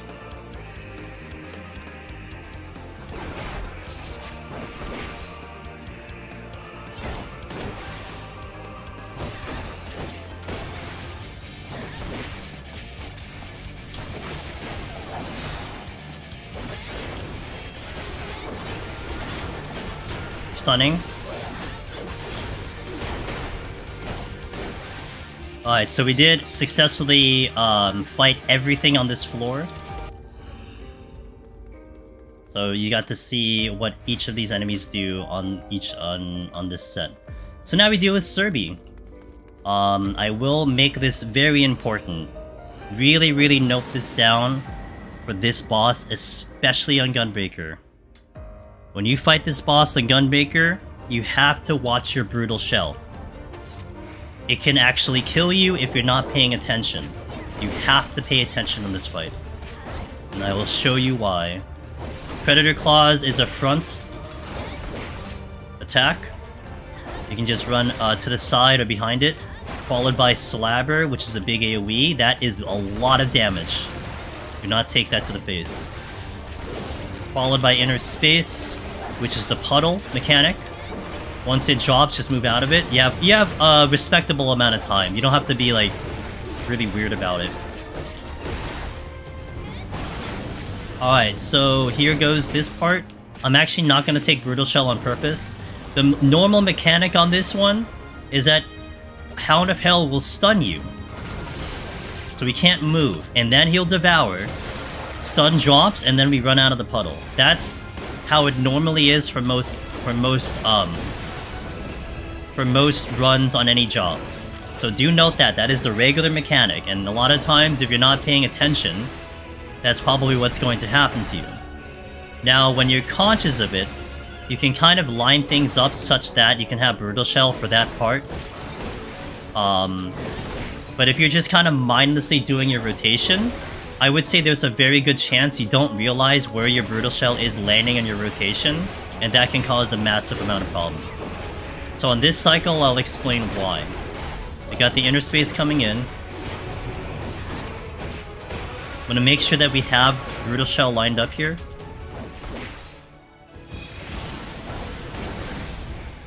Which I will. So Brutal Shell is coming in here. Look at my debuff here. I'm gonna block this. 0 damage, and I can move. Because we did 0 damage, and 0 damage means I don't get stunned. Now, how does that kill people?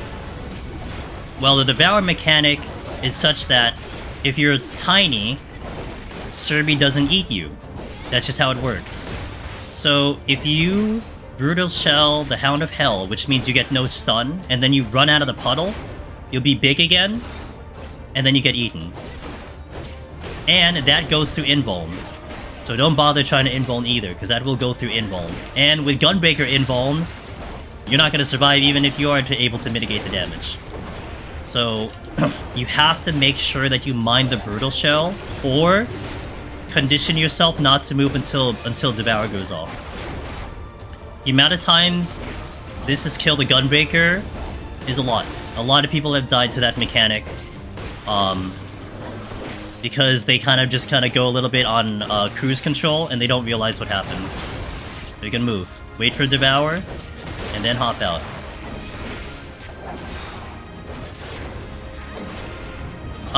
Can also happen if you shake it off.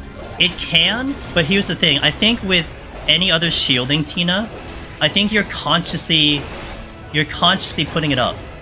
So like there's like, I mean, if you don't know that it blocks Hound of Hell, to be fair, and maybe you're running through your rotation with cooldowns, and that could cause the problem. But I do feel like all those other jobs, you're probably intentionally putting up a shield, whereas because this is part of Gunbreaker's rotation, you may not think that you have a shield, or you may not realize what the shield does to you. So But no, I mean, you're right, Tina. Shake It Off will create that same situation. I just feel like gamers will probably just be a little bit more conscious about that. Did that make sense?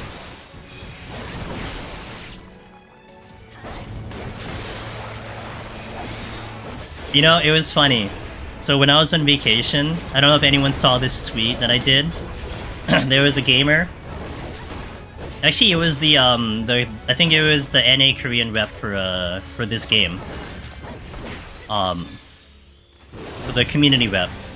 And she posts on Twitter, she goes, "Well, I died on floor 70, heaven on high." Like, she doesn't say why. She doesn't say anything. And I know she's taking Gunbreaker in, so I'm like, you didn't die to standing in the puddle and then you had a brutal shell and then you stepped down and got devoured, did you? And she's like, yeah, that's how I died. Like, well, don't worry, you're not the only one. It's so funny because it's a very, very, very specific situation with a very, very specific job, but it's very common. More common than you might think it is. I think I've been fortunate not to die to it, because I think I realized I had the movement, but it is extremely common. Especially this boss, once you get it down to like 50%, you will get into cruise control. Because this fight really is not bad. I mean, I'm just going whatever with my heals. My seal just dropped and I'm still not even worrying about healing at all. So you'll probably get into like a state of just very calm and just running your buttons. So you might just unconsciously just drift out of the puddle and boom, you're dead.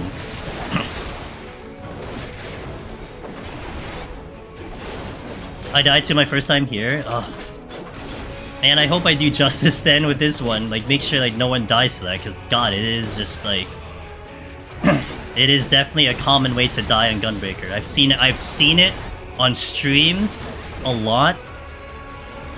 So it gets seared into your brain. Yeah.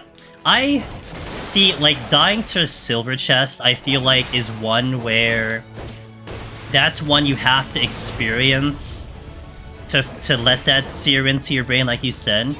I feel like this one, it's just a lack of knowledge. That's all it is. Like, you didn't know it could be a thing, and I think if someone told you beforehand, you might actually think about it a lot, and maybe you won't die to it at some point. Maybe you'll grow terrified of it. I feel like with the silver chests, we can tell you over and over, like, hey, don't touch a silver chest without low HP. And then maybe you're like, yeah, you know, my HP's fine. Or you go into, like, you know, again, cruise control, and you're like, ah, I'll just tap the chest. And then when you finally die to it, that's when it's like, okay, gonna respect this thing finally. But notice that because I'm conscious of this, I am lining up Brutal Shell every single Hound of Hell. Like, I think normally, maybe on the rotation, once you get that second cartridge, maybe you start popping the second cartridge. Whereas I'm just continuing the rotation because I want to get to Brutal Shell, and then I pop the cartridge. Although I really shouldn't pop the cartridge in the puddle, but, you know, I'm gonna overcap at that point.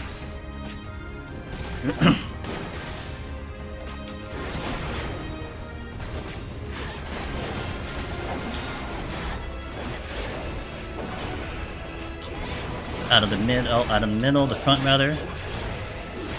We have 11 minutes remaining on the clock. Like, we managed time very well. Our palms are just perfect. No complaints at all right now. You alt-tab during this fight.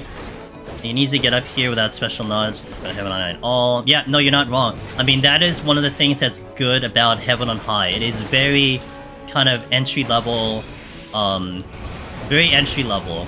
You can kind of get away with, like, get to the high floors without too much knowledge. I'm gonna get stunned here.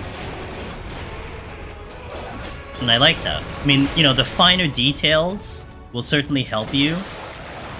But unlike Palace, like, that really has so many hidden mechanics and things that if you find out the hard way, you have to hard reset kind of thing.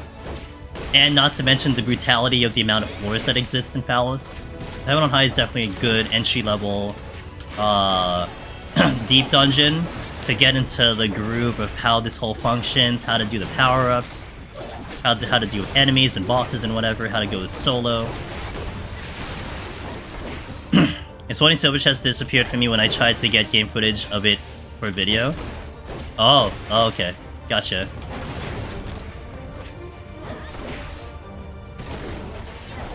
You basically need to take a college course. That's fair. There is so much in Palace to understand and learn. It took, I mean, doing that blind man was just rough. Holy moly, was that rough. Mm-hmm.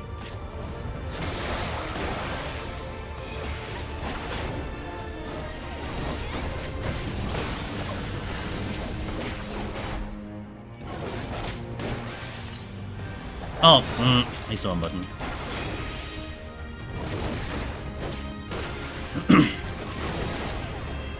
Oh, I got 10 minutes left. Uh-oh, gotta watch my time. I might time out. Alright, Serby down, let's go. That is 70. So again, the summary is Brutal Shell, Serby. Put those two together, don't forget those two. Alright. I'm gonna take a restroom break. I've needed to go to the restroom for like the past like 15 minutes. I almost considered like AFKing in the middle of the run, but I'm like, no, let's just finish the run. As I drink more water. Hey, Para. Alright, what song's coming up next? That's a good one. No, let's do something else. That's a good one. Alright, we'll leave you with some Fire Emblem. We'll come back in about 3 minutes. Thank you for watching. Well, you're going to be stepping into 71, and here's a teaser for 71. 71 is where the run can live or can die. How you handle 71 will really dictate whether you get Lone Hero. That's how important this set of floor is, so stay tuned for that. We'll come back in 3 minutes. Wallen, thank you for watching. I'll hope to catch you next time, and have a wonderful sleep. Everyone else, I'll BRB in about 3 minutes, and we'll continue. Thank you, guys.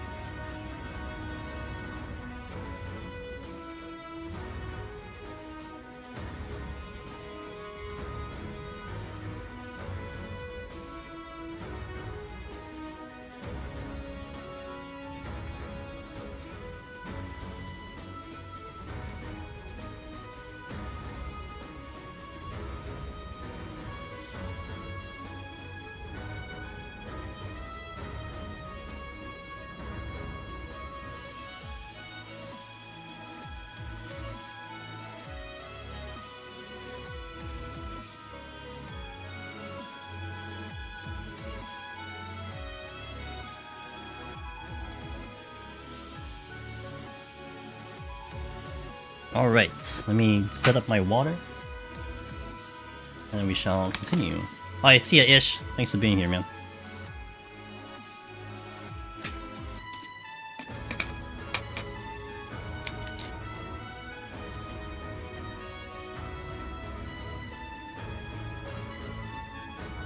Like it's a really weird sensation where my mouth feels dry, but I am hydrated as hell. I know I'm hydrated as hell. Okay, so 71 plus. The game plan that we have that I've been doing for multiple runs. I know, dude. Like I was saying, I was joking earlier that I had to go to the bathroom real bad, and I just took a sip of water. It's like counterintuitive, but we have I think the count now is I have 65 clears in Heaven on High solo. So safe to say that if I suggest a strategy is gonna work for you, it might work for you, okay? But the strategy that we've been implementing more recently is kind of an aggressive flight use of the Flight Pomander. You want to get through 71 by using quite a bit of flights, and to keep your Petrifies and Magicites untouched. Of course, if you pick up extra, that's great. I used to do one, and actually, if you come from the previous Gunbreaker tutorial, that's the strategy I used to use, where I had suggested keep your Magicite and your Petrify at 2, maybe your Flight at 2, I'm not sure if I said that, but basically, like, be willing to use it a lot sooner than later if the debuffs are bad. And the idea there is if you picked up an extra as you're climbing, at least you don't waste it, because the logic was, a lot of times you clear the floor, you spend 5 minutes on the floor, you get to the exit, and there's a Magicite that you could have used to save you time. So that prevented that from happening. But we have shifted the strategy into just burn all your flights out. So if you end up getting to 81 with like 0 flights, that's fine, as long as you get to 81 with 3 Petrifies, 3 Magicites. So you're going to see heavy flight usage. You're going to see sites being burned off on 71, 72, 73. Because we're going to be hunting down landmines. From 71 to 73, landmines are a high chance of showing up. Doesn't mean it's 100%, because I've had runs where you just don't see them. But there's a very good possibility we're going to see landmines. And being a tank, we have the ability to pull, mass pull a little bit, and to do some big landmine plays as a tank on Gunbreaker. Yes, Super Bolide's risky, but 10 seconds is kind of nice, Super Bolide. So we're going to hopefully be able to utilize that, and that is a big play for tanks to save you time. And it's something I'd suggest you trying to practice and to work on it to try to get used to, because being able to execute the landmine play, it'll save you minutes off the clock. And you can practice on lower floors, 21 to 30, you can practice it. Actually, 21 to 30 is probably the best place, because you'd have the full kit at 70, as opposed to 1 to 10. Just find a landmine, pull the whole room, and Super Bolide, and then boom, use it. So we'll do that on this run. And you'll probably see a couple heavy flight usage, and if everything goes okay, our palms into 81 should look pretty sexy. And I did mention this before I went on break, that the run kind of lives or dies on this set, because what we're aiming for right now is to have a brilliant 71 into a semi-brilliant 81, and then you walk into 91 with your palms so good that you're just on a victory lap in 91 plus, that you don't have to deal with 91 plus. And that's how we've been dealing with the runs nowadays, that 91 is just a victory lap. So we'll see if that holds true in about 3 hours. Can't keep image up on the second monitor since I stream all my runs in case I clear. Yeah, it's all good. I always forget what a landmine trap looks like. Well, if you stick around a little bit, Gal, I'll definitely show you, because, I mean, I definitely know what it looks like, so I can showcase it to you. Alright, shall we? 71, let's see how the plan goes. Yo! We will open with raising. Highly recommend it. Something to note about raising is that raisings will stop at 79. So the last time you'll see raising is 79. I'll drag you with me. So and you do have a semi-high chance of seeing raising up until then. These are 2 luring traps right now, so I have not seen a landmine yet.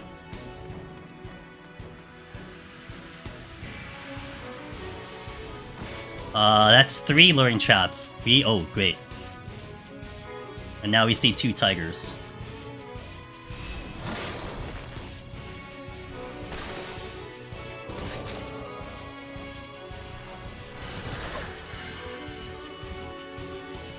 Okay, well, at least the ghost is cooperating, not being too much of a bully.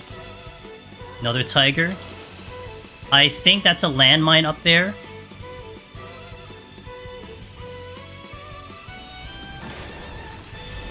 Also blinded by light for the win. I always aim for all palms for a 71, but it's hard. But if I can get to 81, I know it's a victory lap. There is the landmine that we're looking for.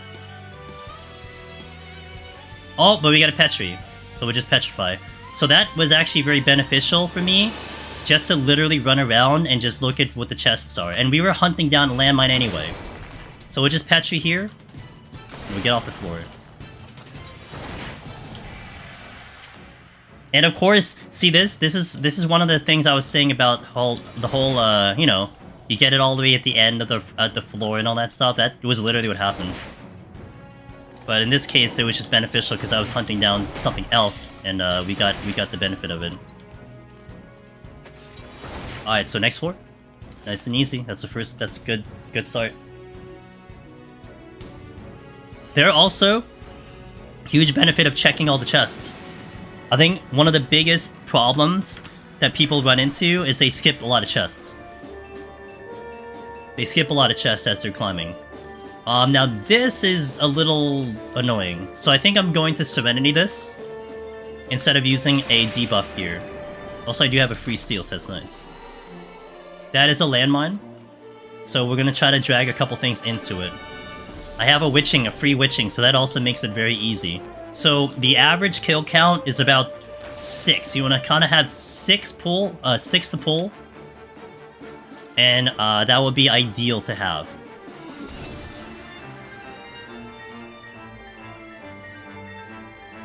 Okay.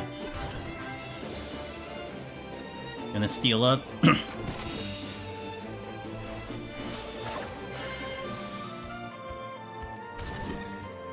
I want to check at least one more chest, then we'll back out. The ghost would be really annoying. That's another landmine. Actually, I can change strategies. I can do it here instead of the other way. I need 6 though. That is a treasure room.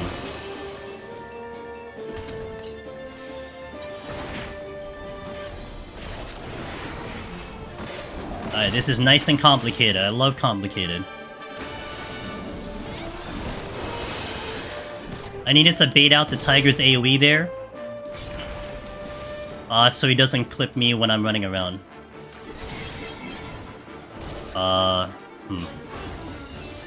Okay, we're good. Everything's here. I'm gonna wait. I'm going to super now.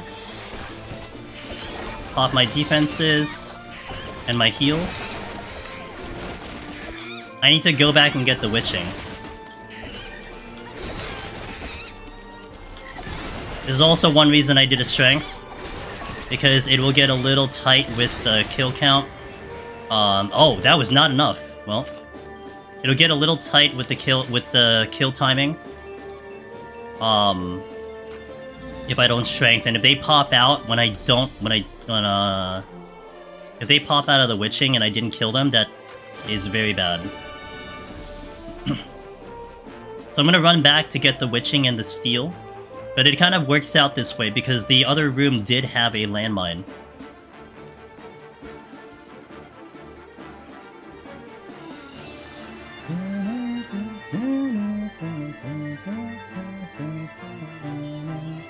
There's the steel. And this will be the witching. Single landmine pull, I'll stun to buy myself some time.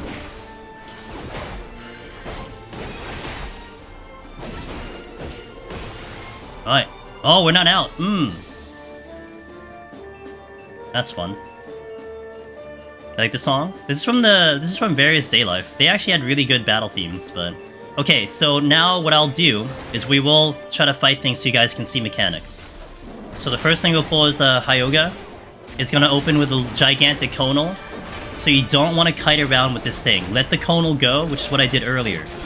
It's gonna then follow with a gaze that is a deep freeze. Do not get hit with this, otherwise you are dead. And then it just follows up with 3 or 4 autos, and then it goes back into rotation. Easy pull, not complicated. But the thing that gets people is if they pull a tiger and they run away from it. Because if you pull a tiger and it's behind you and they conal the entire room, you're probably dead. I always say, okay, I read that. I started POTD solo dancer. First run ended in 4-7, but I got to 420. Didn't continue from there. I did get 8th to 99, currently around 10. I'm nowhere near ready for this one, but future me, thanks you for... Hey, Cow says boom, I got you, dude. I got you. Okay, we got Mimics over there. And what do we got over here? We got the Serpents and the Okami. Do we have any more Ghosts? I don't think Ghosts are here. Want to pull an Okami? I recommend not fighting an Okami unless you have Steel. But we're gonna demo it now. It'll do Frostbite, which is a DOT on you. It's a DOT on you, and it also heals the wolf. That's why it's a bad pull. It's even if you can survive it, the point is not that, it's that it's healing itself. That's why it's a problem.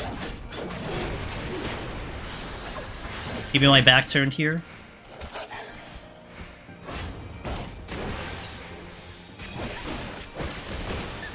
Alright, now we deal with the tiger again. You saw its full rotation. It was the conal into Eyeshine.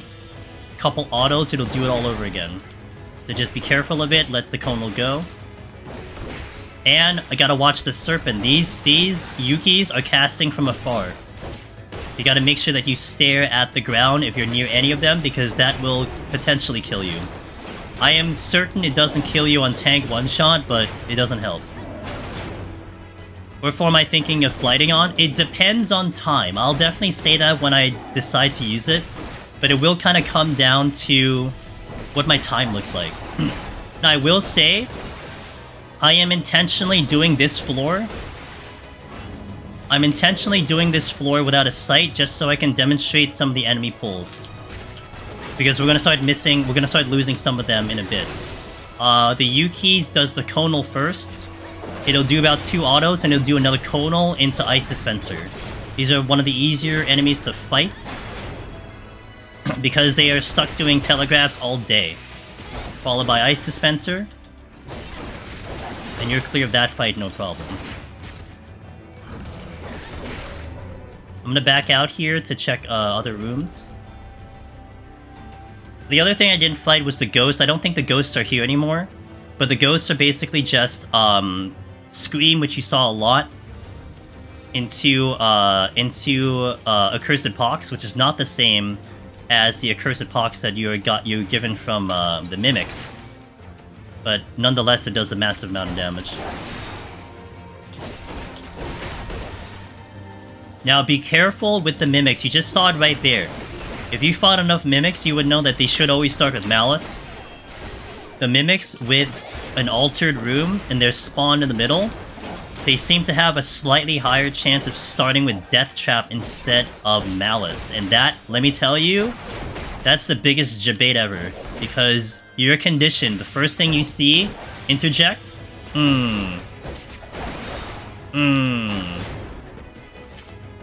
It's when you facepalm and take the pox. Sight.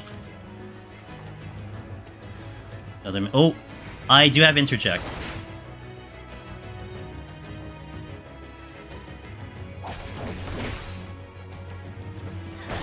I miss running Deep Dungeon? I know, dude. I mean, if you stop raiding like 36 hours out of the day, I mean, maybe you'll have time for it.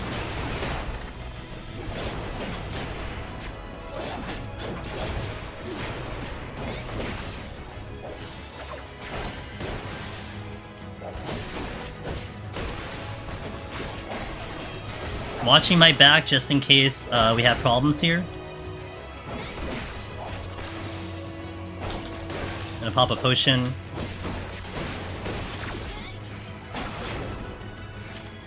Okay. I think I can check that other room because the tiger is gone. Oh, that's the exit. Okay. The tiger is gone. Okay, we only have the Noyagi to pull. Noyagi is not very threatening. It is a little bad because all it does is auto attack, so it's just consistent damage. Oh, there's a ghost. We can fight a ghost. Okay. If anything, the ghost is more interesting than the deer, so we'll fight the ghost. I'll pull the deer next if we have another pull. So what I like to do here is we'll stun first, and then we'll interject. Now that's specific because the timing of the scream is gonna line up with your stun. If you interject first, by the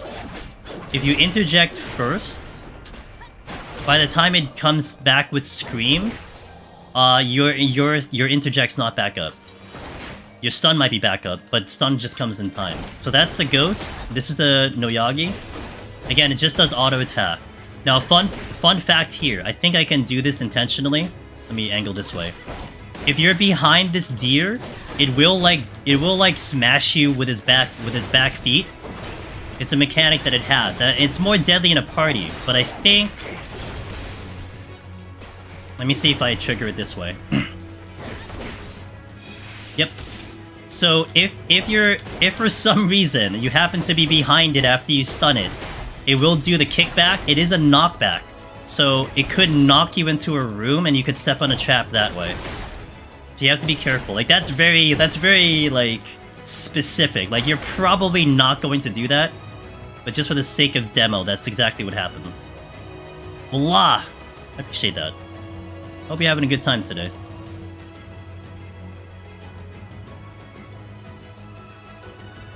Waiting for them to buff Warrior for the 3rd patch in a row. We're all waiting for the Machinist buff, you know? Because Machinist, man, let me tell you about Machinist in Deep Dungeon.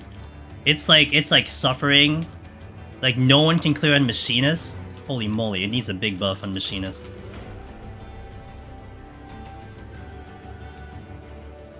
Alright, we're in. Oh god damn it!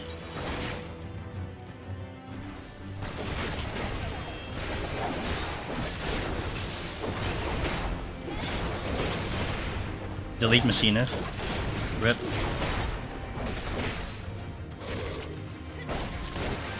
Ice Dispenser coming in. Here I like to stun after Ice Dispenser. Because by the time it comes out of stun, it'll just open with a conal usually. There you go. So I can prevent some of the auto attacks coming into me. Not really that necessary for a tank, even without steel, but it's stuff you learn when you do Dark Knight and trying to pop TBN, let me tell you.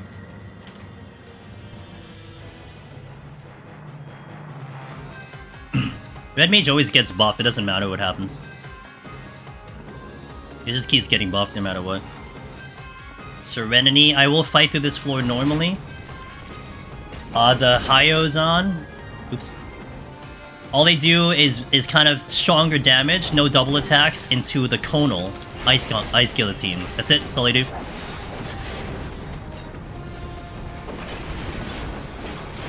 So remember our time discussion earlier for 61 plus.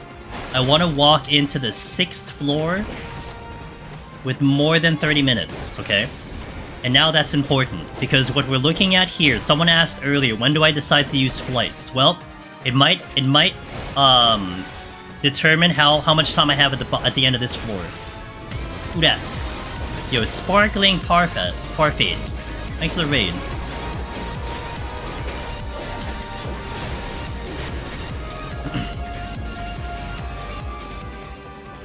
Yo, thanks for the raid. I hope you guys are doing well. Oh, Chila. I want to condition all of us with the mods that we'll do the exclamation point shout out, but also we'll do the Twitch shout out. That sounds cool to you. Welcome in, guys. Angelus Demon is here. We are doing a Deep Dungeon solo tutorial on Gunbreaker. So if you want to learn about Gunbreaker, how to clear on Gunbreaker and get Lone Hero, today's the day because we're gonna run through it. Yeah, I want to do both only because the other shout out doesn't it doesn't show you the game that they're playing. So you do // shoutout. You'll see the command like autofill, but / shoutout. I just peed. Oh crap. So that AoE from the mammoth can kick me out of conceal. Something to note on that one. There you go, perfect. 490 boss, but I thought I'd come in here. I'm sorry to hear about that, but hey, good job on the PB. The mammoth, you're gonna see a conal AoE come out. You gotta get behind it. If you're in front, it will stun you, and then it'll pull you in and kill you. It's not great, let me tell you. So that's something definitely, if I don't explain it, you might not understand while I'm running behind it. We're running behind it so we don't die. That's it, that's all you need to know. But that's all it does, but as you saw also it does the AoE randomly. And if it will kick me out of conceal if it hits me, so I have to be careful with that. You're terrified the entire floor. 81 is an important part of the run for sure. Like you have to really game to get off that floor just to even have a chance at I'm gonna pop the safety here.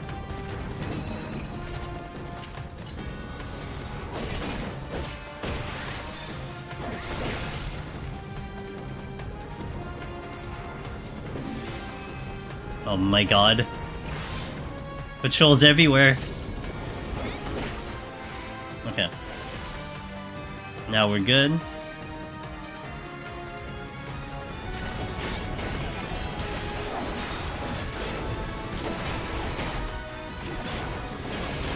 So as you see, this is hitting pretty hard. I don't have steel on.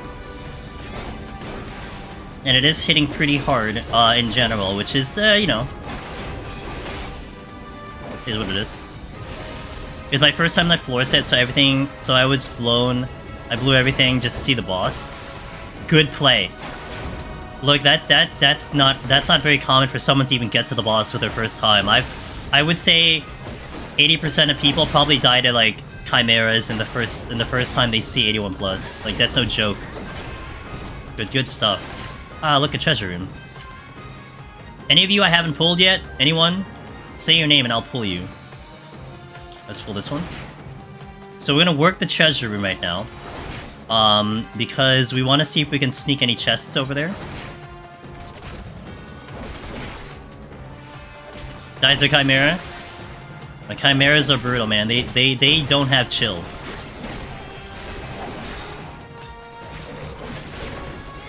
So here we're gonna do our mitigation strat. It's gonna do Ice Dispenser next.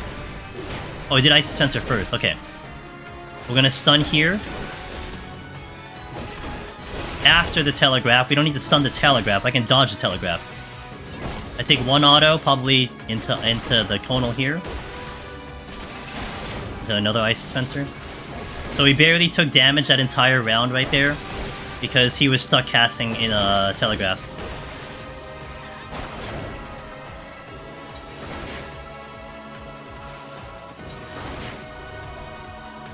These guys are not giving me any space to move. Alright, so we just keep pulling. Now we're at 40 minutes. I think I will use a flight going to the next floor to keep the time in order. And to make sure that we stay ahead on time. So what I'd like to do right now is I'd like to just make sure I'm ahead on time, so that if I have to go slower, if I have to fight through another debuff floor, we can make that decision. But I don't want to do it towards the end when I have to start kind of rushing. I don't want to rush. So we're going to use the flight as we hopefully get off this floor soon, and we'll see what the game gives me.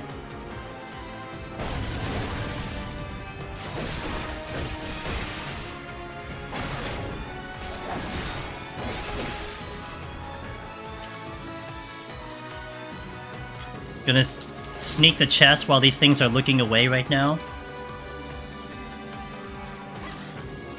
Got my raising back, good. And that's all I'm gonna do. I'm not gonna get the further two.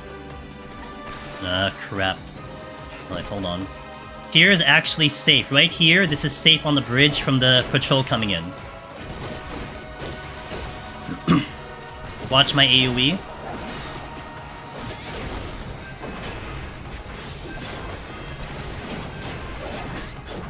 Okay, good. Oh boy. I'm gonna move. Nah. Oh god, I just kind of caused a lot of problems. I'm not sure if this is safe from the thing coming at me. Oh, it is. Okay, well. Alright, cool. So we're gonna flight. And that's all we need to do. We got a Raising back, we got the Frailty to help us out. Pretty good floor overall. We fought through a Gloom floor with no debuffs. With no buffs, rather. I managed to clear my first ever set on 81+. My bottleneck is 61+ in the Tigers. Tigers are the cats. The cat AI is definitely strong. That's for sure. Another Gloom floor, but this is flighted, so we will just continue through this one.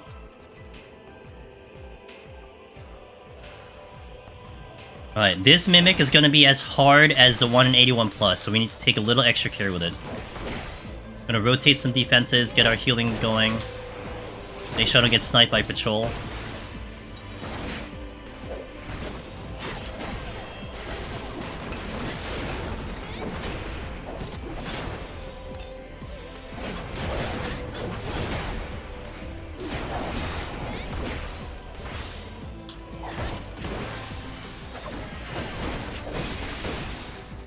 Okay. Mitigation going well, getting the potion back up.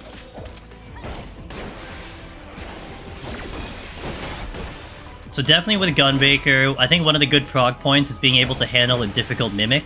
I know a lot of people were like, can I do a Mimic? 81+? Because they're kicking my butt. I'm like, yeah, you can. You just have to rotate your defenses really well. A little bit of kiting, take into consideration you might have to kite a little bit, but generally speaking, you should be fine with a Mimic that high. Without going too crazy, like, you know, without steal. I've seen people, like, get terrified of a Mimic and pop a steal 81+ against the Mimic when you could use that for something else. I do not want to deal with a Wolf, though. I would say a Wolf is way more dangerous than a Mimic right now. That's for sure. You just get too confident 61+ and take too many risks. Yeah, you want to keep it clean. That's the one thing that's very important, for sure. I will deal with a Wolf.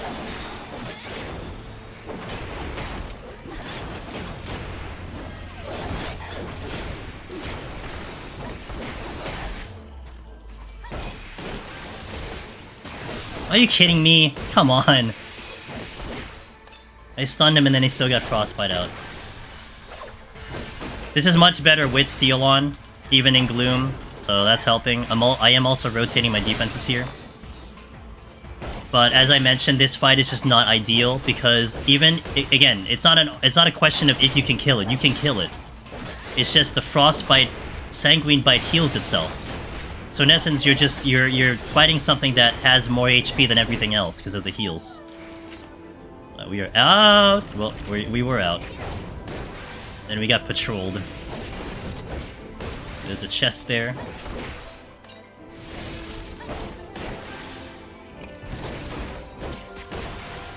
I'm gonna take advantage of this because I can get this chest right now. The tofu just moved, so I want to check this chest. Purity? Don't need it.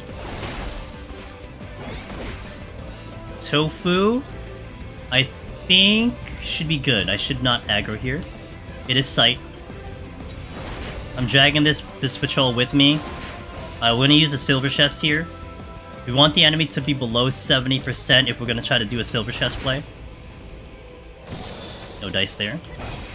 Not a big deal.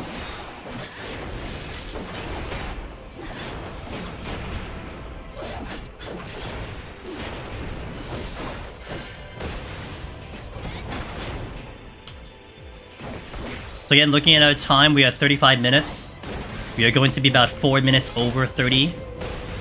Easy math, but we're entering the 6th floor, so we have a little bit of a buffer time to keep doing the run with maybe getting through without using anything crazy. We'll see how the rest of it goes. More than likely, I will end up having to use another flight to keep my time in order. But as of right now, I can get into the floor without using anything crazy. New tofu is also not fun if you're ungraded corner peeking. Yeah, they're not. I'm definitely gonna pull a tofu to demo it. We have a good strategy on tank. To make this a little bit more consistent. I'll showcase it. Okay, no debuff here. Hippographs, hello, my favorite. We're gonna pull one right now. These guys will open with a dive, but what you can do is you can do the provoke like I did, and then LOS yourself. So he'll come at you first. This way he doesn't like start to dive bomb from like, you know, a mile away, and you can maintain damage. Now this guy does tremendous amount of damage, but what's more important is his Winds of Winter that will be coming in soon. You want to make sure that you stun it, otherwise you could die. You can LOS it too, but... So incoming now, we stun this. That will do a massive AoE damage and also haste the Hippogriff. And the problem with the haste is that when it does the dive bomb is like literally 2 times faster, free fall. And it's almost to the point where you can't dodge it because it's so fast. Lion, next pull. Lion does a lot of double attacks and a AoE cry. Long cast. If you're gonna stun it, stun at the end of the cast so you can buy yourself some time for not taking damage. You do want to toss out some mitigation for its double attack, which you'll see coming up soon right about here. Pounce, that's the double attack. It doesn't seem so bad because I have steel on, but it can drop a tank if you're not careful.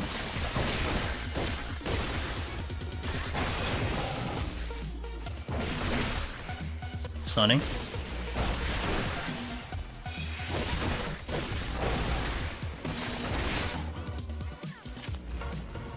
Alright, there's a tofu that I could pull, but let me see what else is here first. Butchered. Chest here. Gonna check it. Conceal. I'm gonna conceal now. Again, we have to be careful with the mammoth. I need to try to identify mammoths before I get into a room, because their AoE does kick me out of this conceal. Now, if I can demonstrate that without risking anything, that would be great, but we'll see what happens. Yeah, sure. Pulling that right now. So I wanted to do that in timing so that I could pull this one, because it was in range of the silver chests. And we now get a free kill because of that. There you go, free kill. Let's go to the next room. Patrol's coming back. Okay, only thing I didn't pull is a tofu right now. I'll check the chest first. Okay, great. I can deal with 2 of these. Gotta watch my feet. Oh god, that guy came right at me.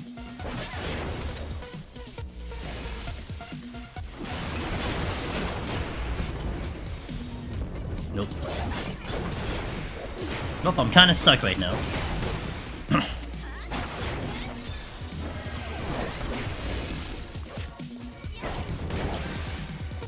Pretty sure they don't move until they actually attack me.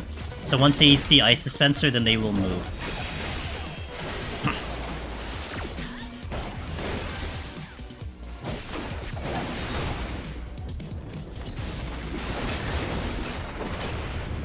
That serpent is just not giving me a good space right now. Okay, check chest. Affluence.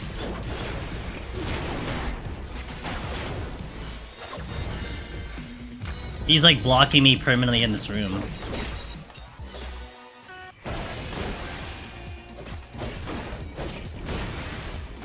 Okay, that's one Ice Dispenser from... I can't tell. Not from the one I'm trying to get past right now. That's the one I'm trying to get past. I'm gonna eye it real fast. He moved, so I'm gonna actually prioritize my movement here while I have a chance to get out of this room. Good. Now, what is the first chest? Witching, right? Okay.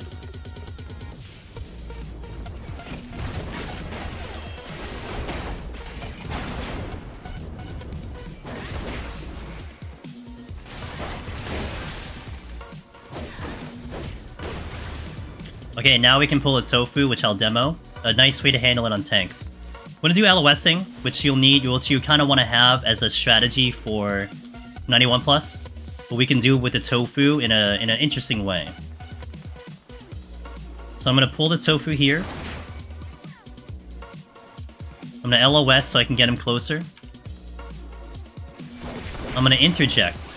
So interject actually makes it so he doesn't do anything, so I'm gonna line him up here, and then I can do the LOSing.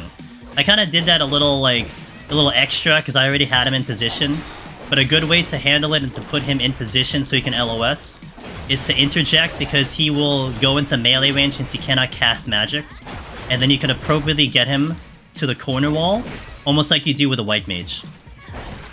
But again, the key to that is an interject, not a stun. A stun won't do it. A stun will just lock him in position. Interject makes it such that he will no longer feel like he has to cast, and he'll come at you. That's how you can handle the tofu and getting the LOS here. No problem. This track from 7 Remake? It is. You thought it was Tekken music? Nope, this is Remake, yeah. Do Recompense. Do Recompense is the name of the song.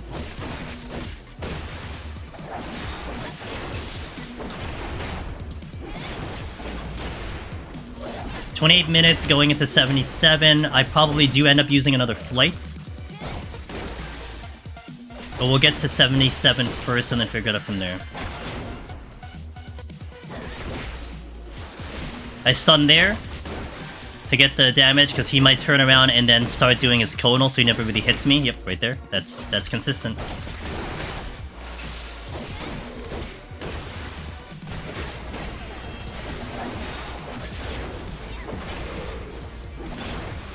Alright, we're out. We'll go to the next floor as is. Palms are still very good. Haven't been forced to use anything other than flights. I think I've used 2 flights so far, and we did get a Petri on the first floor. We have been going a little fast, aided by a little help. Alright. Ace is gonna be good. If I can get something like a buff, that'll be nice. Steal... Oh, I could steal it. Okay. The Griffins are proximity. So it's actually a good thing I pulled that first one, because it was going to be in my way anyway. But they are proximity. So I don't want to get near them. They're the only ones that are really the most annoying. Everything else is sight aggro. But they're the exception. We'll pull this Mammoth because he's going to totally get to me. There's a line coming in, so I need to reposition. Okay, now I need to make sure I have space to get behind him. Kono comes out.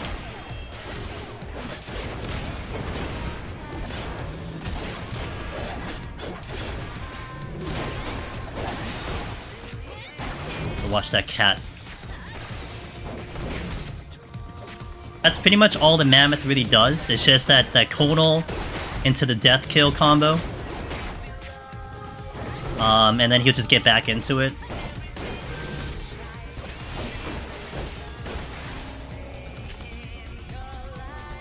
Alright, we have a yak. Butchered. I'm gonna get rid of a lion, so I have one less patrol to worry about.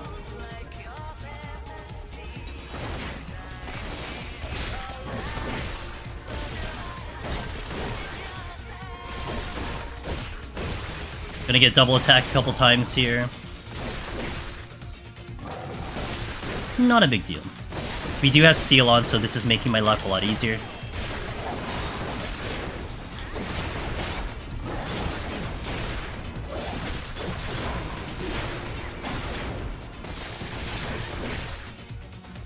Now, I could really use a strength. I haven't seen a strength in a while. It'd be nice to see if I can get a strength back. Yo, G-baited, hello, how you doing? Alright, gonna check this chest first, and then we'll go to the north side. We do have a line patrol behind us that is floating around. Another steel, which I'll pick up. Oh, there's another line patrol here, apparently.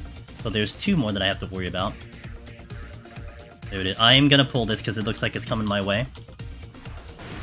We'll take care of it now. So this is just to prevent future problems. Because if I wanted to pull the Hippogriff that's behind me, and this comes at me, it really makes it complicated. So we just take care of this first, and then we'll deal with the other ones later. Nope, not yet. We are setting up another attempt this week. We set up a 1 to 50 yesterday. And Tuesday we'll continue the file. And then Thursday hopefully will be a clear attempt. So we shall see what happens. Now, just for a heads up, you want to have roughly about 10-11 minutes for the boss. So we are looking at about 13-14 minutes to get to the boss. This Hippogriff is blocking me to get to the exit, so I'm going to provoke and LOS myself. So he comes right at me. And then he'll do free fall. I can keep my uptime here. That is intentional. Otherwise, I have to wait for him to come at me after free fall.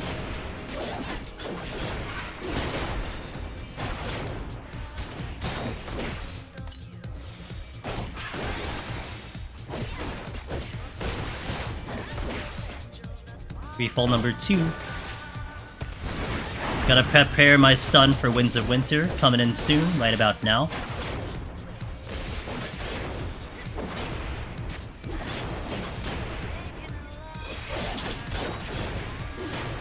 I'm gonna go the long way for this chest because there could be a trap on the right corner.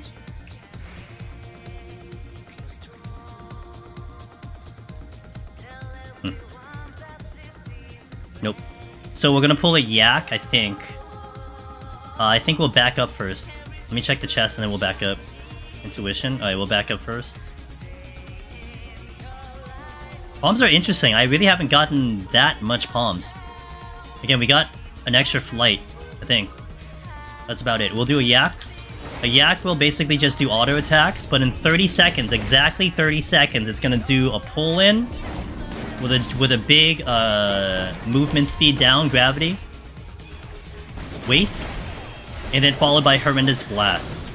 Horrendous Blast is a giant AoE that paralyzes you and big damage, but it can be interjected. You can't stun, but it can be interjected. So honestly, it's just whatever. Just tank and spank this one. When it does the pull-in, just interject, you'll be fine. Except when there's a patrol coming your way, but it will be good. Bridge tech. I know, I'm seeing the bridge now there, man. Alright, we're out of the floor. I am going to Affluence and Flight. I'm missing a handful of palms, so we're gonna hope the Affluence can give me something. And we gotta go a little bit faster. Like I said, we have 11 minutes to get to the boss. So I probably burn out my flights here. We'll see how this floor in particular goes. Oh, look! No items with an Affluence floor. Gee, when have I've never seen that before. We had that earlier in the run, by the way. I use an Affluence and boom, no items. Go figure. I'm pulling this one. Pop. No go. I gotta make the most of my steal right now, because we can get into a problem with my heals. Because I have no items, and it might force me into a Serenity. I could get off this floor without it, but what lies as an issue is I can't flight the next floor. So what I think I might actually try to do is I might Serenity this. We're gonna check as many chests as I can first, and we probably Serenity this, so I can flight the next floor and be a little bit more in control. It's a bad wombo combo because it's blinded too, so like, even if I could save time on a flighted floor, we're still suffering the time loss because of the blind, and I'm missing G-Cities. That's a Hippogriff, right? Okay, and there's the exit, but I think he's not gonna give me a problem. There is another chest there, so I want to check these chests first to see if the game's gonna tell me what to do. There's another steal that's gonna really help, so I will definitely Serenity, but if I get a Magicite, I don't have to do anything. It saves me a lot of time.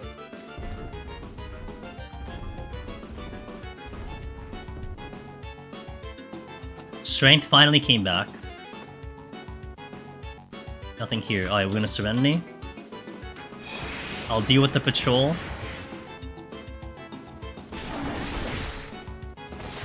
Patrols first because I don't want to have to keep dodging him running as he's walking around the place, and this is just a quick, like, from A to B.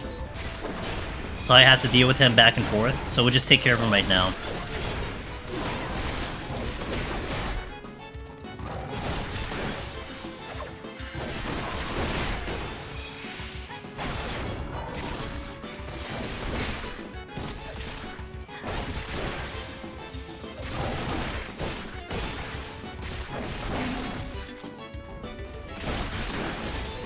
I'm gonna go back to the exit after this kill, just in case that Hippogriff is going to give me a problem with his position on the exit and the chest. Again, we're gonna pull an LOS so he can come in and not start up. Actually, I'll demonstrate. So if I pull right now, he'll open with free fall like that, and I gotta wait for him to come at me. So that's why we do the LOS. That's why we do the LOSing, so that we don't have to waste our time with this. And I can maintain uptime while he's doing free fall. So that's why I do that line of sighting. Wait, my steel is down.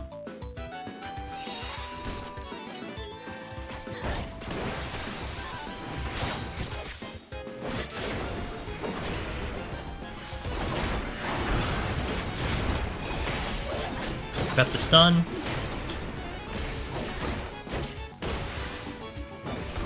Alright.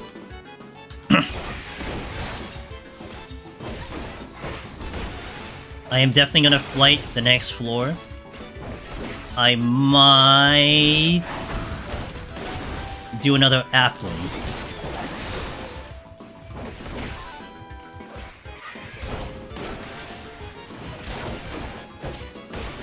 Okay. We'll flight the next floor again.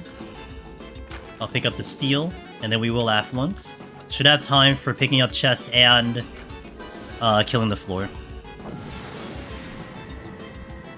One of the bigger tragedies that happens on a lot of people's runs is when you're cruise controlling in the first couple floors, and then you realize on the last floor, oh gosh, I'm running out of time.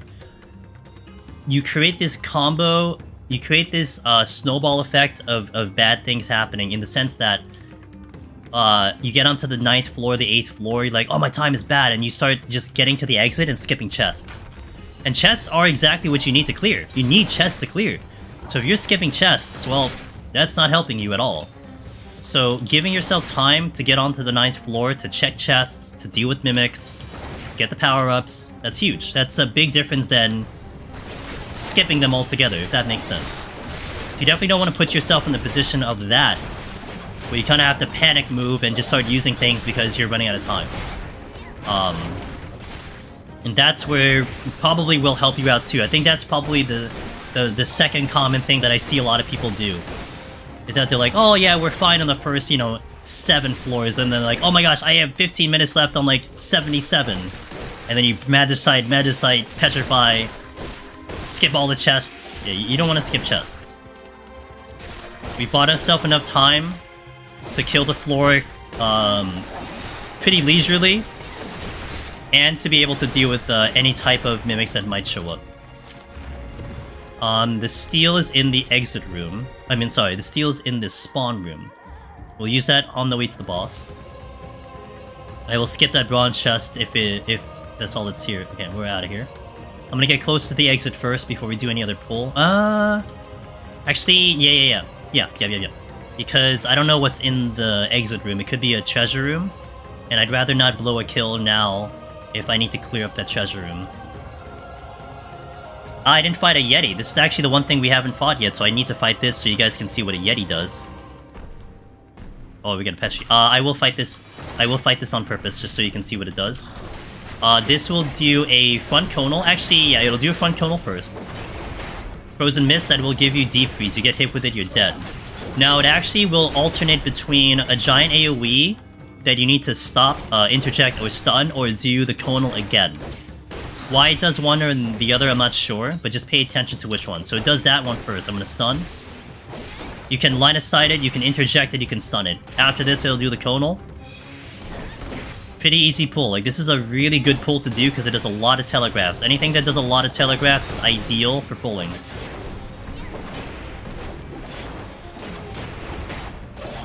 Alright, so we do have that Petrify. So what I want to do first is check the chest. Why? We want to find any mimics that exist. If a mimic exists, we petrify it, boom, dead. But we don't want to petrify too soon. That will save you a lot of time. There it is! Thank you for letting me prove my points. So that saves us a load of time because I don't have to deal with that thing after the petrify. Very important to, if you're planning on Magiciding, you're planning on petrifying, to do that. Check all the rooms, check all the chests. And that's one thing why a panic petrify or a panic magicite is bad. Because if you're gonna panic use those buttons and those palms, you don't afford yourself the opportunity to do that. And you were like, okay, well, I gotta wipe something because I hit a luring trap. Okay, well, you dealt with that, but then you start checking chests. Get a Mimic. Alright, boss time. I'm gonna re-up my food because I saw it's at 6 minutes. I'm gonna be pulling at a specific spot here, which I like. Again, most people fight at the gate, right about here. I like to fight, kind of, it's like the 3 o'clock position if you look at this as a clock. That's where I like to fight, and basically you just tank and spank in that spot for 8 minutes, or however long this fight's gonna take. Now, be very careful. It's gonna open with a Conal. Just be conscious of it, because a lot of people have died to it. Conal comes in. Let me tell you, that catches a lot of people off guard more than you think, so just be very conscious of it. Alright, and then we just kinda, like, sit here for the next 10 minutes. This is a very safe spot from all the orbs and all the line AoE. We do have to move for the Conal, but that's about it. I hope it helps, Sparkling. It's even worse when you're panic popping Petri Magistite for time because you hit a Mimic. And so yeah. I think one of the biggest things that you should consider is how long do you think a Mimic will take for you to kill it? Is it going to take you 2 minutes? Is it going to take you 1 minute? Because you look at the clock, you have a rough estimate of how much time you need for the boss. Just think to yourself, okay, if I pop a Mimic, do I kill it in time for the boss? That can be the difference between you clearing or not clearing. Like, seriously.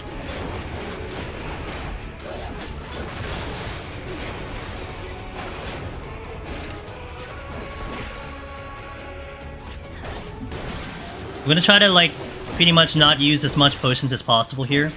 I do have Steel on, so we could probably get through this fight without really using too much. We're gonna do a rotation of my debuffs to make that happen. We got the Conal coming in, so I just need to make sure I pay attention to that, and I can kind of look at chat again. Can you clear with one hand? Can I clear with one hand? I mean, if you tried hard enough, yeah. Well, what are you doing with the other hand, though? Maybe if you literally only have one hand, then yeah, of course you can. You're gonna figure it out. Like, if you're a gamer who does have that disability and you only have one hand available, I'm pretty sure you're going to find a way.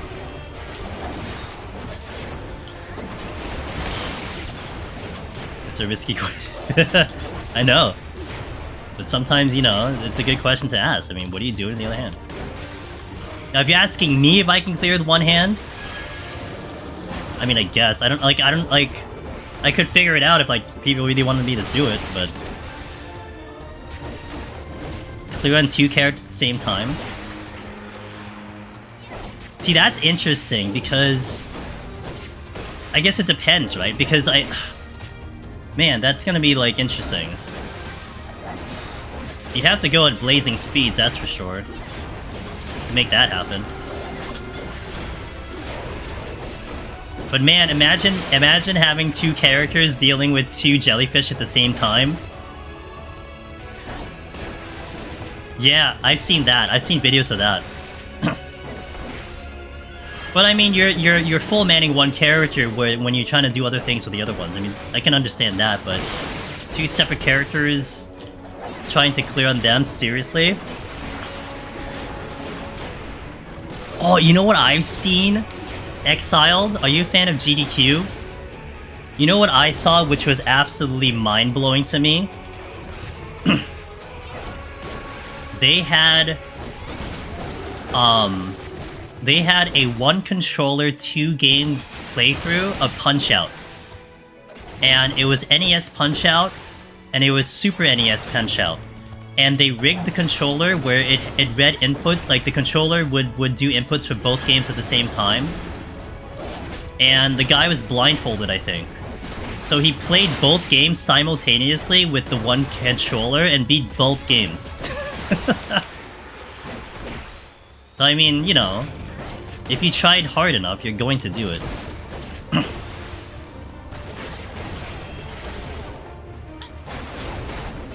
Yeah, it was freaking awesome.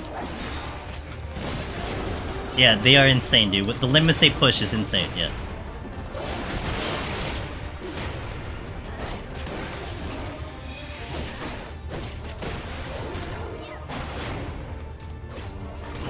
I mean, the two character idea sounds interesting. I just don't know how... Like, you know what I'm thinking of?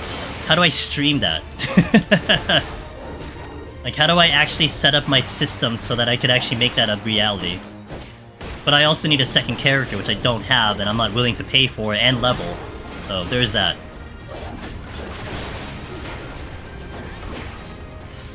How do you stream that and have enough brain space for chat? I think... Which one? Doing two characters? Or doing the punch-out thing?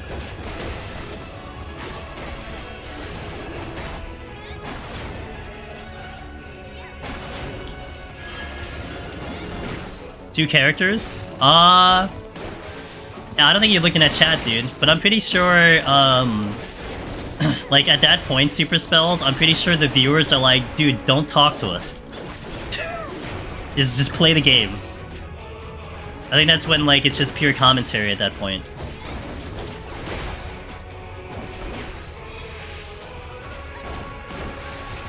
You can take it one step further and clear PUTD on one and Heaven on the other. At the same time? Well, that's weird because... that's weird because... at some point, something's gonna finish before the other, right? I mean, you're gonna clear Heaven on High before Palace does. I screwed up my rotation. I'm not paying attention to my rotation. I'm not really worried about time, who cares? We got this in the bag. So, the reviewing of the Palms. Palms are pretty good. Again, I talked about how I am willing to empty my flights just to save my Petris and my Magicites, which are way more important in 81+. At the end of this, I'm gonna hit the restroom, we'll do an ad and all that. I'm gonna explain a way of logically explaining why we burn off the flights.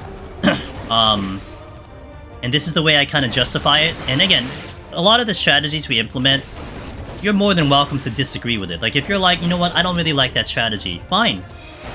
All I can tell you is that this is what's helping me clear.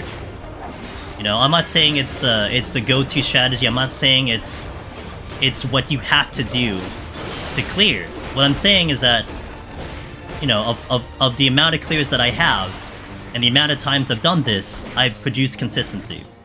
Take it or leave it. But I've always been so happy with people trying to really think outside the box, like even more outside the box, produce something themselves, because it comes back and gives us ideas. And sometimes you might produce something even better. But all I can say is that the way I'm doing it, I'm happy with it. And again, I'll explain the logic I have with flights when we come back. Right before, we'll do like a preliminary discussion of the game plan for 81+, and then we'll go into it.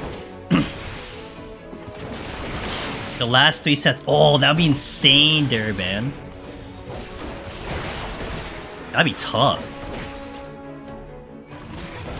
But can you imagine if you rig... Can you imagine if you are able to... Let's say I rig my keyboard to function for both characters. So, like, anytime I move, I'm moving 2 characters at once. Like, that would be fascinating, because let's take Machinist, okay? If you're doing Machinist, your rotation is basically the same. And you can probably kite and all that stuff just fine on 2 different characters at the same time. Like that's actually, like, in my brain, it's like, this is interesting. If only I could rig my keyboard to play 2 characters at the same time.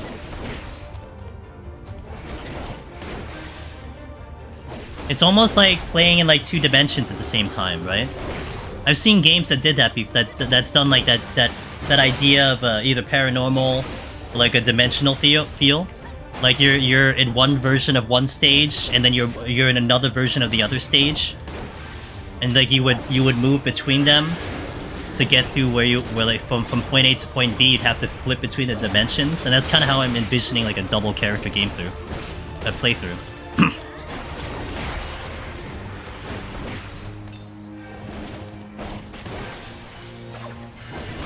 Alright, we're almost done with this boss. I'll catch up with chat after this one. I know my rotation is in shambles, but how I look at it is if my rotation is trash and yours is way better than mine, then maybe you have a better chance of clearing than I do. If I can do it with a scuff rotation, imagine you with a better rotation. I don't think I used a single potion here.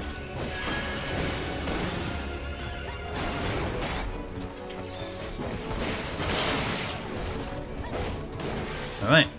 So, B, that's the 3 o'clock. If you look at this as a clock, A is 12 o'clock, B is 3 o'clock, that's where I like. If you fight in A, you're fine. You can fight in A. No problem there.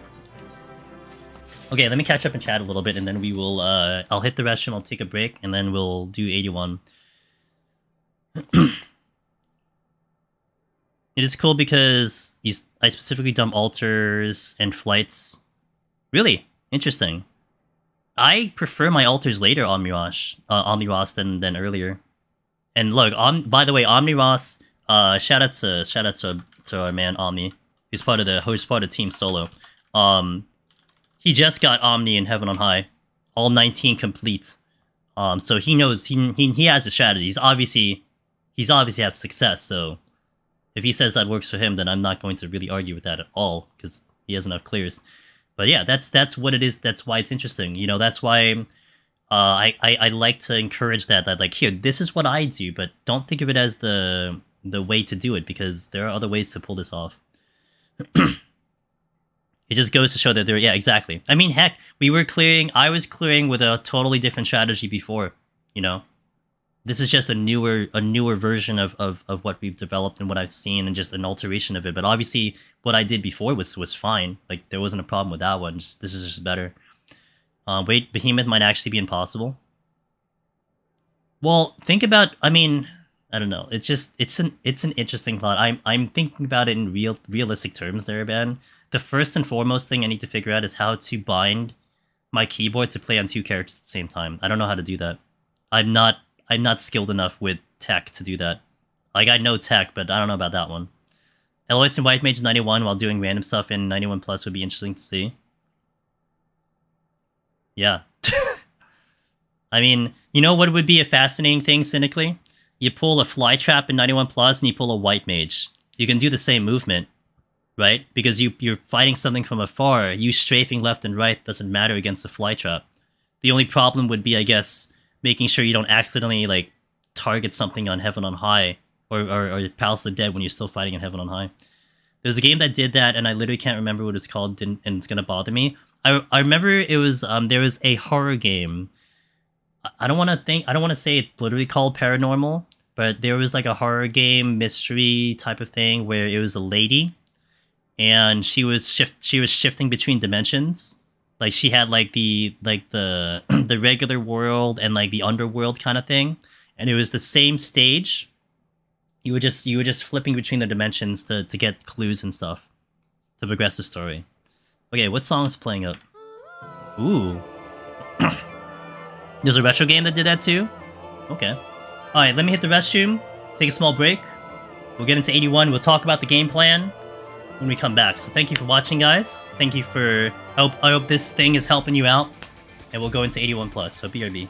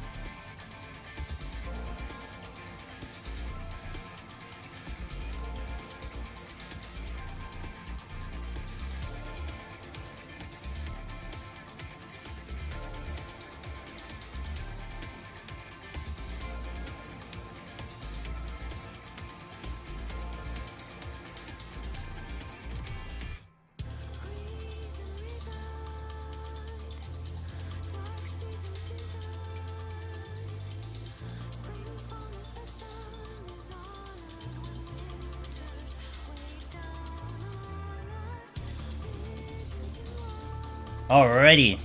Hope you guys have been enjoying Return to Oblivion, the Return to Shiva, the Return to... what's the mechanic called? Oh, like Rampant, right? Okay, so... Game plan for 81+. So again, you can dispute the logic of it, perfectly fine. Look, as long as you get the clear, that's all we care about. So if you have different ways of managing this and different ways of explaining your way of going about the clear, and you get it clear, it's fine. I thought that was Pepsi Man.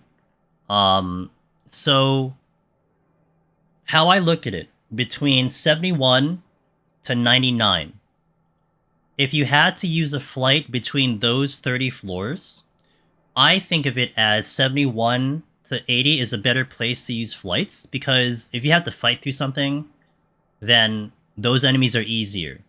And the logic for me is that if using a flight means I save a Petrify or I save a Magicite, then I'd much rather sacrifice a flight to save the Petrify.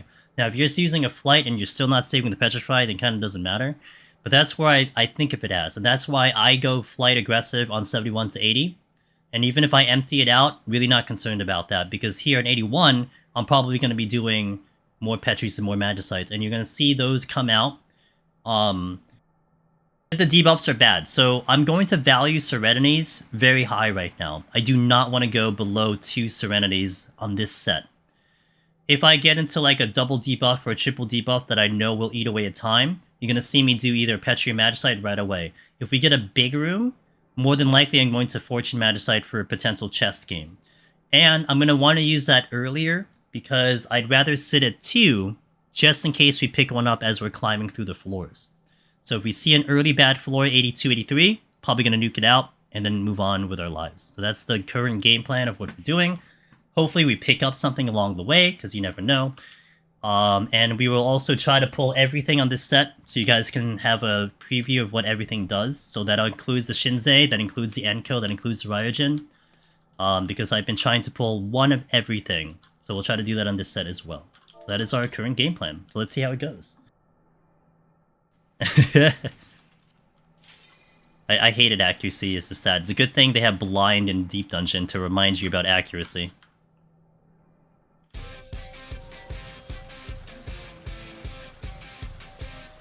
Fix my... Okay. I do like to open with a Frailty and a Strength here as an opener for this set. I'm gonna actually conceal to see what chests we have first. But I definitely do like the Frailty Strength opener.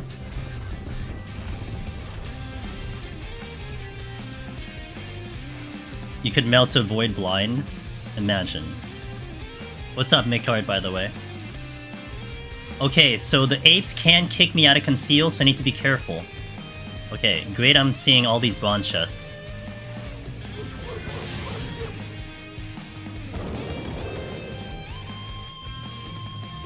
You know what? Screw it. So watch, it's gonna kick me out of conceal. Just what it does. Alright, let's pull one of everything. Ape.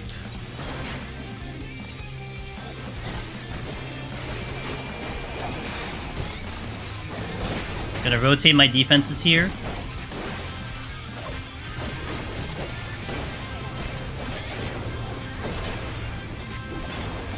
Gonna keep my potion rolling for the damage. We cannot stun these. Basically, there's not much you can stun on this set. I saw the gorilla. Gonna pull the gorilla next. We're gonna do uptime. This is gonna be nice strat for the melee in general. This is our uptime strat for the gorilla. We're gonna put him to the corner. And we're gonna use our LOS skills here. He's gonna do the gigantic AoE. Gigantic AoE coming in here. Right by the cast, I'm gonna hug around the wall. He does the groan, and I can still stay uptime. What a lot of people will do instinctively is just they'll just run away from the AoE. But that'll keep you with the uptime. Here, don't stand in front, because he'll get autos on you while he's doing this. So get behind. This is kind of like Behemoth. Don't stand in front of Behemoth, because he'll sneak in auto attacks in between. Okay, that's that. Let's do the Chimera. No, let's do the Mentega. He's gonna come in with a gap closer. And then he'll open, I believe, with a Conal first. And a little bit he's gonna follow in with a Circle AoE on top of me. After this one. And then he'll follow up with another Conal. And then he'll get into a Conal Circle AoE pattern if he keeps going, but he won't because he's dead. That's the Mentega. Chimera, Rams out, Dragon in. You can interrupt as well if you need to as an emergency. So I can interject here. I wouldn't rely on it, because if you feel like you can rely on it and then you pop the button and then you realize that that thing's on cooldown, you're dead. Not a great way to find out you didn't have interject. So I use it as an emergency. I respect the mechanics otherwise. Bam out. This is going to kill a tank no matter what. Do not feel like you can eat that damage. I have seen someone survive Ram Voice, I think, but I think 99% of the time you're dying from a Chimera. Dragon Voice. A 4 kill. Well, now I regret using a actually, not really. The Frailty had 22 seconds, so we're good. 4 kill, 81 is godlike. Oh great, I'm glad I got a fortune out for that.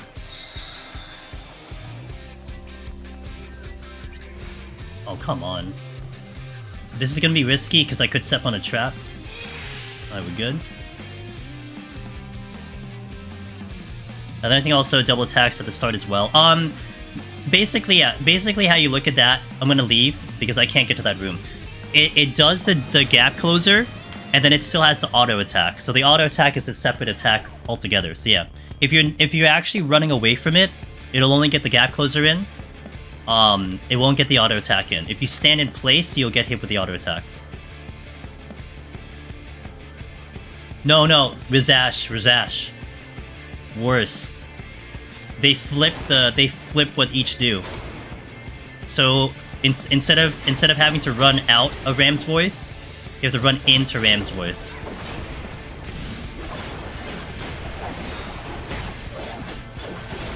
People being conditioned the other way, you have to like change your brain. Can you imagine that?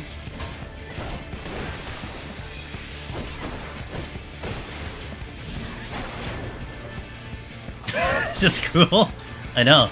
That's why it's great.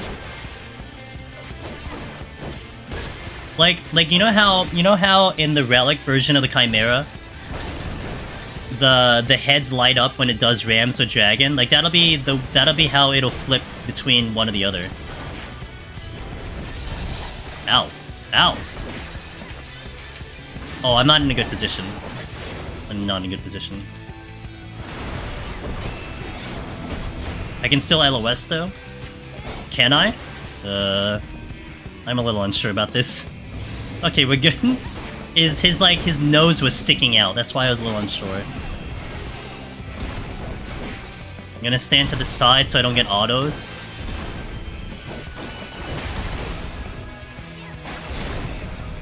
I was thinking about using Super Bolide, but we're fine.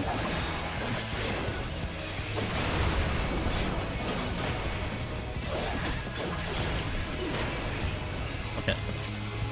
I'm probably gonna have to deal with the Chimera. Got a sight back. Oh. Oh, yeah. I ran through it the first time. I didn't take damage.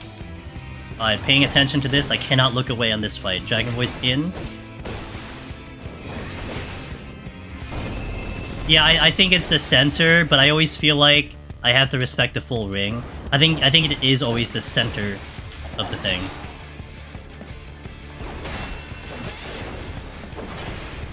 Dragon Breath. So amongst anything, we did pull one of everything here. I pulled an ape. I pulled a gorilla. I pulled a chimera. I pulled a Mentega. The ape would be the one I would avoid the most. I would not pull apes at all. Gorillas, even though you saw how much damage they were doing, the reason why you pull them is so you don't have to deal with patrols, and they're not that bad. They have telegraphs, you have chances to heal. You just don't want to be dodging patrols all the time. So gorillas definitely want to go. The Mentegas and the Chimeras are fine as long as you're paying attention to the Chimeras, but the apes are the ones that you want to avoid. They are sight aggro, thankfully, because in Heaven on Palace of the Dead they are proximity. We have Gozus. Let's pull a Gozu. Gozu will open up with an invisible Conal, which is a one-shot. So you just want to get behind him. Just imagine a giant Conal coming out.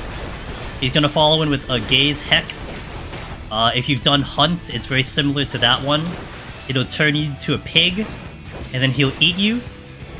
Not really good, because that means you're dead. He'll follow in with another Conal, swipe. Get behind. That's all he does. Now after the 3, swipe Conal, swipe hex, swipe, he will do a lot of auto attacks consecutively. About 4 or 5 in a row before his next ability. So you have to be careful with your mitigation, because you won't get a break for a bit. Yeah, that's a Gozu. Everything, we've pulled everything. Now again, we're updated. So it's gonna try to figure out if there's any more chests I can check out. I'm losing strength in about 41 seconds, so I want to pull something soon. And we will pull a Gozu here. Why is it a pig? I mean, wouldn't you eat a pig? Unless you're vegetarian.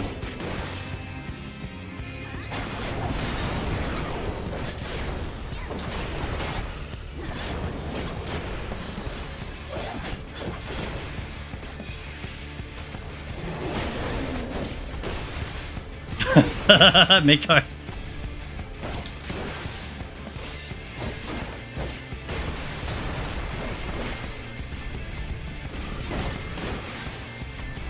Hey, I'm trying to make it at least practical. You guys are going like way crazy with your ideas.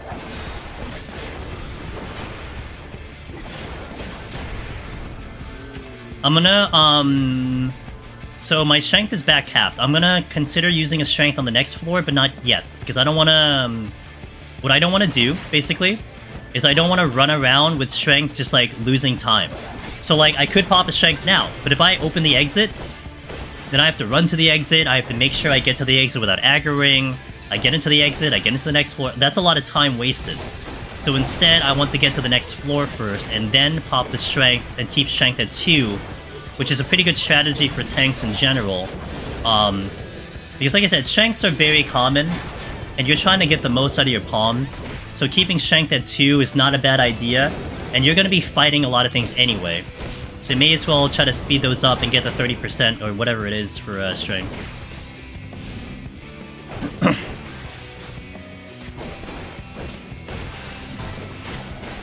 Oh, you saw the Magitech bit enrage? That sounds very sad. It literally flew to a random person in the party and self-destructed. Yeah, it's a one-shot. That's a death blow.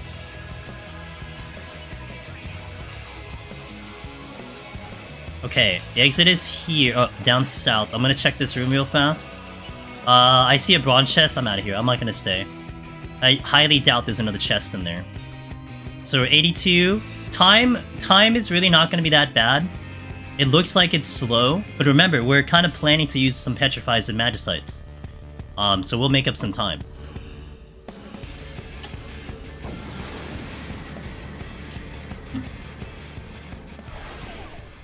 Okay, I hear multiple debuffs. This is a Magicite. Oh, it's not a Magicite.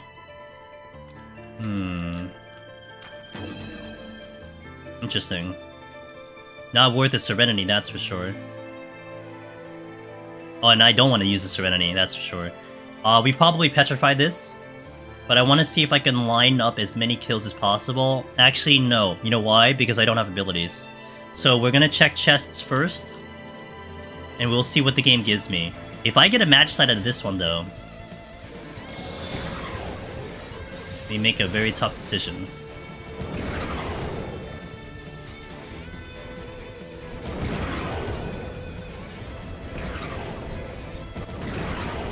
Also, big rooms this low is very bad.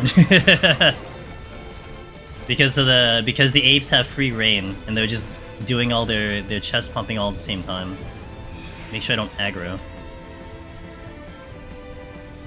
I don't see anything over there.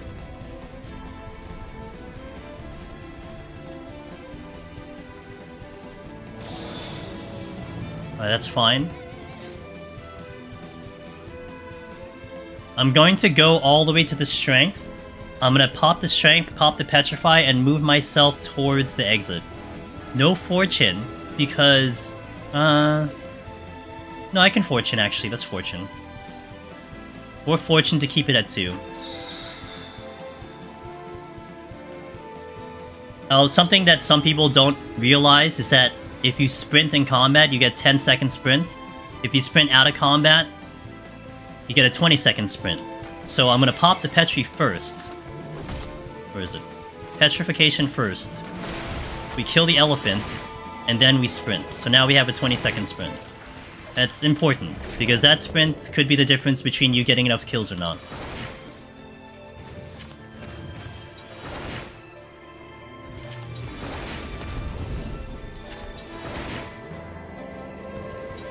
As always, the fortune coming through for me. Really pulling its weight right now.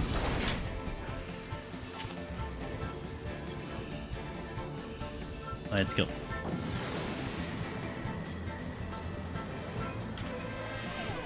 Gave me a potsherd. I got a potsherd. Can't complain about a potsherd. Okay, damage down on the full floor. Ah, we were gonna strength, and we have a strength. And we found a treasure room. Thanks for the sub. And Shabby, thanks for the... I appreciate that. We'll sneak around here.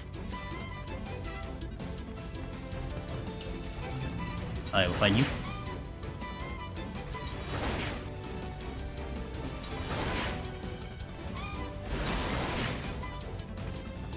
I'm gonna build a cartridge first. Ah, elephant. We actually haven't talked about elephants, right? This is the first pull. They only do auto attacks, and every 3 auto attacks, they do Rock of Ages, which is just an AoE. They do shoot Rock of Ages from afar, so you have to watch your feet if there's any other elephant on the floor. But they do 3 auto attacks into Rock of Ages.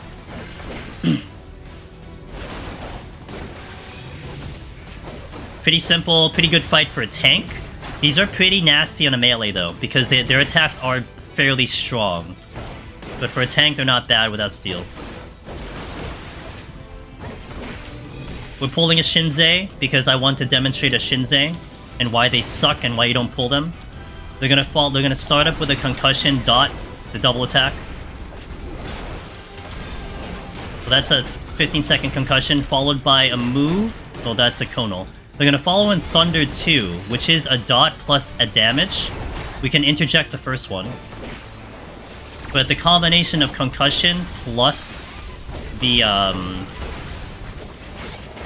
Thunder Dot is a lot of damage. It's like you're getting triple attacked almost. So they're not great to fight.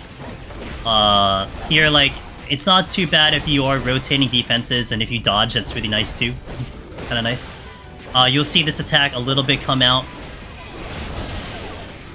Prey and Execution. So it'll do DOT on top of just hitting you with a constant thunder.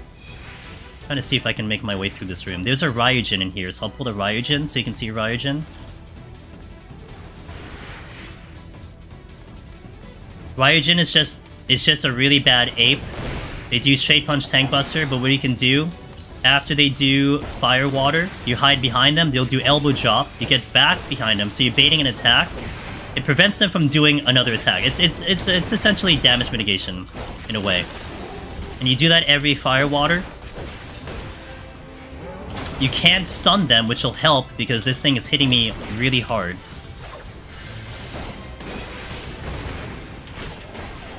Fire water, we get behind. Move out. An elbow drop will one-shot you. So don't get hit with elbow drop.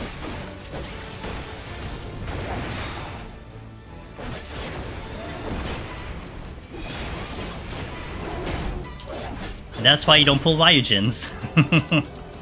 So, like, ideally you'd be dealing with the Gozu, the Mentega, the elephants. You'd leave the Ryujins alone.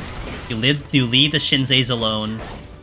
You leave the Enkos alone, but that's why you don't pull them. But you know what? If you're prepared, you know what you're expecting. We did deal with them. It wasn't terrible. I think if anything, the Ryujin probably hurt more than the Shinzei. But I was rotating my defenses because I knew what was coming.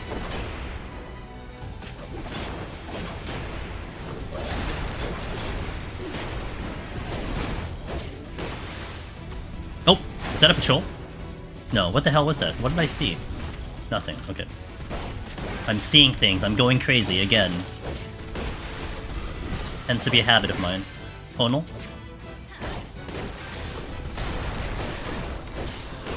Right now the Shinzei is looking at the exit, so I can't get out of here. I can't go to the next room to see what's over there unless either the Shinzei moves or I pull something else.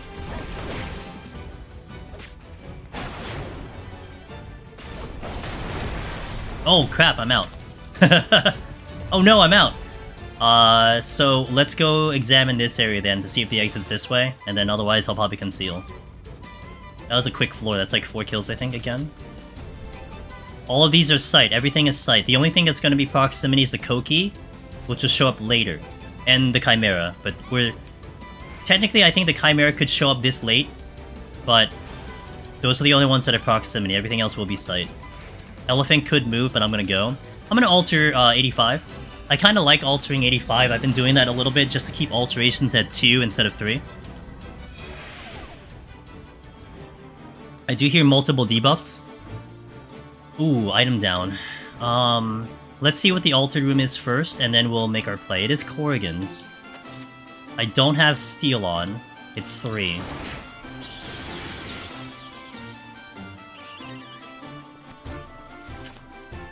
So I would rather not have to use anything here, and we're gonna actually try to fight through this floor. Oh, it dropped the chest. Yo, Foul, I appreciate that. I'm glad to be back, dude. I'm so pumped to be back streaming. I was mentioning a little bit, it was a break I didn't necessarily need. I didn't need a break from streaming.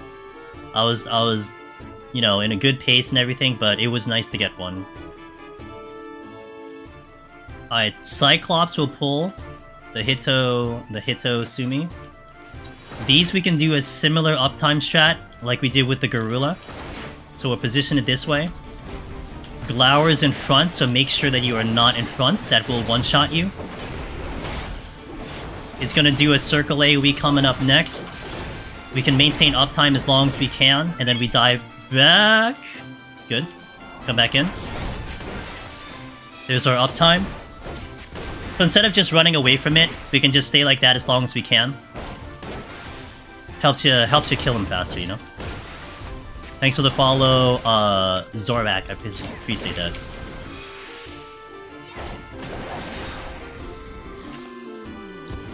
Gonna wait for full HP before I do my next pull, so in the meantime I will just navigate. Thanks, Arcade, I appreciate it. Checking chests. If I get a Mimic though, it's a problem. 2 Affluences in. Maybe. If they want to chat, maybe they can respond. Oh! Okay, this is not a pull I really wanted. But we can actually deal with this thing with some mitigation. We might have to kite a bit.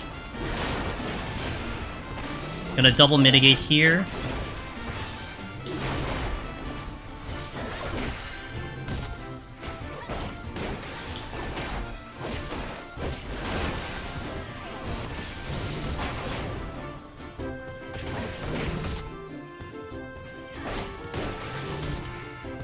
Okay, we're doing good with the heals, but I don't have any mitigation anymore after Nebula. But we should be fine. I can go down to low and we'll be fine.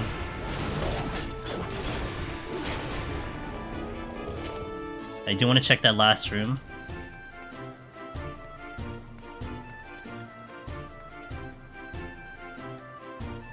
Okay, clear. Check the last room first. Nothing here. We'll do the Mentega. Oh. Now this fight, if emergency has to, I can just run around with this thing, he'll never touch me. This is one of the best pulls for a range class, because as you're running away, he's just going to commit to his telegraphs. So in essence, they don't get auto attacks off on you. So like, if you're getting low on HP, we can just run around with this thing, we'll be fine.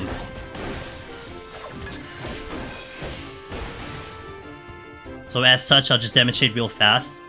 He'll eventually commit to an AoE. He'll do the circle AoE into the conal. back to back, which buys you a lot of time to heal. So if you're just kind of mismanaging your defenses and stuff, that's how you gotta get away with this fight. So they are the best pulls that I can deal with. And we're out. No item floor. Didn't use anything. And we got the benefit of the alteration, so that's pretty good. Time is brilliant. 36. Going into 86. I've used 1 Petrify and 1 alteration, and that's it. This is going to be a Magicite. Because I want to push Magicite to 2, we're also going to combine this with the Fortune. This saves me the Serenity, but also potentially gives me some chests back. Now, we do want to check as many chests as I can before I'm forced into the Magicite. Why? Again, we did this earlier. We want to fish out the Mimics. If we have to spawn Mimics after we nuke this, it's a waste of time. Now, of course, if things drop, if we get chest drop and there's a Mimics, you can't do anything about that. That's whatever. But if the chest's already here, you can prevent that from happening. And more so because I can't stop the Pox. And a Gloom Mimic is going to tear me apart. Okay, well I didn't get very far, so that sucks. This is a treasure room. Okay, so that's going to be fun. Steel. I'm going to pop that steel right now. Let me see what I can get to. Nothing. Is there anything there? It's all the way at the end, huh? I'm gonna sprint.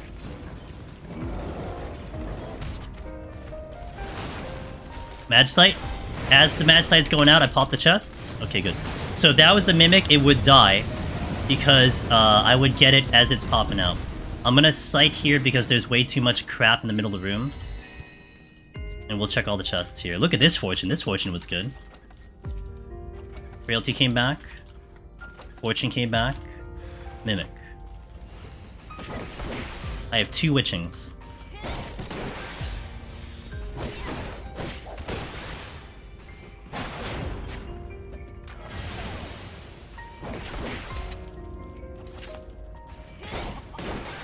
So this is from a drop, so it is whatever.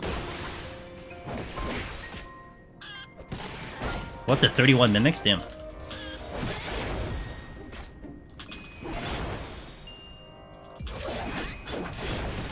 Very good to have you back. I'm glad I can keep your company, Sheila. I'm very envious at how my low kill floor is. Do you have any recommendations? Well, that's where, like, the idea of popping strength and frailty and stuff come into play, Sparkling. I mean, I am running benefit of it, but think of it this way, okay? So, on the first floor, we had a 4-kill floor. Also, thank you for following Treyx Snacks. We used the frailty, we used the strength. If it was a higher kill floor, I would have gotten more benefit off of the strength, right? We would have used the strength for more time, so that would have helped a lot. And the way we were kind of timing the strength as well, that kind of will help. But that's one way to do it. To kind of use a little bit on the frailties, use a bit on strengths, to help you kill a little bit faster. But yeah, these are a pretty low kill, so I am pretty fortunate with that. Oh, yeah, okay, thanks for giving me another Witching. 1, 2...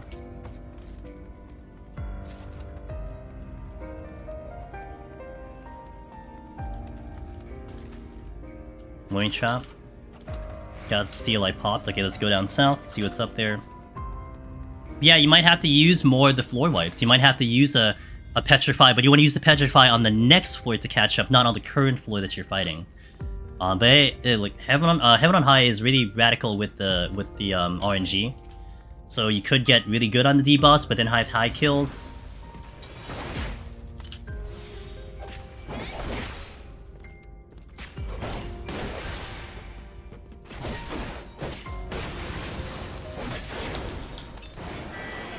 Got the free landmine there. That was a landmine.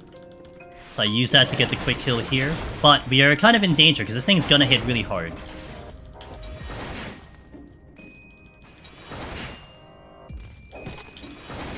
Okay, good.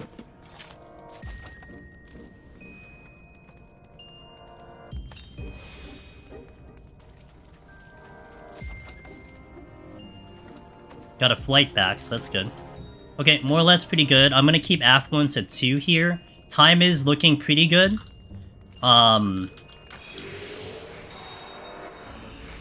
Pretty good.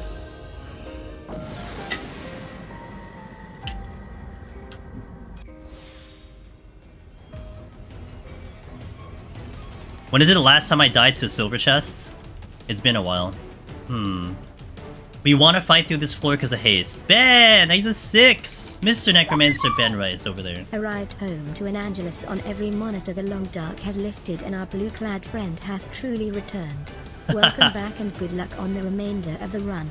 Yo, appreciate that, man. Thank you. It's good to be back. Hell yeah. Wait, on all the monitors? I'm gonna pop a strength here. Again, I like keeping strength at 2.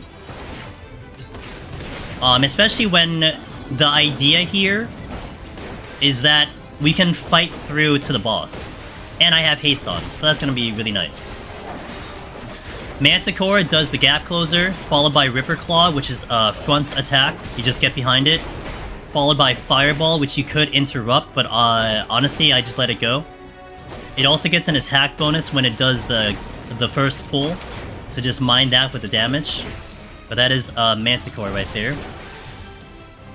Also, they are the most sneakiest bastards in all of Heaven on High. I do not hear them. I hear a lot of things moving around. I do not hear these guys moving around, and they tend to sneak up on me terribly. Pulling in Encode for demonstration. They're basically like a Ryujin. They'll do straight punch or whatever the heck they do. You'll do an AoE around them, which is annoying. But what is notable is that they do have a soft enrage. After about maybe 45 seconds or a minute, they will get an attack bonus.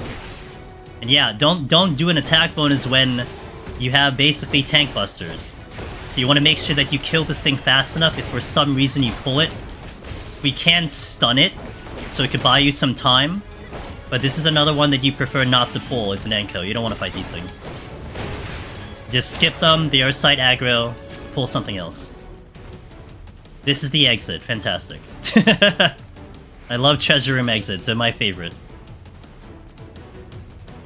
Oh yeah, Daraban raided in here. What was raided in here? There's a bunch of that raided in here. Don't mind me. God damn it! Come over here. Okay, that's, okay. So I don't need to, like, I have one room I need to check. We're gonna set up the uptime. So it's gonna do circle AoE. I hide behind here. I come out here. It's better than running away from them. You can probably get it even tighter with your timing. That AoE will one-shot you, so you don't want to get hit with it. It'll also do a knockback, so if you didn't die, you'll probably die after that.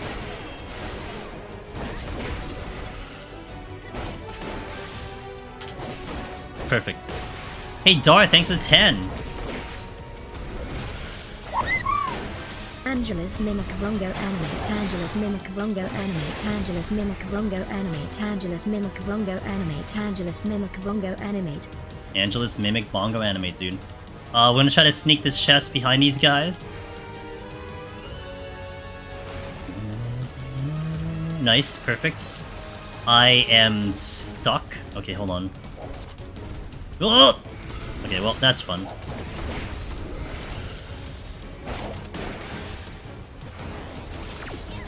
Time to see how strong Gunbreaker's defenses are.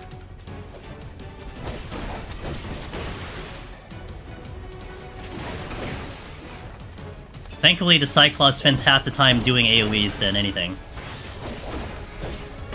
Get Sonic Boom up on the Cyclops here. Glower's coming out. Rotating my defenses as best as I can, so I can have them for a longer period of time. My Interject is up. Ugh, I can't get there.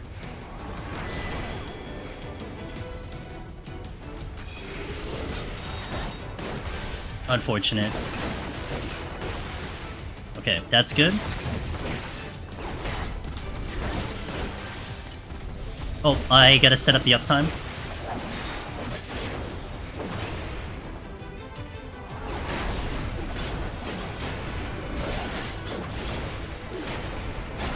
I did have a witching. I just realized I had a witching in the chest over there, but I didn't remember it. Could have been useful.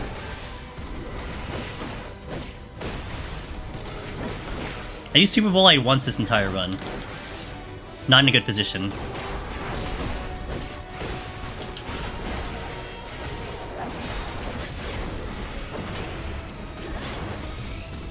Okay, so you're in an interesting situation here. Treasure room's on top of an exit. Now, you can gamble and check chests, through here, but I don't recommend it if you're trying to go for a clear. So we're gonna conceal. We have no concern about, anything kicking me out of this, so that's fine. There's a silver, though. I would be willing to reconceal for a silver. Oh.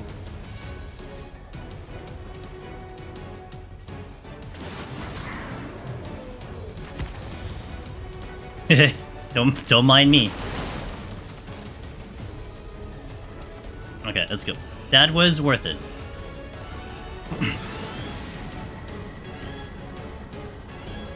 They'll be fine. Don't worry about it.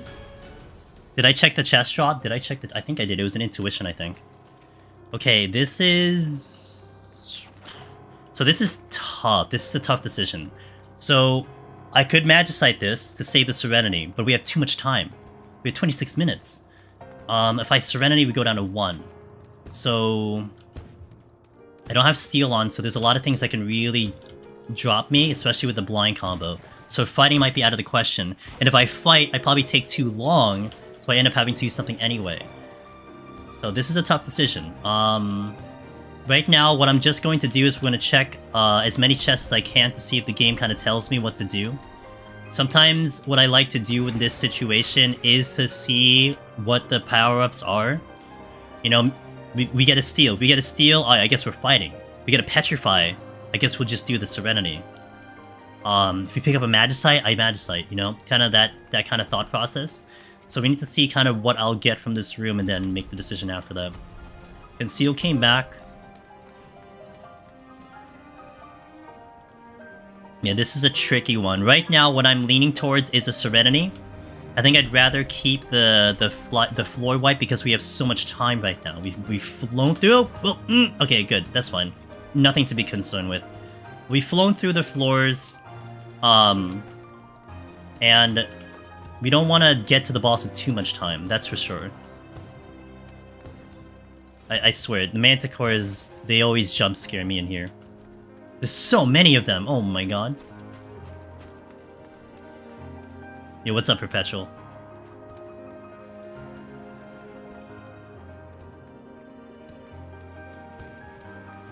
Now, we do have a interesting backup chat we can employ, which I might. Well, actually, do I really have to? Yeah, for time. No, actually, never mind. Let's not do it. Pop. I was gonna consider doing a site, because we could find landmines in this last 3 floors on 87, 88, 89. But again, we have too much time. I don't need to go that crazy. And I only have 2 sites, and the sites might be way more beneficial.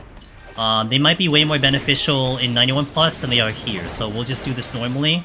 I probably will pop a strength here though, to get through this floor and get to the last one with a little bit more time.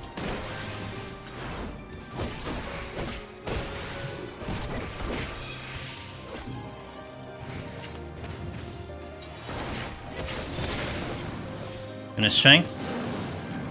I'd be willing to do Onra with no strength on. Like, it doesn't matter. Like, we're distributing the strength now.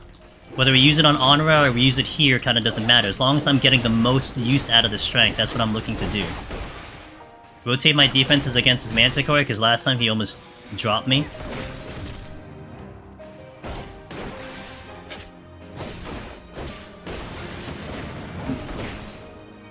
After he gets the debuff off, he'll go into he'll actually get an attack down.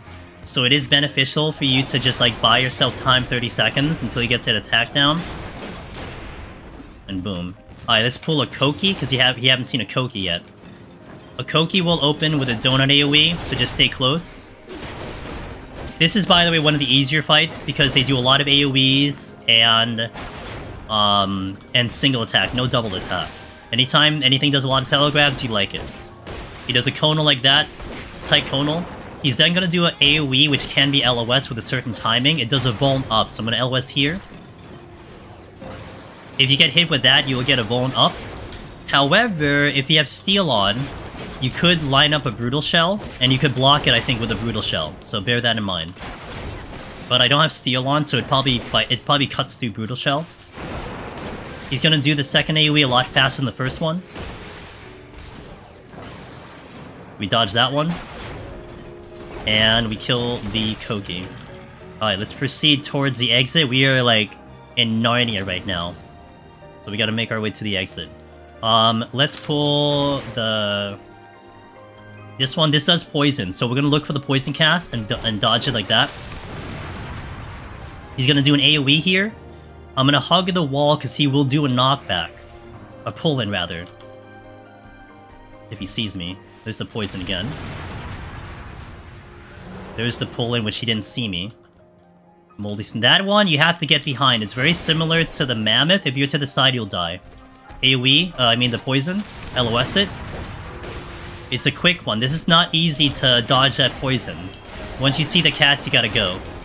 Wall. And that's the go. That's his rotation. That's it. You've seen everything. Large AoE. I get back to the wall here. I see the cast. Boom, I dodge. Avoid the poison. The poison is a 30-second poison. Again, get behind here. Trust me, do not be on the side. I'm gonna take the poison on intentionally here. So it's a 30-second poison. That's what the Gubus give you. So that's why you don't want to take it. That's why you're doing it. And it's a stackable poison. So if you're constantly taking Gubu's Grief, you'll eventually like take so much damage your Empyrean Potion can't keep you up. So do note that. I'm gonna make my way to the exit. I don't want to pull anything, because if I open the exit now and I still have things to fight, then that's extra kills I don't need. We're gonna kind of semi-safely move. If I aggro this Gubu, it's whatever. I think I've pulled everything, right? Let's get the Cyclops. Yeah, I think I've managed to pull everything. So I think you guys have seen all the enemies on this set. That's good. At least once.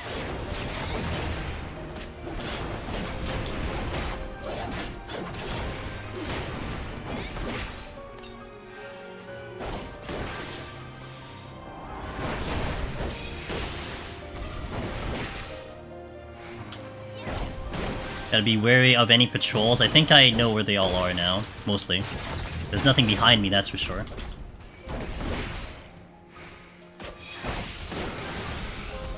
I do need to watch my time. My time is not ideal. We might consider flighting the next floor to keep myself in a good position for time. I'm late on that poison.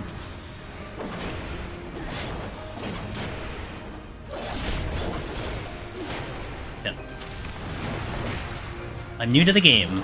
I don't know how you will over time, man. I mean, it took me a lot of time, but that's, I think, the fun of having all the resources available at your hands. You know, I took a while to get to this point, but hopefully we can expedite you getting to this point. Faster than it took me to get to this point, that's what it is. Okay, we're out. I'm flighting. I'm also affluencing. Because I could use some chests and I want to leisurely do the last floor. And I still need like 13 minutes on the boss if I'm not having strength on. So we gotta get off the next one like 5 minutes. No, there's a lot to absorb with this game, Fairy Bread. There's a lot of things to learn. Just do it at your own pace. Don't feel rushed. Don't feel like you need to catch up to anything. And before you know it, you'll be at the same level as a lot of gamers. That's the exit.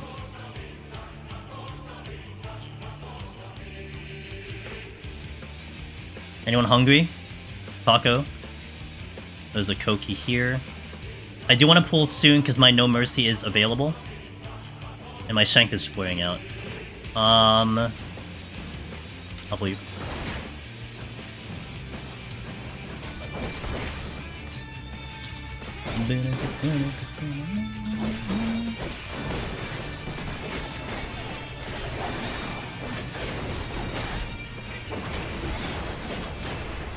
I want to pull right away, because again, my strength is wearing out. I do want to check the chest first. Maybe I don't pull right away. I forgot about the AoE. But it's not a big deal. We'll be fine. But you can see the bone that's on me. That's what you get from that AoE.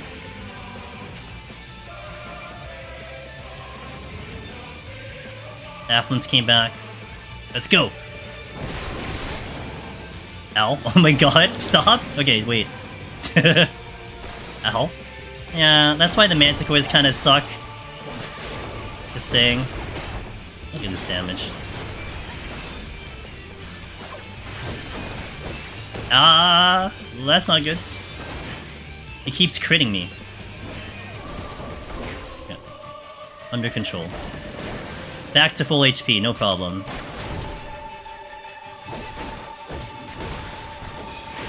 Okay, he got his attack down. Now it's gonna be less of a problem.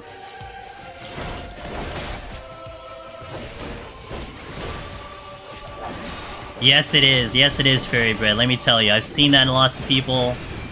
It definitely is. So you just gotta stay happy. You gotta stay hungry. Stay hungry is a good way to put it. You know, maybe the way to look at this is like, this is something that you could achieve eventually. And you stay hungry, trying to progress yourself into being able to do a content like this, you know? Okay, there is no gold chests. Great. Look at all, look, the affluence gave us the collection of bronze chests. I love it.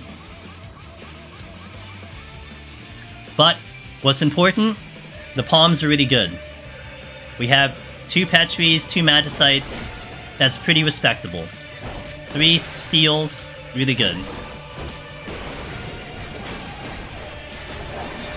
I might need to strength the boss, we'll see. 15 would be enough time to do the boss.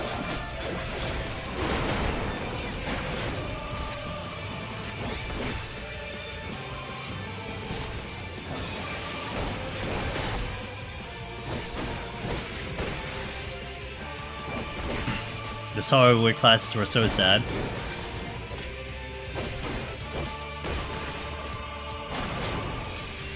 My strength is down, but I'm not gonna re-up it right now.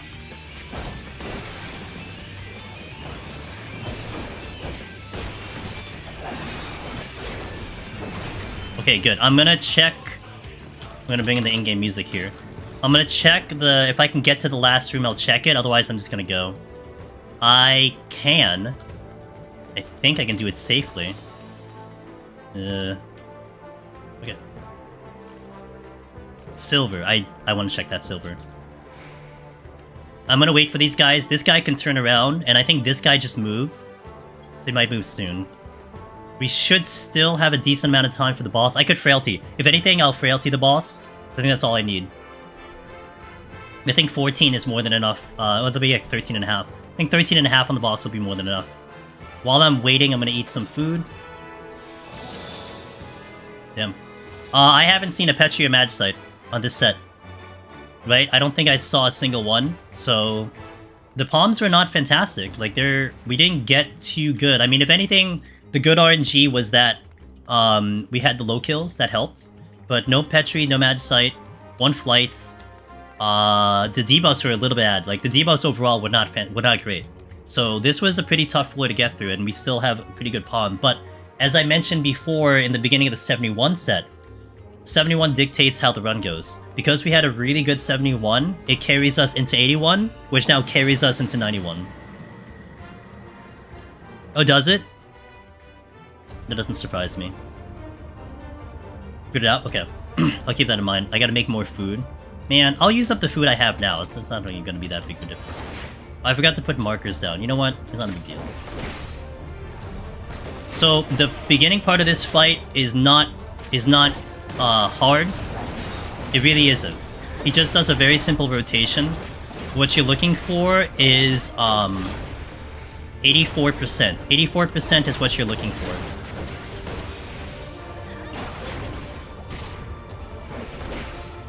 I didn't make any current raid food, so I don't have it on me. Hey Fairybeard, thanks for the follow, I appreciate that. Also, Simia, thanks for the follow 14 minutes ago.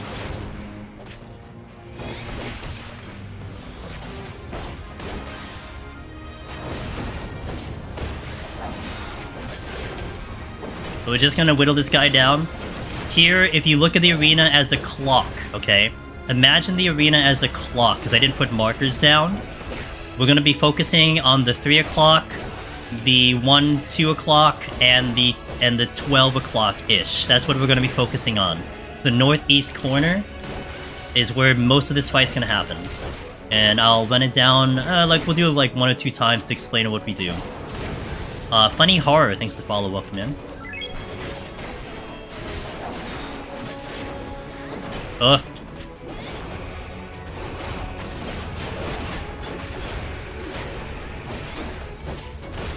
we're gonna position him here. Again, 84% is when this fight really starts. We're getting close to that.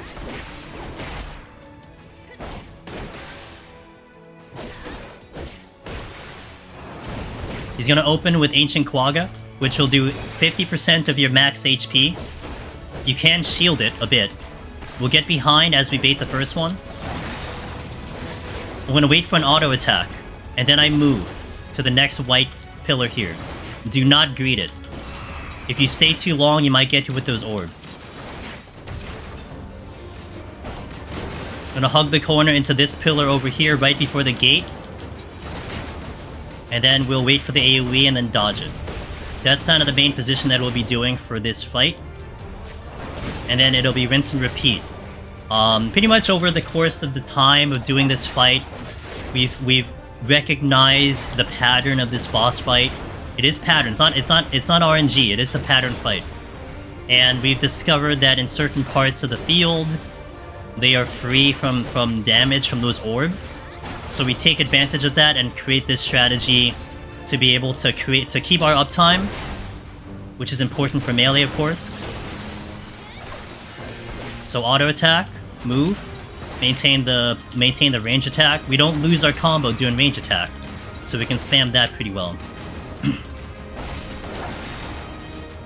Staying by this pillar.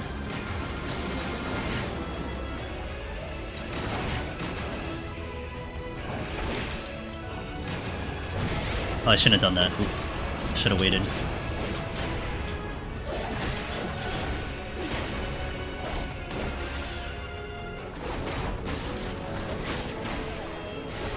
So, the reasons why we do this strategy. I put him in this 3 o'clock spot because it's pretty much a pretty safe location in terms of the proximity from the meteor to not take a lot of damage from the meteor. So parking meteor here, and then eventually where we end up will be pretty good in terms of mitigating that damage. We park the line AoE here because I need space to go over here. So the line AoE gets baited over this way, and we go this way. We don't want to go past the gate because there are some orbs over here that could explode. So we don't want to go too far, but that's how we pretty much go. It's between 12 o'clock and 3 o'clock that we do this fight. Not losing a combo range attack was great quality of life chains. Huge. And especially on this specific fight, I would say. This specific fight certainly helps to that.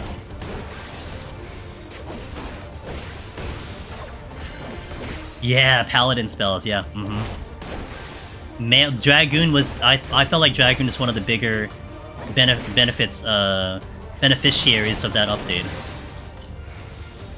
Waiting for the auto. Moving.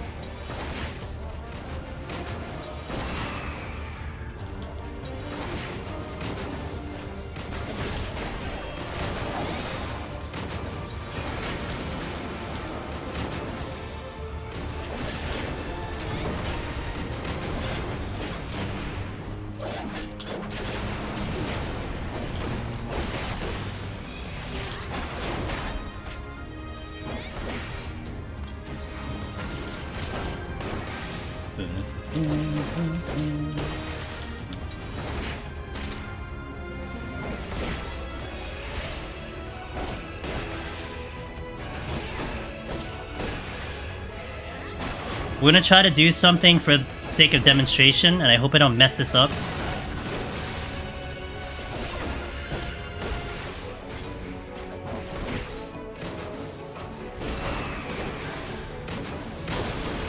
If we get hit with the ball, you want to sprint By sprinting, you'll be able to maintain your distance away from the enemy. This one's gonna be important. You want to move in front of the AoE like this, you'll make it. But you don't want to be caught flat-footed with that. As long as you're in motion, you will dodge the AoEs. What catches people is that you don't run. That's how you can survive if you get hit with the weight. Important, because sometimes you get hit with the weight and you panic. No panic. Sprint. Ball strat. Yeah, don't do that. Don't do that. That's only if, like, for some reason, when I tell you not to greed, you decide to greed anyway. That's what that happens. I didn't get him in a good position. Reposition him. Okay, good. Okay, we're good. I'm a little concerned about my time, though. How long have I been playing? I've been playing since 2.0 beta, so that was since, I think, 2013, I think. Aren't they on the 10-year anniversary of Realm Reborn? So I'm playing this game for like 10 years. 9.5, I guess.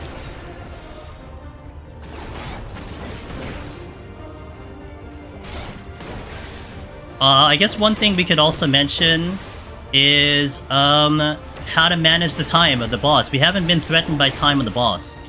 But one of the ways I like to do it is you just want to see how much damage you're doing per minute. And this will give you a nice indicator if you're on pace or not.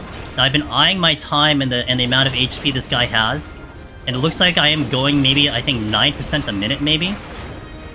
We should be okay, but I gotta kind of check just to make sure.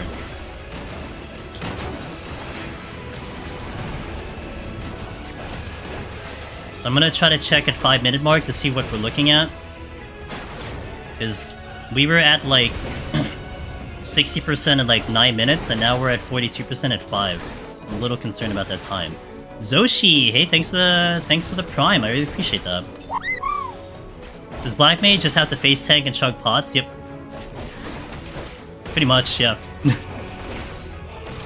Black Mage is painful. It's fun, but it's painful.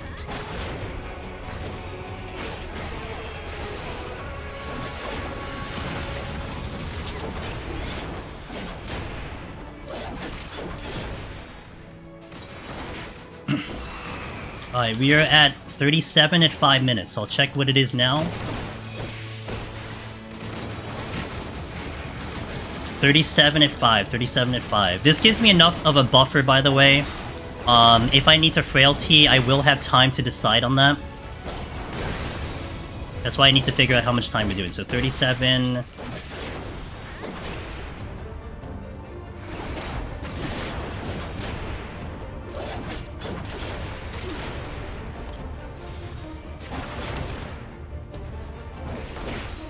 Wait. Am I doing 6% a minute? Oh, that's not good. Am I really doing 6% a minute?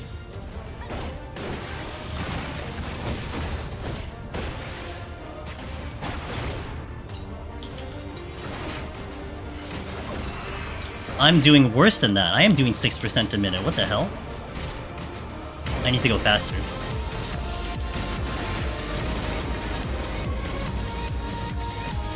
Frailty has to go out. Yo, Sin, thanks for the raid! What's up, dude? Hope your stream went well. Welcome in, guys. Angelus Demonus here. We're doing a Gunbreaker tutorial in Heaven on High. Trying to teach the gamers how to potentially get Lone Hero on this. With Gunbreaker. And updated, I did one before, but I haven't done one in Endwalker. And right now, we're a little bit tight on time, but I think I should be okay right now. I think I fixed my problem. Sin, how you doing, man? Tell me how the stream went. What are you up to? Well, anyway. Dante, thanks for the 13-month resub. I appreciate that. Hi. Hello.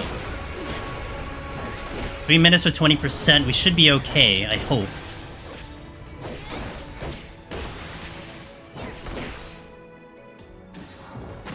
I want to thank you for the guides. I'm gonna have to catch up in chat after, so we'll take some time to catch up in chat later. I just gotta make sure I don't botch this. No point of no return right now.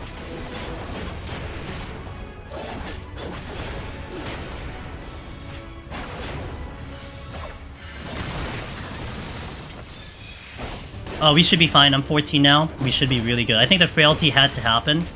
They're doing 6% a minute, dude. What the hell? I didn't realize I was going that slow. But it was no strength, I guess, so that's probably why.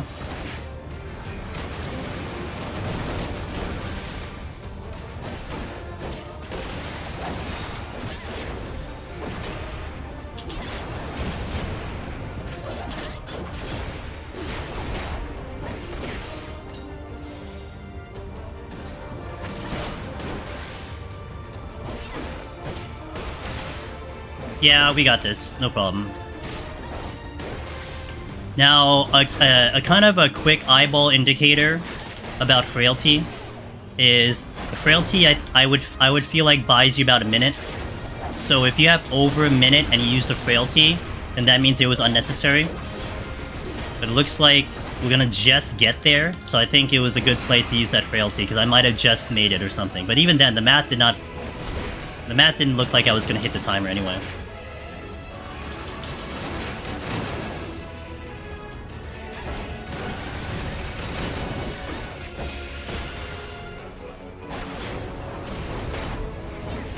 That flight earlier was huge. Deciding to use a flight was pretty big. Alright, that's 90. So, before I go, let me drop the markers down because I forgot. Actually, it's a good thing that I forgot, because then I probably would have ran out of time because I was dropping markers down. I thought I had more time than I thought. Also, something to note, you can't save markers in Heaven on High or Palace of the Dead. That really sucks. I wish you can save them. But we were parking here at A first, and then we go to B for the second one here, and then we go to C over here for the last bait. So that's how you position those markers right there, in case anyone wants to know. ABC. Be looking like a fireworks show, and it's a lot of key presses. All right, let me catch up a little bit on chat. Again, Sin, thanks for the raid, guys. Check out Sin. Awesomely cool raider.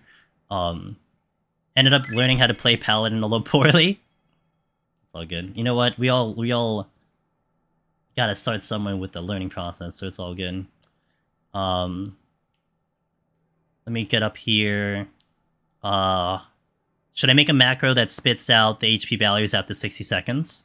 You could, Jar Jar Things. That might help you. If it helps you, look. A lot of people do a lot of crazy things here, and don't feel like it's too crazy, right? One of the funny ones that I know Mr. Happy did, but I also did it on my run. He picked it up from my run. Is that on 190 in Palace of the Dead, you would just yell to yourself, "Don't use Ricochet. Don't use Ricochet on the ad. Don't use like out loud." Like if anyone's listening to you like anywhere else, they'll think you're crazy. Like what are you saying, dude? But you got to do this kind of stuff to keep the run alive. Like whatever is necessary for you to keep the run alive, do it. Don't feel bad about it. Because you know what? If it gets you the clear, who cares? Just got my clear a few days ago thanks to hey, Zashi. Okay, nice. That's where the Prime came in, so I appreciate that. Congratulations on your clear.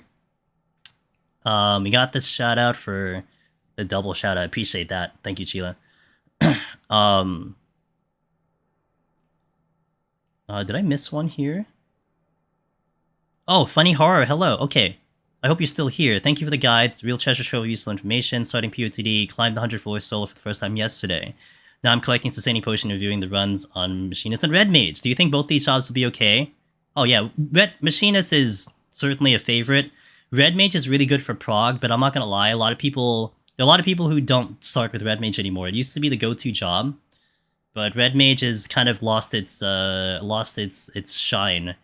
And it's funny because the job is fine. It's just the other jobs have gotten way better. So that's one reason why not a lot of people recommend Red Mage. To be fair, it's fine. I like Red Mage a lot. It's just a lot of people will say a lot of other jobs before they get to Red Mage. Defiant Delirium, yeah. I was under a minute, so that frailty had to happen.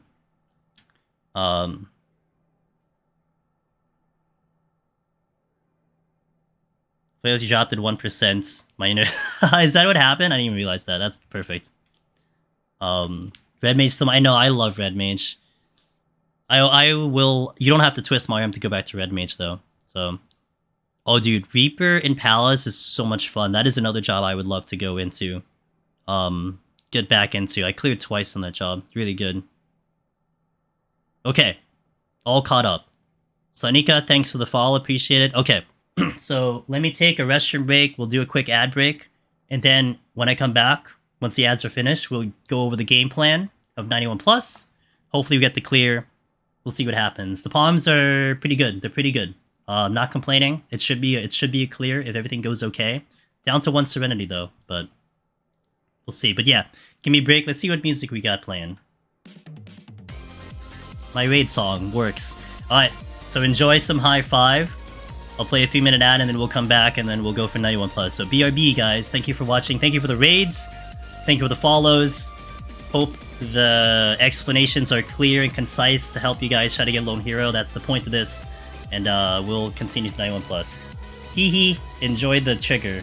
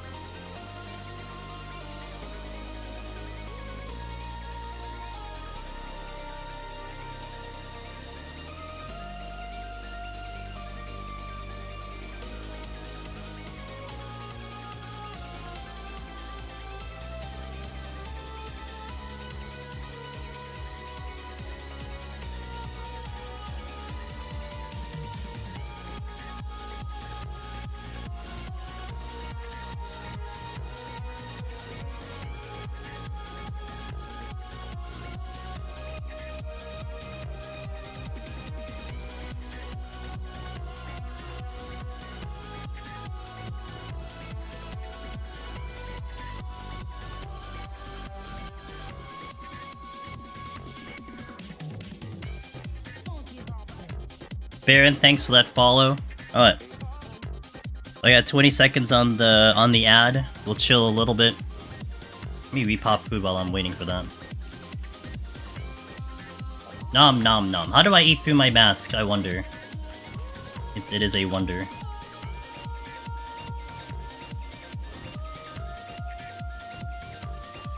Okay. So game plan. Wait, one second. Okay, welcome back to the ad, guys. So game plan for Gunbreaker. You know, Gunbreaker used to be the favorite for Shadowbringers. It had the most clears in Heaven on High, period. I'd say nowadays, I think Warrior is kind of stepping ahead of Gunbreaker. I was saying earlier in stream, I think for every 2 Warrior clears you see 1 Gunbreaker clear. But that's I say in that certain way because it's not like everyone's forgotten about Gunbreaker. To me, it's almost interesting that I still see people getting clears on Gunbreaker because a lot of us have been pushing almost like a warrior propaganda. Raw intuition is the best thing since sliced bread kind of thing. No, people still like Gunbreaker, you know, and it's really playstyle.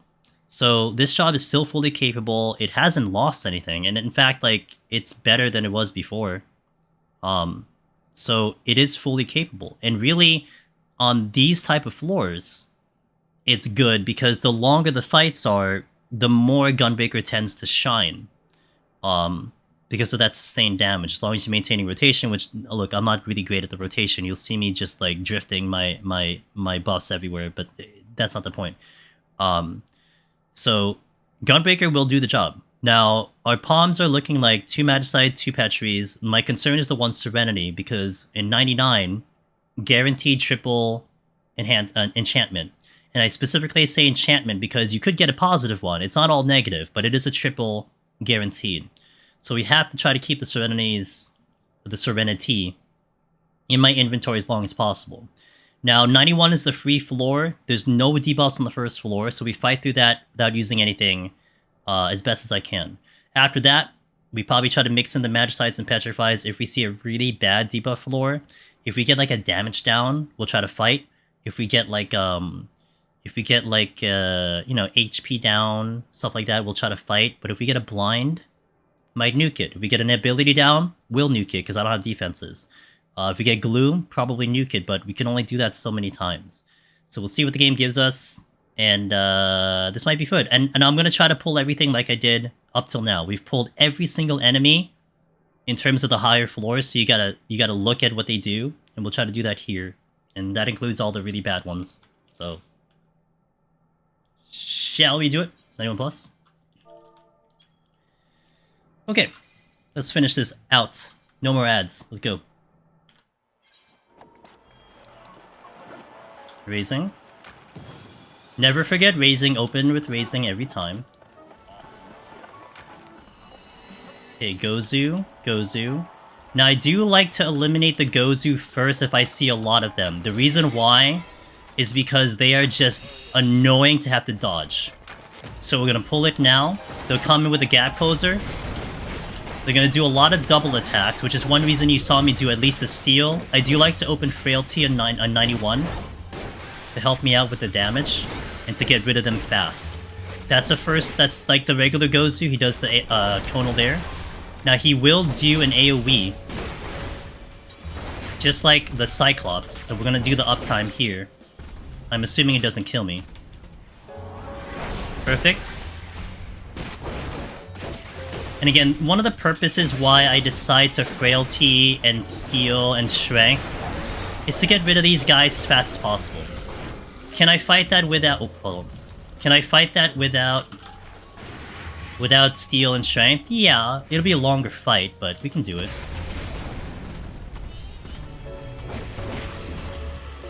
Okay, we're gonna keep our uptime here.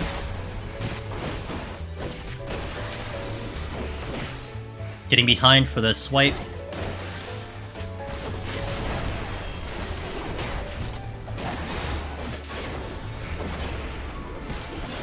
You can also see how much we're ripping apart these enemies with the Frailty on. Uptime.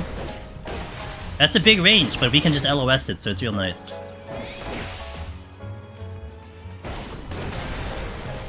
We forgot to use raising. Was it a dream?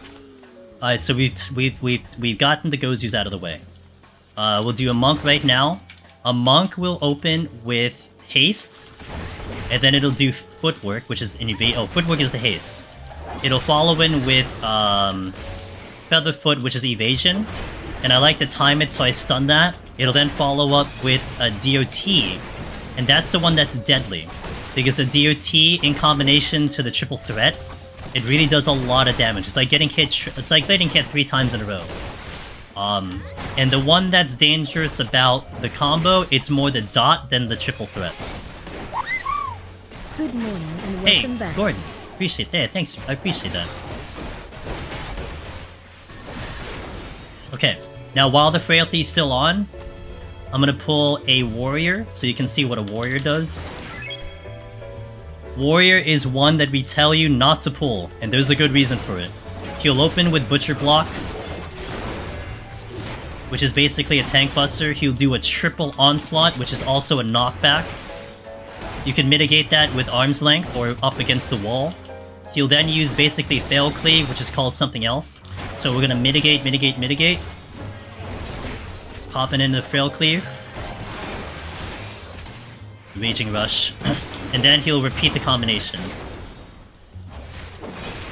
I'm gonna arm's length here, so we can avoid the knockback. So there's your warrior. Pull in the next Gozu because I still have steel on, and we can get rid of the patrol. We're keeping the pulls very fast. We're not thinking too much. I'm already deciding what my pull is while I'm fighting something. So right now what I'm thinking of is going into this room to the south to see what's going to be over here. That's what I'm thinking right now. I don't want to be making these decisions after I pull. And I'm like trying to decide, okay, do I pull this next? Or... No, you really want to kind of know where you're going, because every second is going to count on 91+.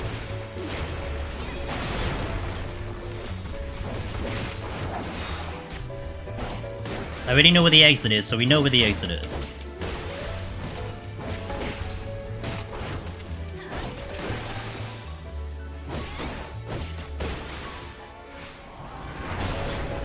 Okay, it is an orange key.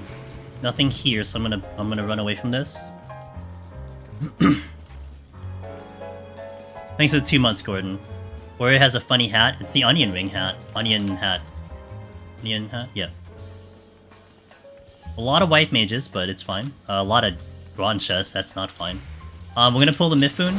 Mifune is definitely dangerous. They do pretty strong cleave attacks. They are proximity though, so that's one reason why you may want to pull one. All you have to worry about, think of the 160 boss in Palace of the Dead. He's gonna do the gap closer. It is a knockback plus big damage, so how we deal with that is that we just LOS it. We go around the wall. It doesn't get off. Make sure you want to fight here in this spot over here, so that you have that option to LOS. And generally, he's not too bad. I'm not rotating defense because I have steel on, but if you don't have steel on, you can just rotate defenses, you should be okay.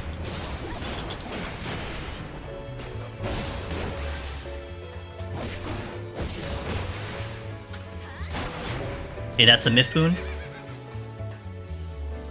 I'm gonna check the other room first before I probably pull a white mage, so you guys can see a white mage, which, by the way, the white mages are the ones you want to pull.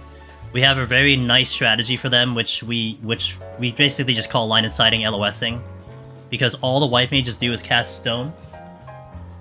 And they hard cast stone. They don't just like instant cast it, they hard cast it. Oh crap. I didn't mean to pull this one, but you want, we'll deal with it. Arm's length to avoid the knockback.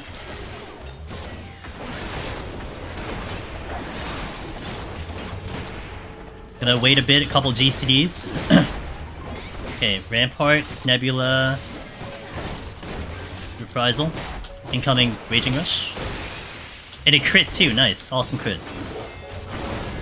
I'm gonna be up against the wall because I don't have knockback prevention right now. Oh crap. I misangled that. You can't stun these now. Okay, let's check the chest. Ah, nice pickup. Alright, let's do the white mage. I want to stand by this edge over here. Wait for him to come to you. He's at me, and then you back up. Trust me on that one. If you position yourself already where you need to be, sometimes he kind of comes a little too hot. And he comes and he runs past where you want to LOS. So it's a lot better to be in front of the spot and then reposition after.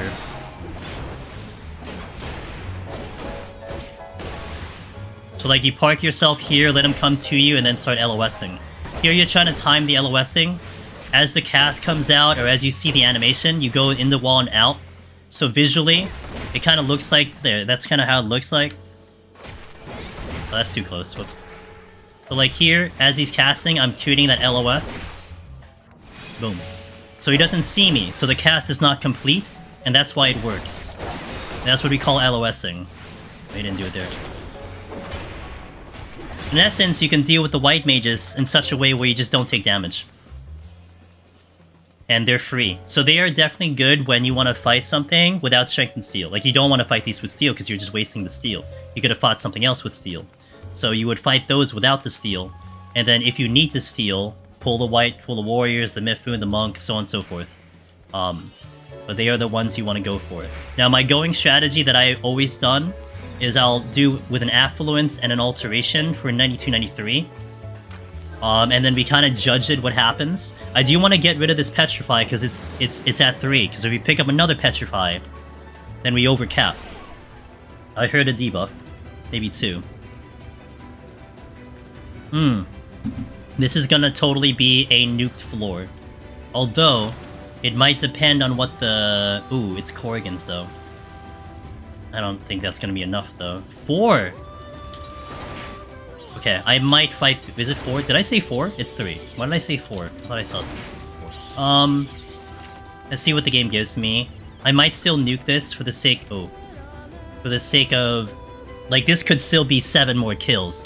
The most kills you need to go for on 91 plus is like 12 or 13. That's a lot of kills. It doesn't get that high into the last set. Like, mostly before 91, you're probably looking at maybe 10 max, but up here it goes up to 12, 13. So if we still have to kill 10 more, I'm gonna be here forever. But I want to check these chests first. 1, to fish out the Mimic. And then also to see, maybe we pick up Serenity, you know? The better option is that we fight through this floor if I can help it. But ability will take too much time. And I just picked up the free Petrify earlier, so that helps. I don't know what this chest is. Oh, it's right. Oh, it's right here. I'm glad you keep giving me intuition. Yo, thanks, Al. I appreciate that. Can I make it? Yep. I know there's a Gozu behind me, though. I didn't come this way. I can't see. There's a white mage here, I can't see it.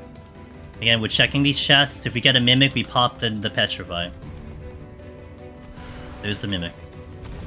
Now, I don't have abilities, and this is a treasure room.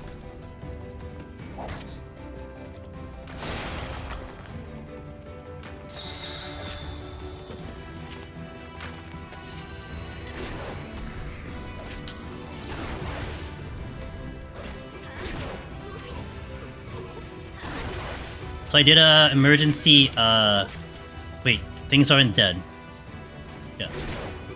I did an emergency fortune there to try to see if I can sneak in some extra chests, which it didn't look like I did, but it's okay. More than likely we'll pick up another one. Frailty came back. That's a Mimic. I will steal because I have 3.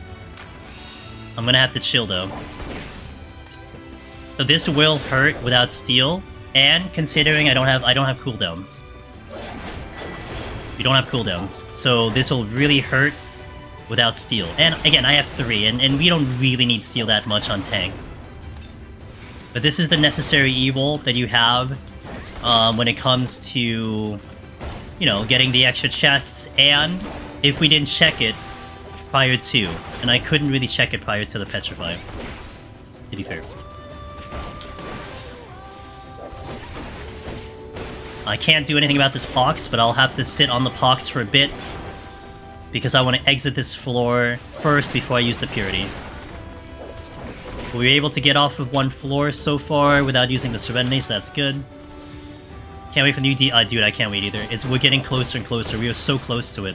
We're close to an announcement. An announcement might be soon, maybe November. You might see some more details on it. We know when it's showing up, we just don't know anything about it. We don't know where it is, we don't know any detail. That might happen in November, maybe end of October, who knows.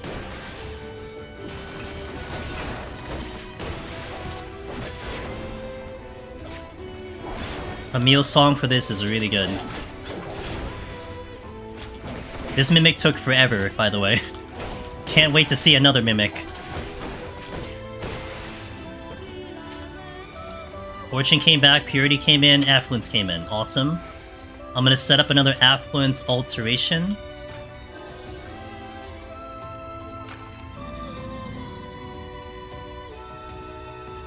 Where's the chest? Now we just need to get to the exit safely. That chest was what? I don't remember that chest was. Was that the intuition? Okay, that was an intuition. That white mage is looking at the chest. And everything is kind of weird, so I'm gonna wait a bit.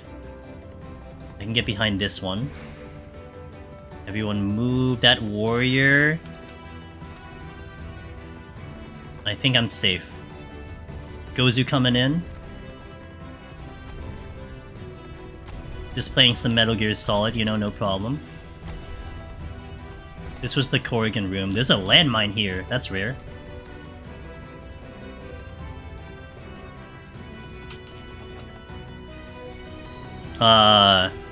There's one coming up.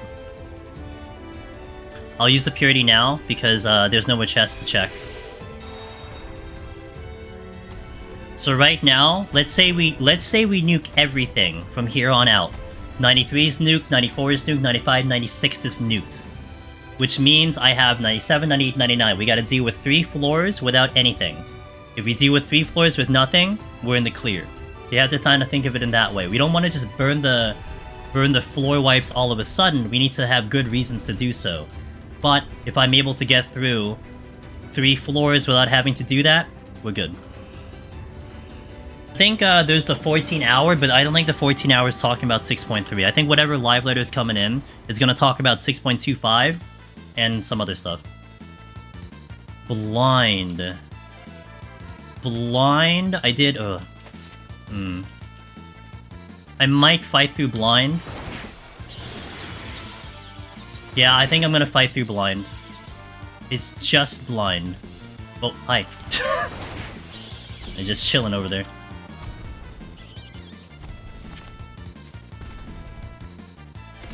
Yeah, we got 4 kills here. I'm gonna do that. We're gonna fight through the blind. Please, no whammy. Nice steal. Okay, let's deal with it. I'm gonna have to do it without any strength, because I only have 2. Let me check this chest first.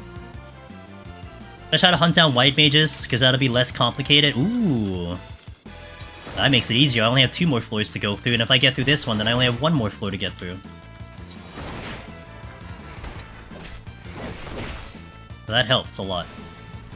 And there is kind of the whole thing about check the chests, you know, get to the chest, make the effort to get to the chest. That's one thing that I think a lot of people tend not to do. They either feel like it takes too much time, or it's too dangerous. Like, the chests are your ticket out of here. You cannot clear Palace, at least in the higher floors, without getting some help. Palace, Heaven on High, without a little bit of help. If you started completely naked with nothing, and you don't check chests, I don't know if you're clearing, you know? You need the power-ups to help you out. So we got the benefit off of making the effort to check these items, and so we have some good palms now, pretty much almost to the end.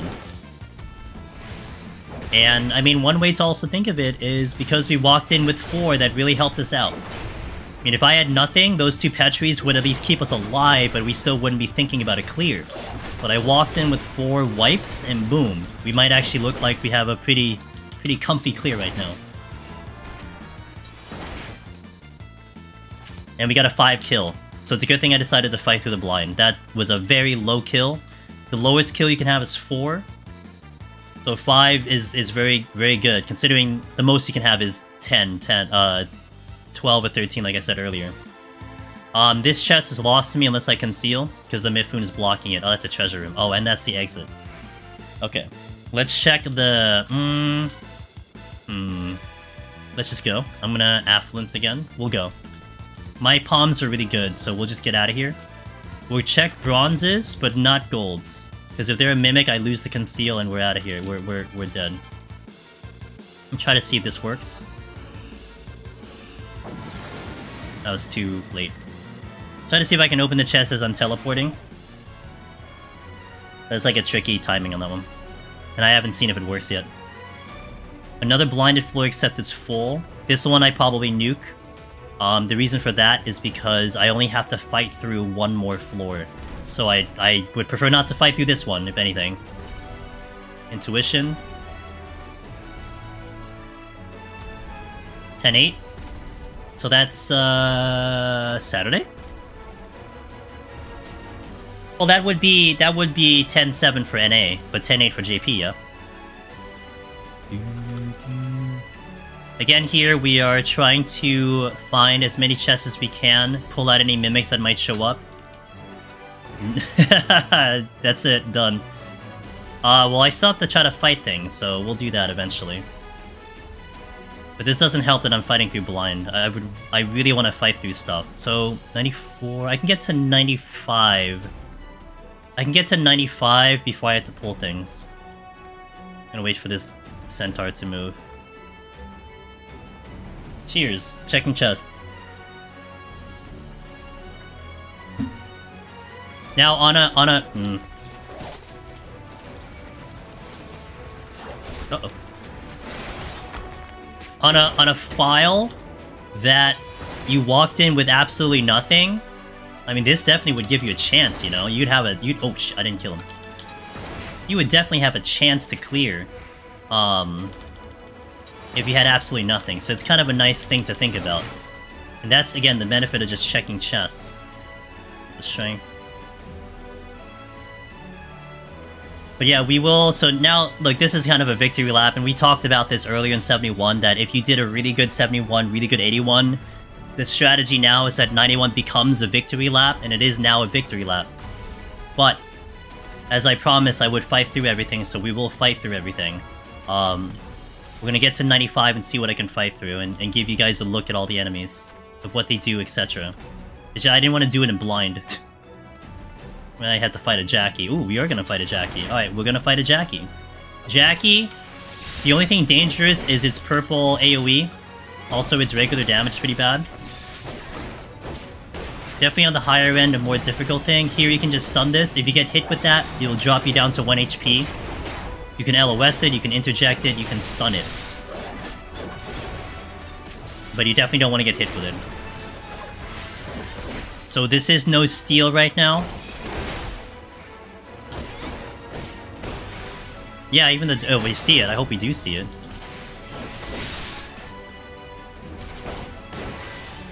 So we can't handle this with no steal. Just rotate your defenses, you're okay.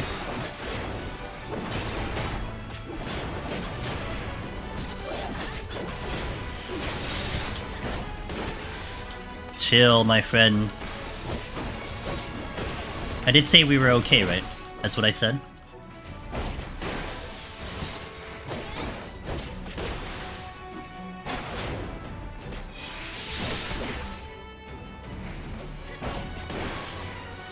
Okay, there's the Jackie.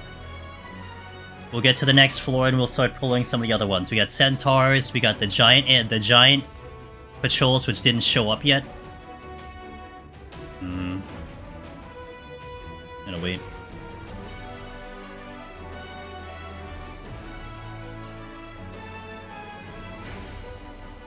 Yeah. Screw intuition. You got the Dudon yesterday. Nice. We got a couple debuffs here. Maybe one.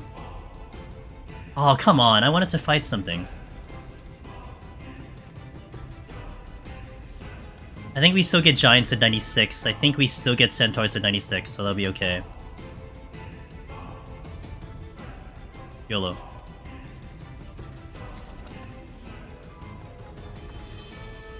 The debuffs have been a little brutal, though. I'm not gonna lie about that. They've been pretty brutal, so I've been a little fortunate to have the palms I do have.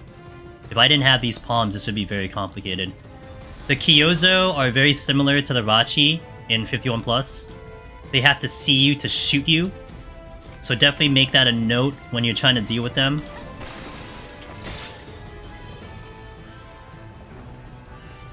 Even though we have this in the bag, I'm still making sure that we don't mess this up, you know? You never know what'll happen. Oh, there it is.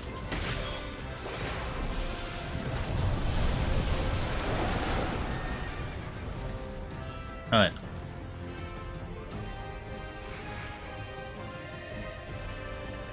Let's check to see if there's any bronzes here. There's one.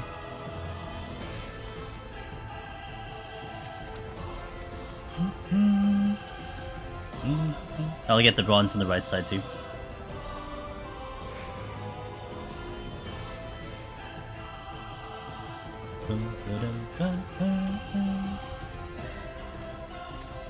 All the super potions. Did I check that chest? I didn't. I think it was a drop. I don't want to check it. If it's a mimic... Oh, it was the mimic. That's right. The mimic dropped the chest. If it's another mimic, then I end up having... I probably die, because I can't kill it without potions. So we just proceed. That's a safety play.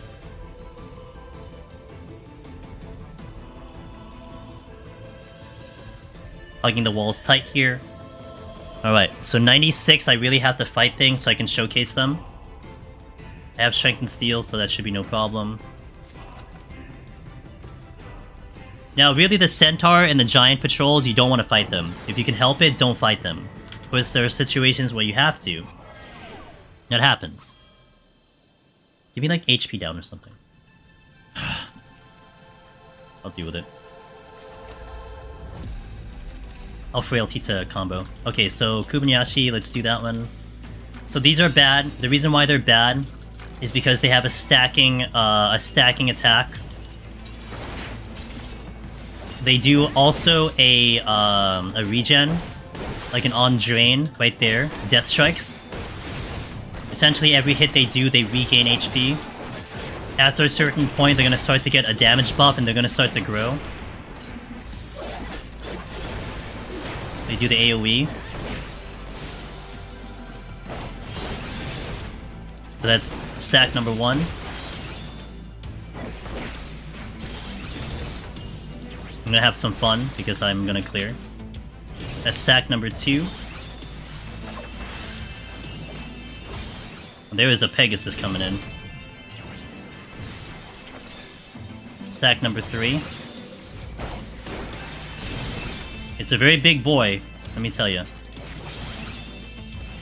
Now, after 3, I think it will do Dark Nebula or something like that. You can interject it, it's fine.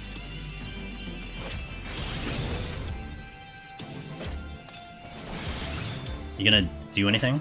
There it is, Black Nebula. We can interject it, it's fine. Yo, Mrs. June Clancy! What's up, dude? You're gonna see something fun, guys, you ready? Stack number 4. Ow.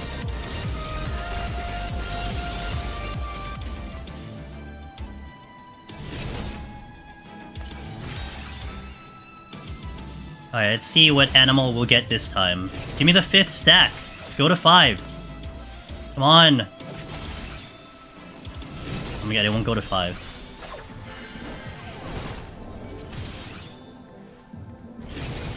Go to 5. There we go. Oh, it's an imp again. It's always an imp. Giant imp, guys. Okay, well, now it's fun, but now we get to kill it. I was hoping for a chicken. Last time we did this, we had an imp. Not so much fun. Jinba. Jinba, we pulled it earlier. It does a lot of double attacking. We have some really fancy strategies, though. Something to pay attention to.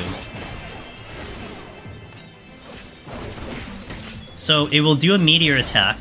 Elegant Fear, we just turn around for this. It'll do a meteor attack that's based on my current position. My position. So we're gonna park the meteor here, I'm gonna come around here, and we're fine, because the meteor's around that wall. See where the meteor dropped? That was my current position. Some guys think the meteor is central to the enemy. It's not. It's central to you. So you gotta bait the meteor in a certain spot, and then move away from that spot. Pretty interesting mechanic for that one. So that's the Jinba. Anything else I haven't fought yet? Oh, I haven't fought the Kyozo. Let's go find him. June, how was your stream? Welcome in, guys. All my mods are sleeping. How could they? It's okay. We're on a victory lap, so I'm not really worried about that. Shoutouts to June. Guys, he is helping you clear your raids, okay? He probably used his guide to help you on the raid stuff, so... Pegasus on the opener. Gonna do a lot of double attacks. So the first kind of 20 seconds of this pull is very treacherous. Burning Bright is an AoE line, which will do a paralyze. The following AoE is going to be bad. You want to stun this. If you get hit with this, you're gonna get confused for 20 seconds. Also, it goes through walls. If you try to LOS this one attack, it will go through the wall and you'll still get hit with it. So do not LOS it, stop it. I'd love to demonstrate, but I'm gonna die.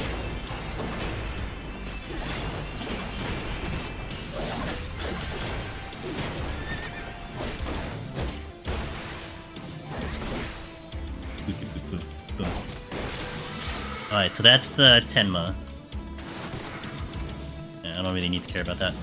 The Kyozo. Okay, watch the Kyozo, guys. Again, the Kyozo needs to see me to attack me. So he's registered my position. So this little jerk is gonna very slowly walk his ass over here because he needs to shoot me. And he won't do it until he sees me. So sometimes you'll see a bird guy run up to you. This is what he's trying to do. And then he does the AoE, and because he's so close, he will aggro. So that's why they do it. So it's a good idea to kind of recognize where these guys are. So you don't get all of a sudden surprised around a corner that they're chasing you. Philo Plumage that I just stunned is a defense up. An interesting thing about that one is in Gloom, they already have a defense up. So if you let Philo go off, it'll actually override the Gloom defense, and their defense that they put on themselves will count down, and then once it's gone, it actually doesn't have defense anymore, or defense bonus anymore. Now, honestly, that's nice, but you're probably killing it before it really becomes a problem. So it's not too much of a concern, but it is something that's pretty neat. It's Faye, thanks to the follow. Alright, so that's a Kyozo. I think I killed everything. That we have seen. Oh, Demon. Kenki. I can pull this one. Yeah, I still have buffs for this one. Oh, come on. I'm just gonna nuke it then. Petri. We'll see the demons later, so we'll fight the demons later. We'll just get out of here. Oh, the shoppies are here too.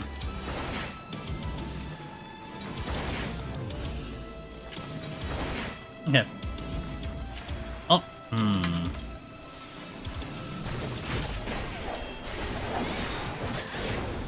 Blue Mimic is very painful.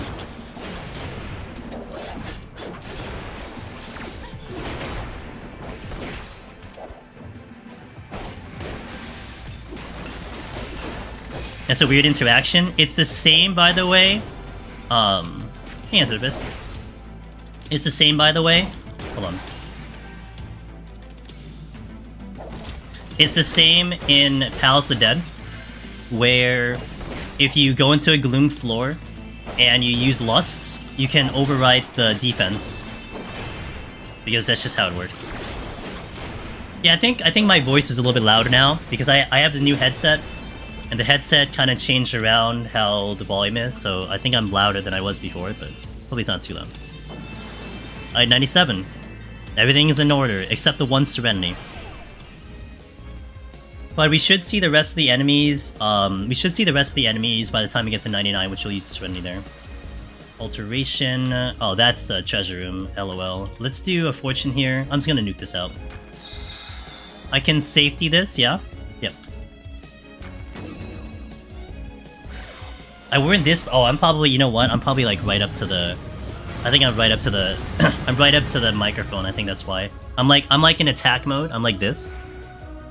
But I'll lead back. Now I'm more calm. I was like, you know, we're into it, that's why.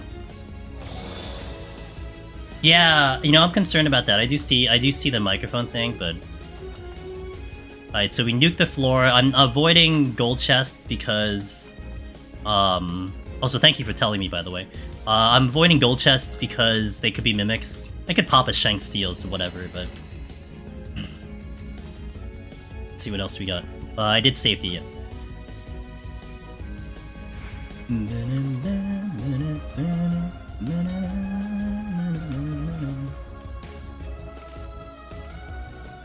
A big floor. Kinda hope the exit's not here. Oh, it is, okay. The reason why is because I'm gonna check the other room. I didn't want it to be there. So the only things we have left to fight is the Kenki, the demon dudes, the flying demon dudes, the Shabti, and if we do see the Dodo, we'll fight the Dodo. But we fought everything up until now, so you got at least to see each one.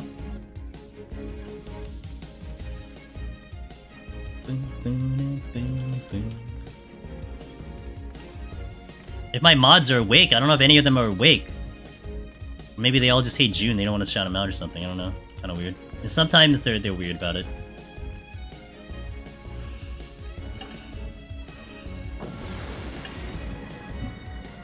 I can do it, hold on. Wait, not a poll. A prediction? Start prediction. Will we see Dodo? Oh, we'll just do this one, okay. Easy game. Alright, we have prediction. So, if you don't know about this interaction, if you don't know about this thing, in 99 Heaven on High, there is a chance that there is a Dodo that will walk around, and only 99. If anyone has cleared with a party before, on top of the shrine there is a Dodo nest, but there's never a Dodo there. So the going thing is that he's never in the nest because he's walking around in actual Heaven on High, watching his minions do his work. And what's funny, you know what's actually funny about that? Is, this whole tower is a simulation, right? So in reality, the Dodo's the only thing that's actually not a simulation. Pretty fun, pretty cool, pretty interesting. At least I think it's not a simulation. I mean, they're never gonna explain that anyway, but I'm pretty sure that the Dodo's not a simulation. I want a Petri here.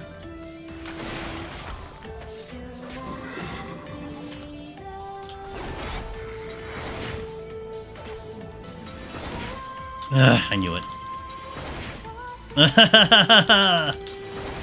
Game, please! Okay. God damn it, dude.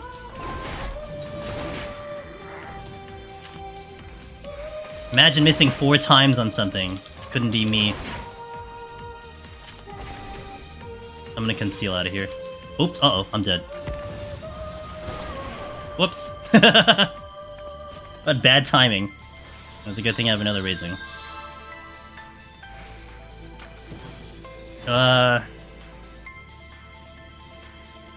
I'll wait. I'll actually not use the conceal. Let's wait a bit. Oh, well.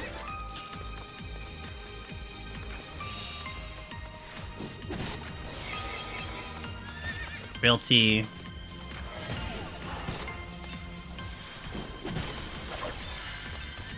Alright, we're good. Oh, this is blinded. Yuck.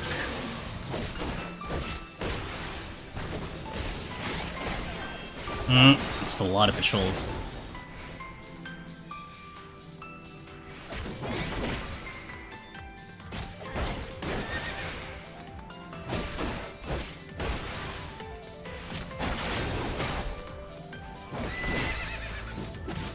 All because I messed up the timing of it.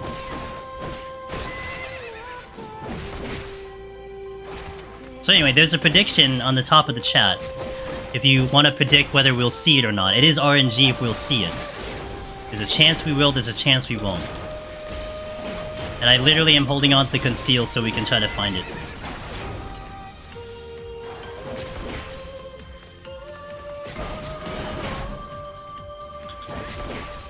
Thing's taking so long to die because it's a blinded floor. Oh, and I'm weakened, that doesn't help. Crap, that's another one.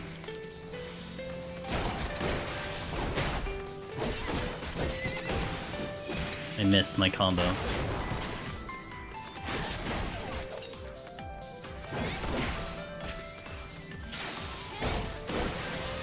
Okay, let's try to get out of here.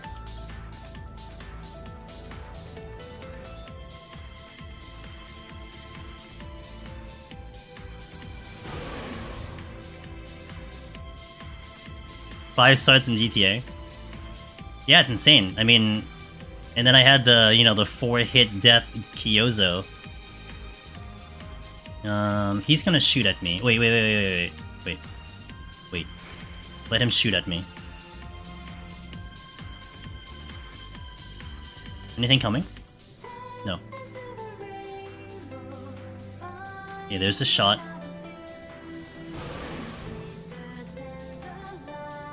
He's gonna turn around.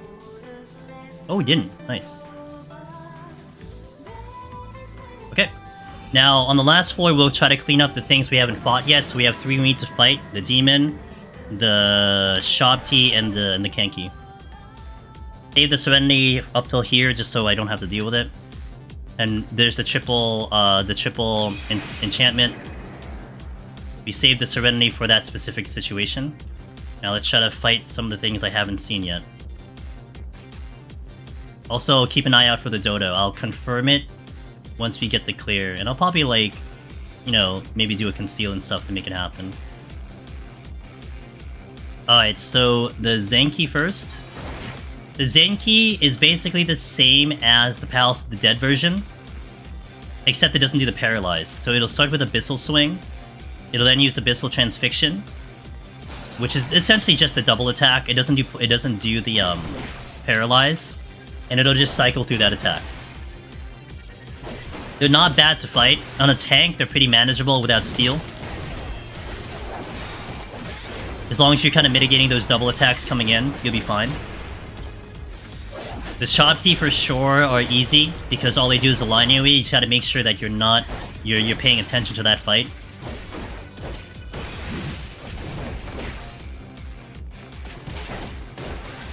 Darth Demonus. Yeah, that sounds like a good one. I'll take it.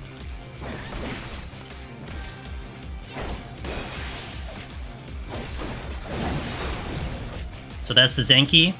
Oops. Now we pull the Shabti coming in. Shabti's the same as Palace of Dead on the higher floors. All it does is the line AoE. But the line AoE is called Death's Door. It will one-shot you. It's probably gonna do about, you know the highest amount of damage I took with this one? It was like 65,000 damage. And that was in Endwalker, so, you know. Not on a tank, though, but I think on a tank on Warrior I took, I think, 35,000. And on Gunbreaker I have 22,000. So, I mean, you know, that is not something you want to eat to the face, let me tell you.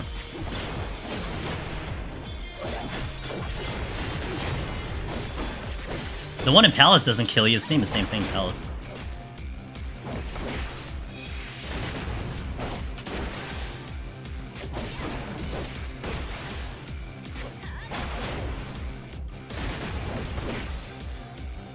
There's a lot of pony patrols right now.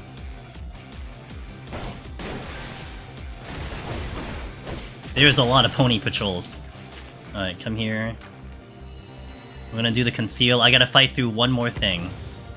We gotta find a demon, and then we're good to go. Unless we see the Dodo, which I'll pull that too.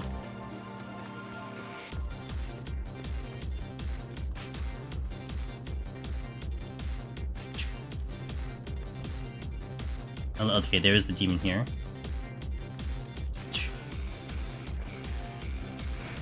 Not seeing the Dodo. It's already up. Actually, it's happening right now.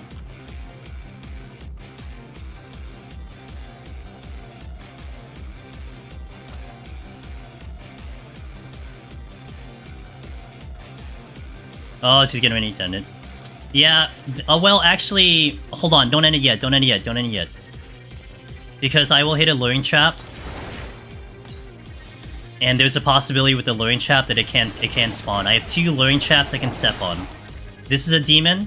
It is proximity, by the way. It is proximity. So you do want to handle it. I would say it is harder than the Zenki. Because it does a lot of double attacks. You have a little bit of a break sometimes because it does do some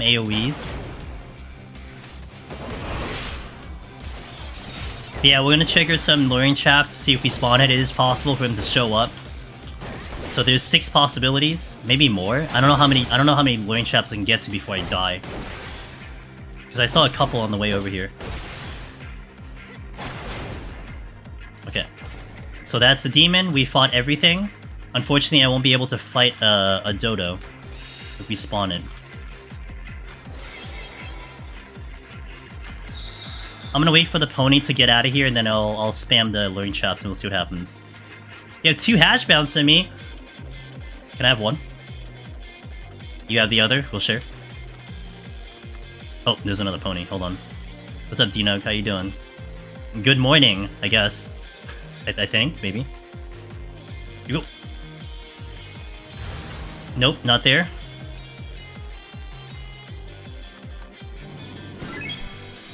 Don't get clipped with a line AoE. No, I don't see it there.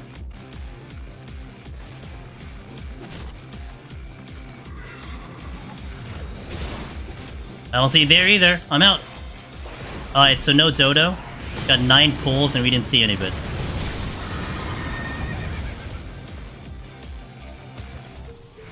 He was very shy today.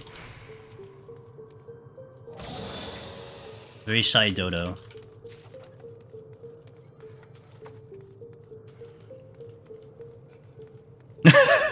Wait, does that mean? Oh, okay. Did we pull the Ellie? Didn't Ellie pick up an Odin on like 99 or something? Today? Or yesterday? Oh, there's Gunbreaker. What does it do if he... he's one of the more deadly ones. He actually is really hard to kill. He does a lot of double attacks and he hastes himself and he puts you to sleep.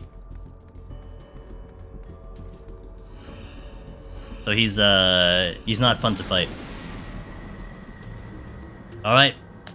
There we go, Gunbreaker complete. 91 was a bit of a victory lap, but like I said, the strategy that you're aiming for nowadays is to crush 71, crush 81, and then just breeze through 91.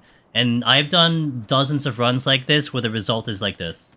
So it's not like a fluke, like it's not a fluke thing. Like we can make it happen. So we made it happen. I never got it with the thing. Wait. There we go. That's good. Oh, I can do like an angle one. Oh, like that. Yeah, that's good. Okay. There you go. That's Gunbreaker. So if anyone is still Gunbreaker enthusiasts, then Gunbreaker is still fantastic. But I will admit, okay, I'm gonna be honest about this. I am definitely more towards Warrior, but for me, Warrior is just more fun.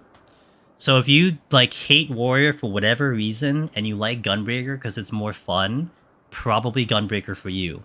But if you're kind of like me, where you're like, oh, I love the Unga Bunga Warrior, it's great. Well, you know what? Maybe Warrior is better for you. Who knows? So keep that in mind. But hey, look, Gunbreaker's still great. One and done, all in. 8-hour stream, and we got the 1 to 100. There's Ada. Hello, Ada. There we go. Gunbreaker complete. Hey guys, thanks for watching. Thanks for all the raids, the follows. Appreciate it. It's good to see you. Second day back from vacation. Really happy that we got this in. You'll definitely see this on YouTube at some point because I need to work on it. But if you haven't already, follow the YouTube channels. Thanks for the follow, Drifted Away. I appreciate it. Follow the YouTube channels. You'll see it up here in about a week and a half. That's when I'll post it up, and I'm gonna dress it up with a lot of timestamps. It is gonna be loaded with timestamps. We're gonna have the individual enemy fights, some of the conversations I had. That was the thing I think was beneficial from the Machinist run, was there was so many timestamps and things we talked about that I wanted to highlight, so it's a little bit easier to find it in the video. So I'm gonna be working on that. But yeah, that's how it's gonna happen. But hey, thanks for watching that, guys. Thanks for being here, everyone. Appreciate it. We'll be back live tomorrow in about 11 hours. I'm gonna be playing some variety. We're gonna play a game called Dome Keeper. I got a key for it. It's a roguelike game. It looks really fun. So if you want to see this new game, it just got released like the middle of September. Come in 3 p.m. Eastern. That's EU friendly hours, and we're gonna try that game out for the first time. So that's what we got next stream. If you want to come back for Final Fantasy and Deep Dungeon, Tuesday 9 p.m. Eastern. We're gonna continue Astro 51 plus on the Astro grind for that clear for that Omni for POTD. So thanks for the follows, DN Digital and Cloud Strife. I appreciate it. Tomorrow is Variety. We're playing Dome Keeper. The Dome Keeper. It's on Steam. It's a PC game. Roguelike. It's apparently a lot of fun. I was told it's a lot of fun. So that is what we'll be doing on that. So there we go. Alright, let's go find someone to say and park you guys in. There's a JP runner doing Deep Dungeon. I would love to raid them, except for Sheila. She can talk for everyone if she wants to. But that's too much. Dude, she's busy. Let's chop you up to... Let's go over here. I actually haven't raided this person before. But... they are... I've seen them around. Usually they're live when I wake up. Because I think they're in the Oceanic region. And I want to visit them because they seemed really cool when I was watching them. And let's go visit Rachel. Rachel Marie. She's doing some Savage over there, I think. Or actually, she's probably doing some Reacts right now. But she is in the 14 directory. We'll say hi to them. We'll raid them.